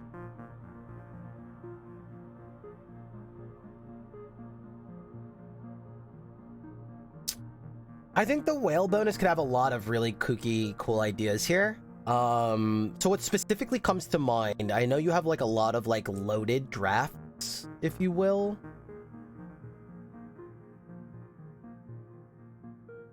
So I'm wondering if there could even be in the draft of a whale bonus of some sort, a lot, like a bunch of weird artifacts that you can only get from the whale bonus, or whatever you want to call it, the headquarters or whatever.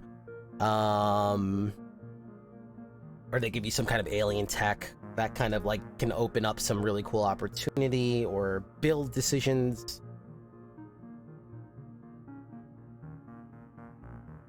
I think there's some really kooky ideas that you could do with, you know, more gamifying. So we're playing with Space Invader style things. Maybe the whole first world has these bonus loot special enemies going left and right, you know, across the board. If we shoot them, we get bonus money, or kill them in a combo to get even more money. Or like shooting them multiple times or hitting them multiple times, you know, hitting them, they don't die, but they give you more money every time you hit them, and they get in every battle. So then you're getting extra cash, but you have to work for it a little bit and gamify it a little bit. I think there's a lot of fun, kooky like ideas that we can run with here to give some identity.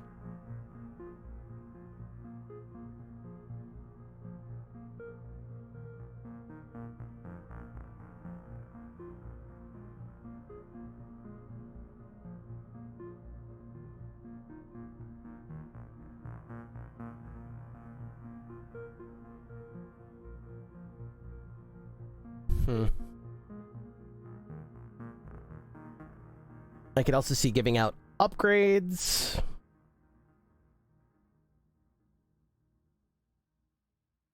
Do you think it's more important? That's a great damn question.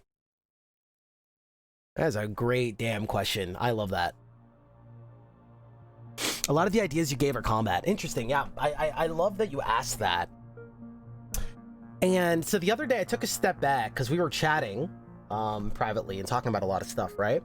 And I said, you know, it's really interesting that we're talking around, and I keep feeling this need to say and talk about adding special enemies and moments to the battles. So when I stepped back, I said, hey, why is that? Why is that the conversation? Why do I want? And so that it must be because, you know, it feels like there's room to spice up the battles or have some crazy one-off things that are happening, even if it's not mixed in. I do, thinking about it, like the elegance of a lot of the fights, and it's not here's 7,000 enemies and figure it all out, right? And I've played games where it's like that, where their blind spot was they have so much enemy design and so many enemies that in every room you see about 7, 8, 9 enemies at the same time.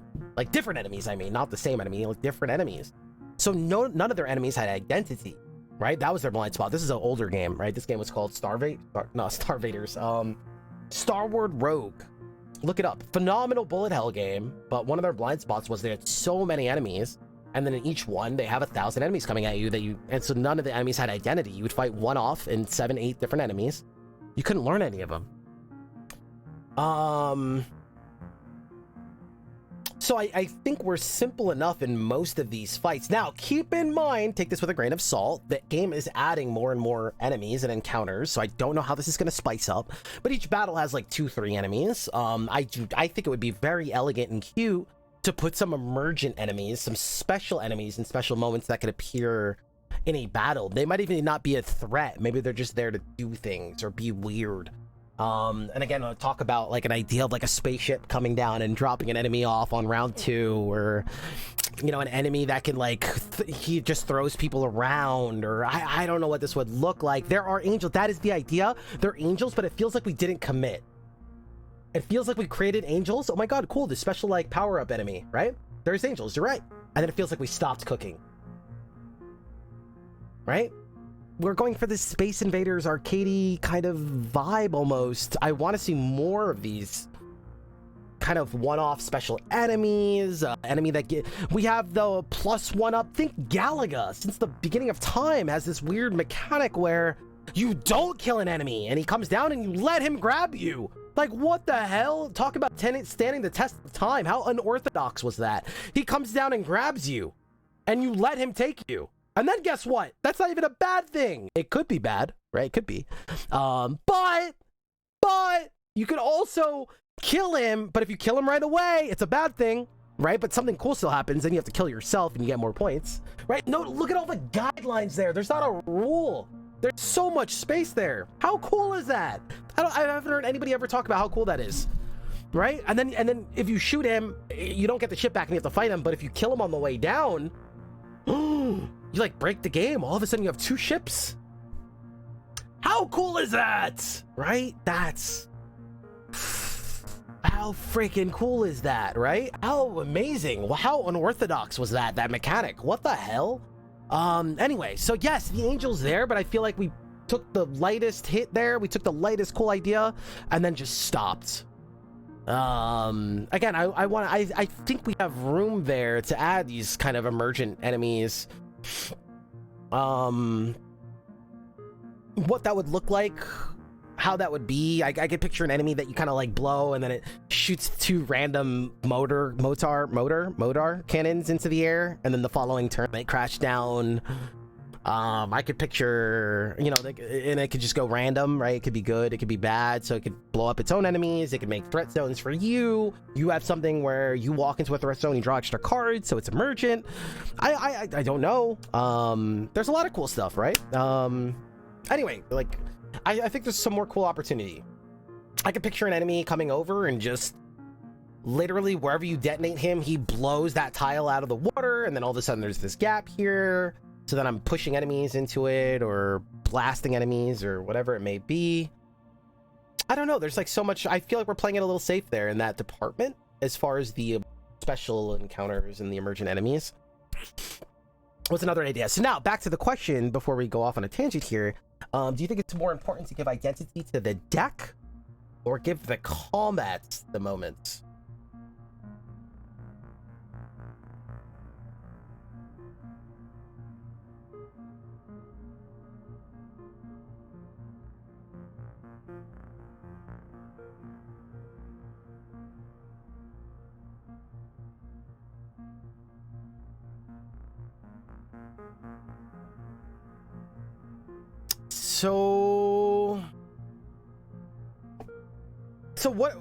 So what I naturally need to do is I don't just go off Esty, right?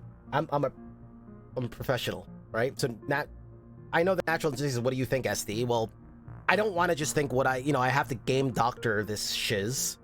So I'm trying to think of multiple examples in my library that maybe point us towards one or the other being better or more successful, or leading to more fun. I'm also trying to catch any dead ends. Is there one that could, you know what I mean? So I think it's more orthodox to give the deck more direction. I think that would be my natural take. And then we also have other examples, right? I guess the low-hanging fruit, we can compare it to Slay the Spire. Slay the Spire also has things where your first 3 fights are 1 HP creatures, right? And it's cute, and there's some space there, right? There's even some space there. Sometimes you have this weird manipulation where you can snipe an elite, and it feels really good. Or leading up to a elite, and you go the deadly route of hallway fights. Or I've seen one rare one-off example where they got all the way to the boss. That I think it's like a fraction of a percent where that could even happen, but it was really cool. And so that's cases where I thought it was to skip the tedium. No, there's some really cool emerging things that could do there. One, 2, it does skip the early tedious fights. 3, it gives you like free drafts in a way. If you think about it, it goes through 3 fights on the map, so it can affect your routing. It also gives you those kind of drafts for free, right? And it speeds it up, right? It has a lot of beautiful elegance there, and it's even bonus if you could snipe an elite or go a deadly path that you normally wouldn't go. I thought that was impossible. No, it wasn't. It's been done. You have to go through a lot of events and get a lot of RNG. So yeah, it felt really cool when you had that opportunity to snipe an elite or whatever. But it also speeds up the game. Yeah, it had a lot of really cool ideas is the point. And then there's other ones where you either get like a random starting artifact. They have the random boss artifact. What was the other one? Like upgrade 2 random cards. So there was a lot of different things to play with. Now, in the grand scheme of things, from a professional, you're a top player, there was only so many of those that they would actually pick that are viable and good. And I don't think that's really the world of our conversation right now. But that's my point. Yeah, so I think that's why I said the orthodox direction, the natural direction is deck oriented because it impacts your decision making, and that's fun. Right? It gives your run identity. Unorthodox, right? And sometimes we could talk about this stuff. Is there room to kind of do wacky stuff and show people, hey, there's some cool stuff with this, right? Are those games playing it safe? Is there wackier stuff we could do in the world of Star Vader? This kind of kooky, over-the-top, fun, keyword fun, deck builder where it's not mathy and it's more kaboomy. Is there a world where we could show them, hey, Star Vaders is saying you could do some crazy stuff with the boards when you're playing in this design space, because we're not playing with this super mathematical heavy, I'm doing 5 damage, they have vulnerable, but I have weak, and then we add this up, and then I play, right? Is there a world where we have the freedom to show people, hey, because this is our design space, we could do some crazy stuff with this, because it's simplistic nature, right? And that's what allows us to spice up these boards, because we have the freedom to. And that's worth talking about. Star Vaders has that luxury, that design space, where you could do a little bit more wackier things. And that's why I say I think in some cases we are playing it a little safe. So I think mixing in some run identity through deck and stuff like that is spicy.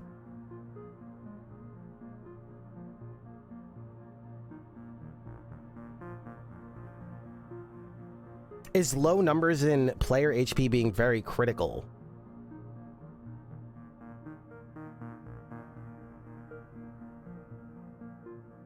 I disagree. This game is very much about careful strategic damage avoidance. I don't really agree.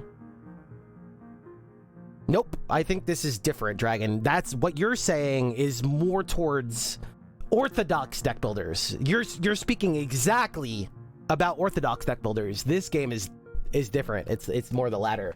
Actually, in this game, did you know that when you get hit, you don't even take damage usually? You get a gem in your deck. So it's directly against what you're saying. But what you are saying is true to most deck builders. That's why I'm saying we have the freedom. That's the opposite of that. And so other games can't tread this path. And that's what gives us the freedom. That's what gives us Star Vader.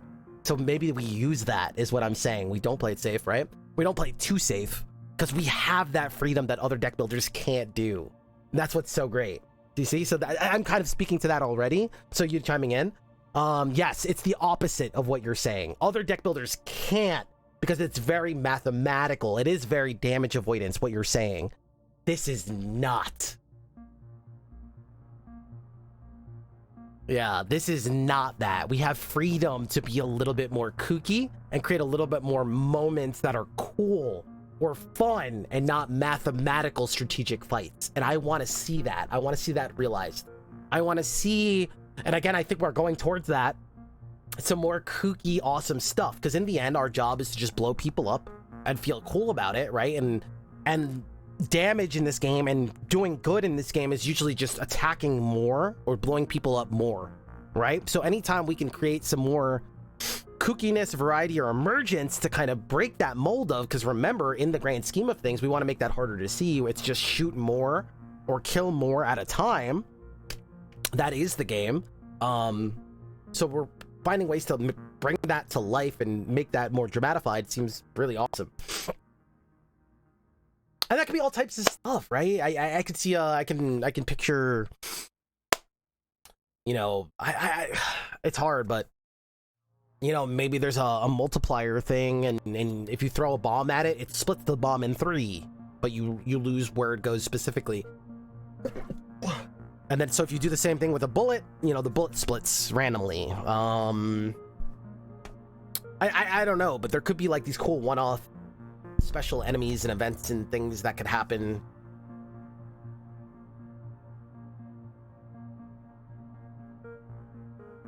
So the invader dies, yeah. There's a lot of freedom here. There's a lot of freedom. And especially it not being methodical right now. And again, I think it depends where we go. If we're gonna leave the Doom the way it is, I think we have a lot of cushion there to kind of have some fun. You can see most of the time it's not, oh my god, every bit of HP matters. This is super, you know, we need to min-max. It's usually not. Usually have huge cushion, so we have room to breathe. If we do rework that, and I have some other interesting ideas we talked about privately, we can create some more ebb and flow in tension. I think they both give and get. They both give and take something. Health is just a resource, absolutely. Now, there is a red flag. It's not just health as a resource. You know, when we get through games and it's like, what the hell? I have this huge HP bar. It just feels easy. There's never tension, right? People speak about that stuff too, right? It's like,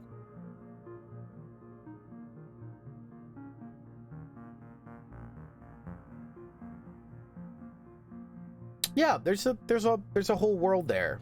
There's a whole world there. But yes, I think Star Vaders has a lot of freedom to do some cool, wacky stuff.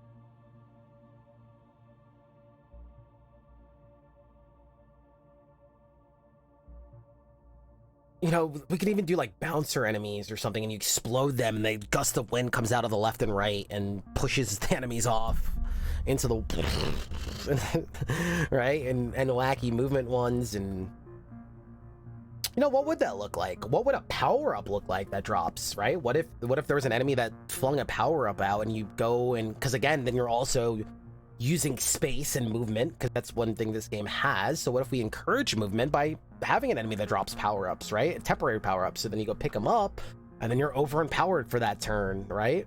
And bullets have a chance to ricochet, or, you know, you get extra mana, or cards have a 50% chance on your next draw to become free, right? And so now we're also encouraging movement in case they want to go pick up those power-ups, and encouraging that. I don't know, maybe it could be really cool as well. Maybe you don't have to pick up a power-up. Maybe you could just shoot it. Maybe you could shoot it. Wait, let's loosen the grip, Esty, like you say, loosen the grip. What if you don't have to go pick it up with movement? What if you could shoot it?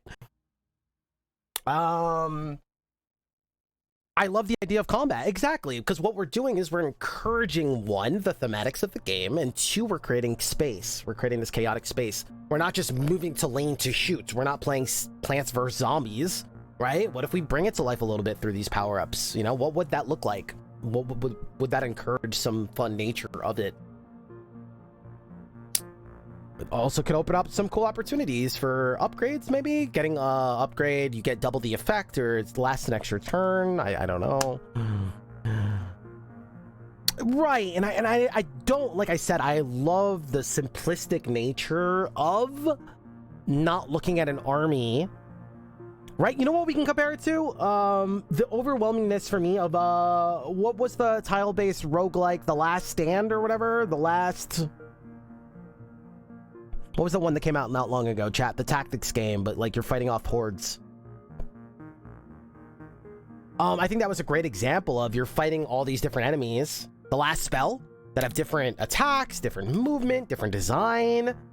Talk about overwhelming, and that's my point, right? There's like 1,000 things going on from every angle, every tile I have to count, right? Like if it would be different if things were more big brushstrokes, right? Play a spell and you wipe out like 5 people, and you play this and you wipe out 5, but sometimes it's very like mathy and this and that and holy fudge. And again, so I like that we're not going there, and I'm not encouraging that, but I think right now, I'm telling you from an outside perspective, we have room to breathe here. I don't think we're not treading a thin line is what I'm saying. We have some room to take and steps to take in either direction, right? With the deck and the synergy stuff, right? There's very clear lanes, and I think if anything, that's our strong suit, and we have plenty of room to breathe there. We have plenty of room to breathe and add some more chaos if we want, and I don't think we're not on a line where it's like, oh my god, we're barely going over that line already. It's already kind of, you know, I'm saying we have room to breathe in many directions here, and that's what I'm saying. We kind of dabble with that and use those steps, right? We have breathing room to do a lot of cool stuff. What if we're an elite? The artifact you would get as a reward, you could get it as a pickup during that encounter.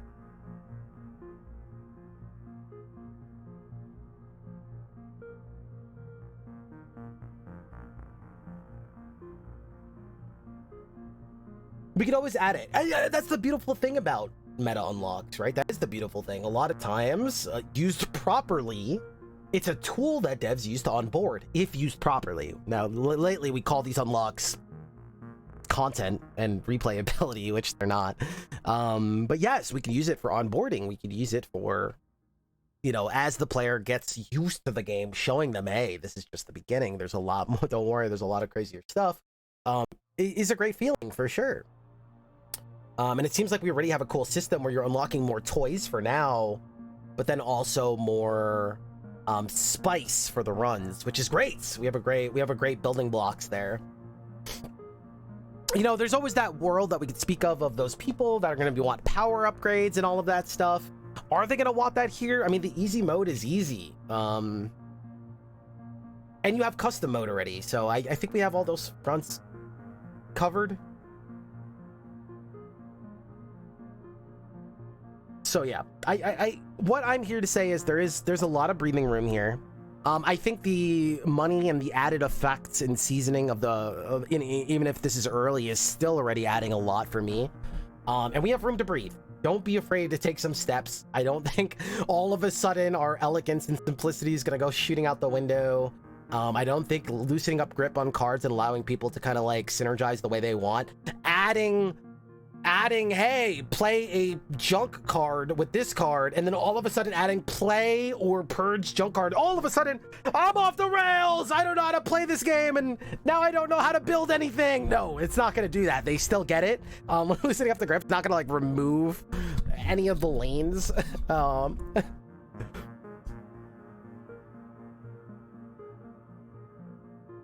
I love that idea. I want to add an arcade mode that lets you play infinite in one combat, but you get card drops as pickups. So you get like you earn your drafts, if you will, or do that in some kind of way, killing again, there's arcadey ways to do that, right? Killing a certain amount of enemies in another game. You know, when you get a certain score, you get an extra life. Certain amount of enemies. So then comboing has a reason, because the more you combo, the more your score goes up. The more your score goes up, the faster you get drafts. Or you play with special enemies coming down, and again, another reason to have cool special enemies, because then you have these special enemies coming onto the board and doing wacky stuff. There's a lot of cool things we could do there, right? And then now we have this new kind of combo system that looks really cool and arcadey. It also matches that vibe. So again, we're kind of setting ourselves up for success with our foundation. Yeah, I think that sounds awesome. There's a lot of really cool stuff there.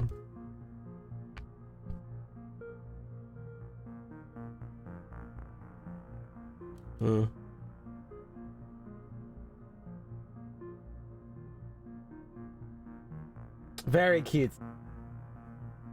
I could even see doing the arcadey mode, but putting some kind of ending, but then they kind of choose kill this guy or keep going, right? And then you could also have like a satisfying arcadey mode where you can win and do a complete run, or you know, it's kind of intentions of like, hey, you could also just run wild here, and you could have both too, which is great.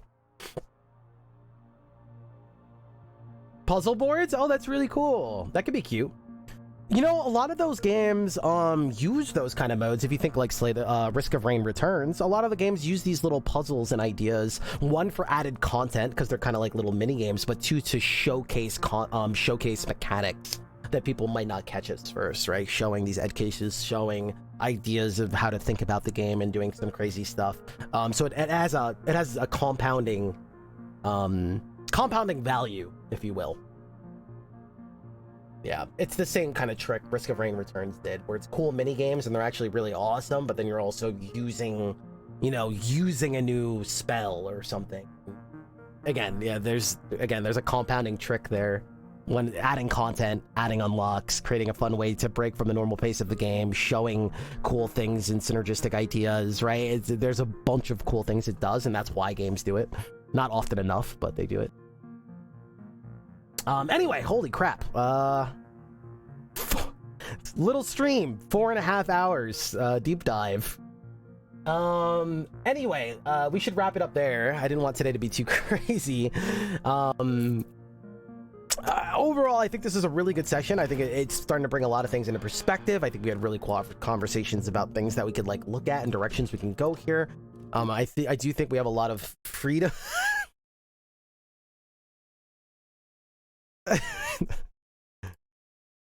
Oh my god, this face is so funny. What the hell?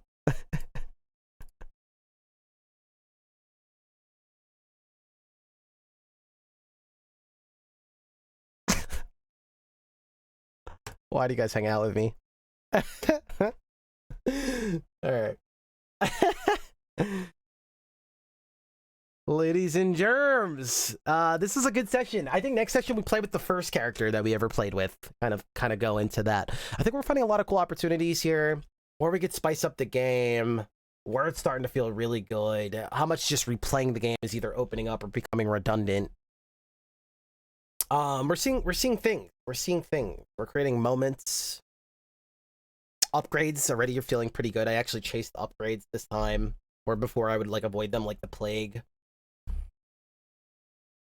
Saw our first special event.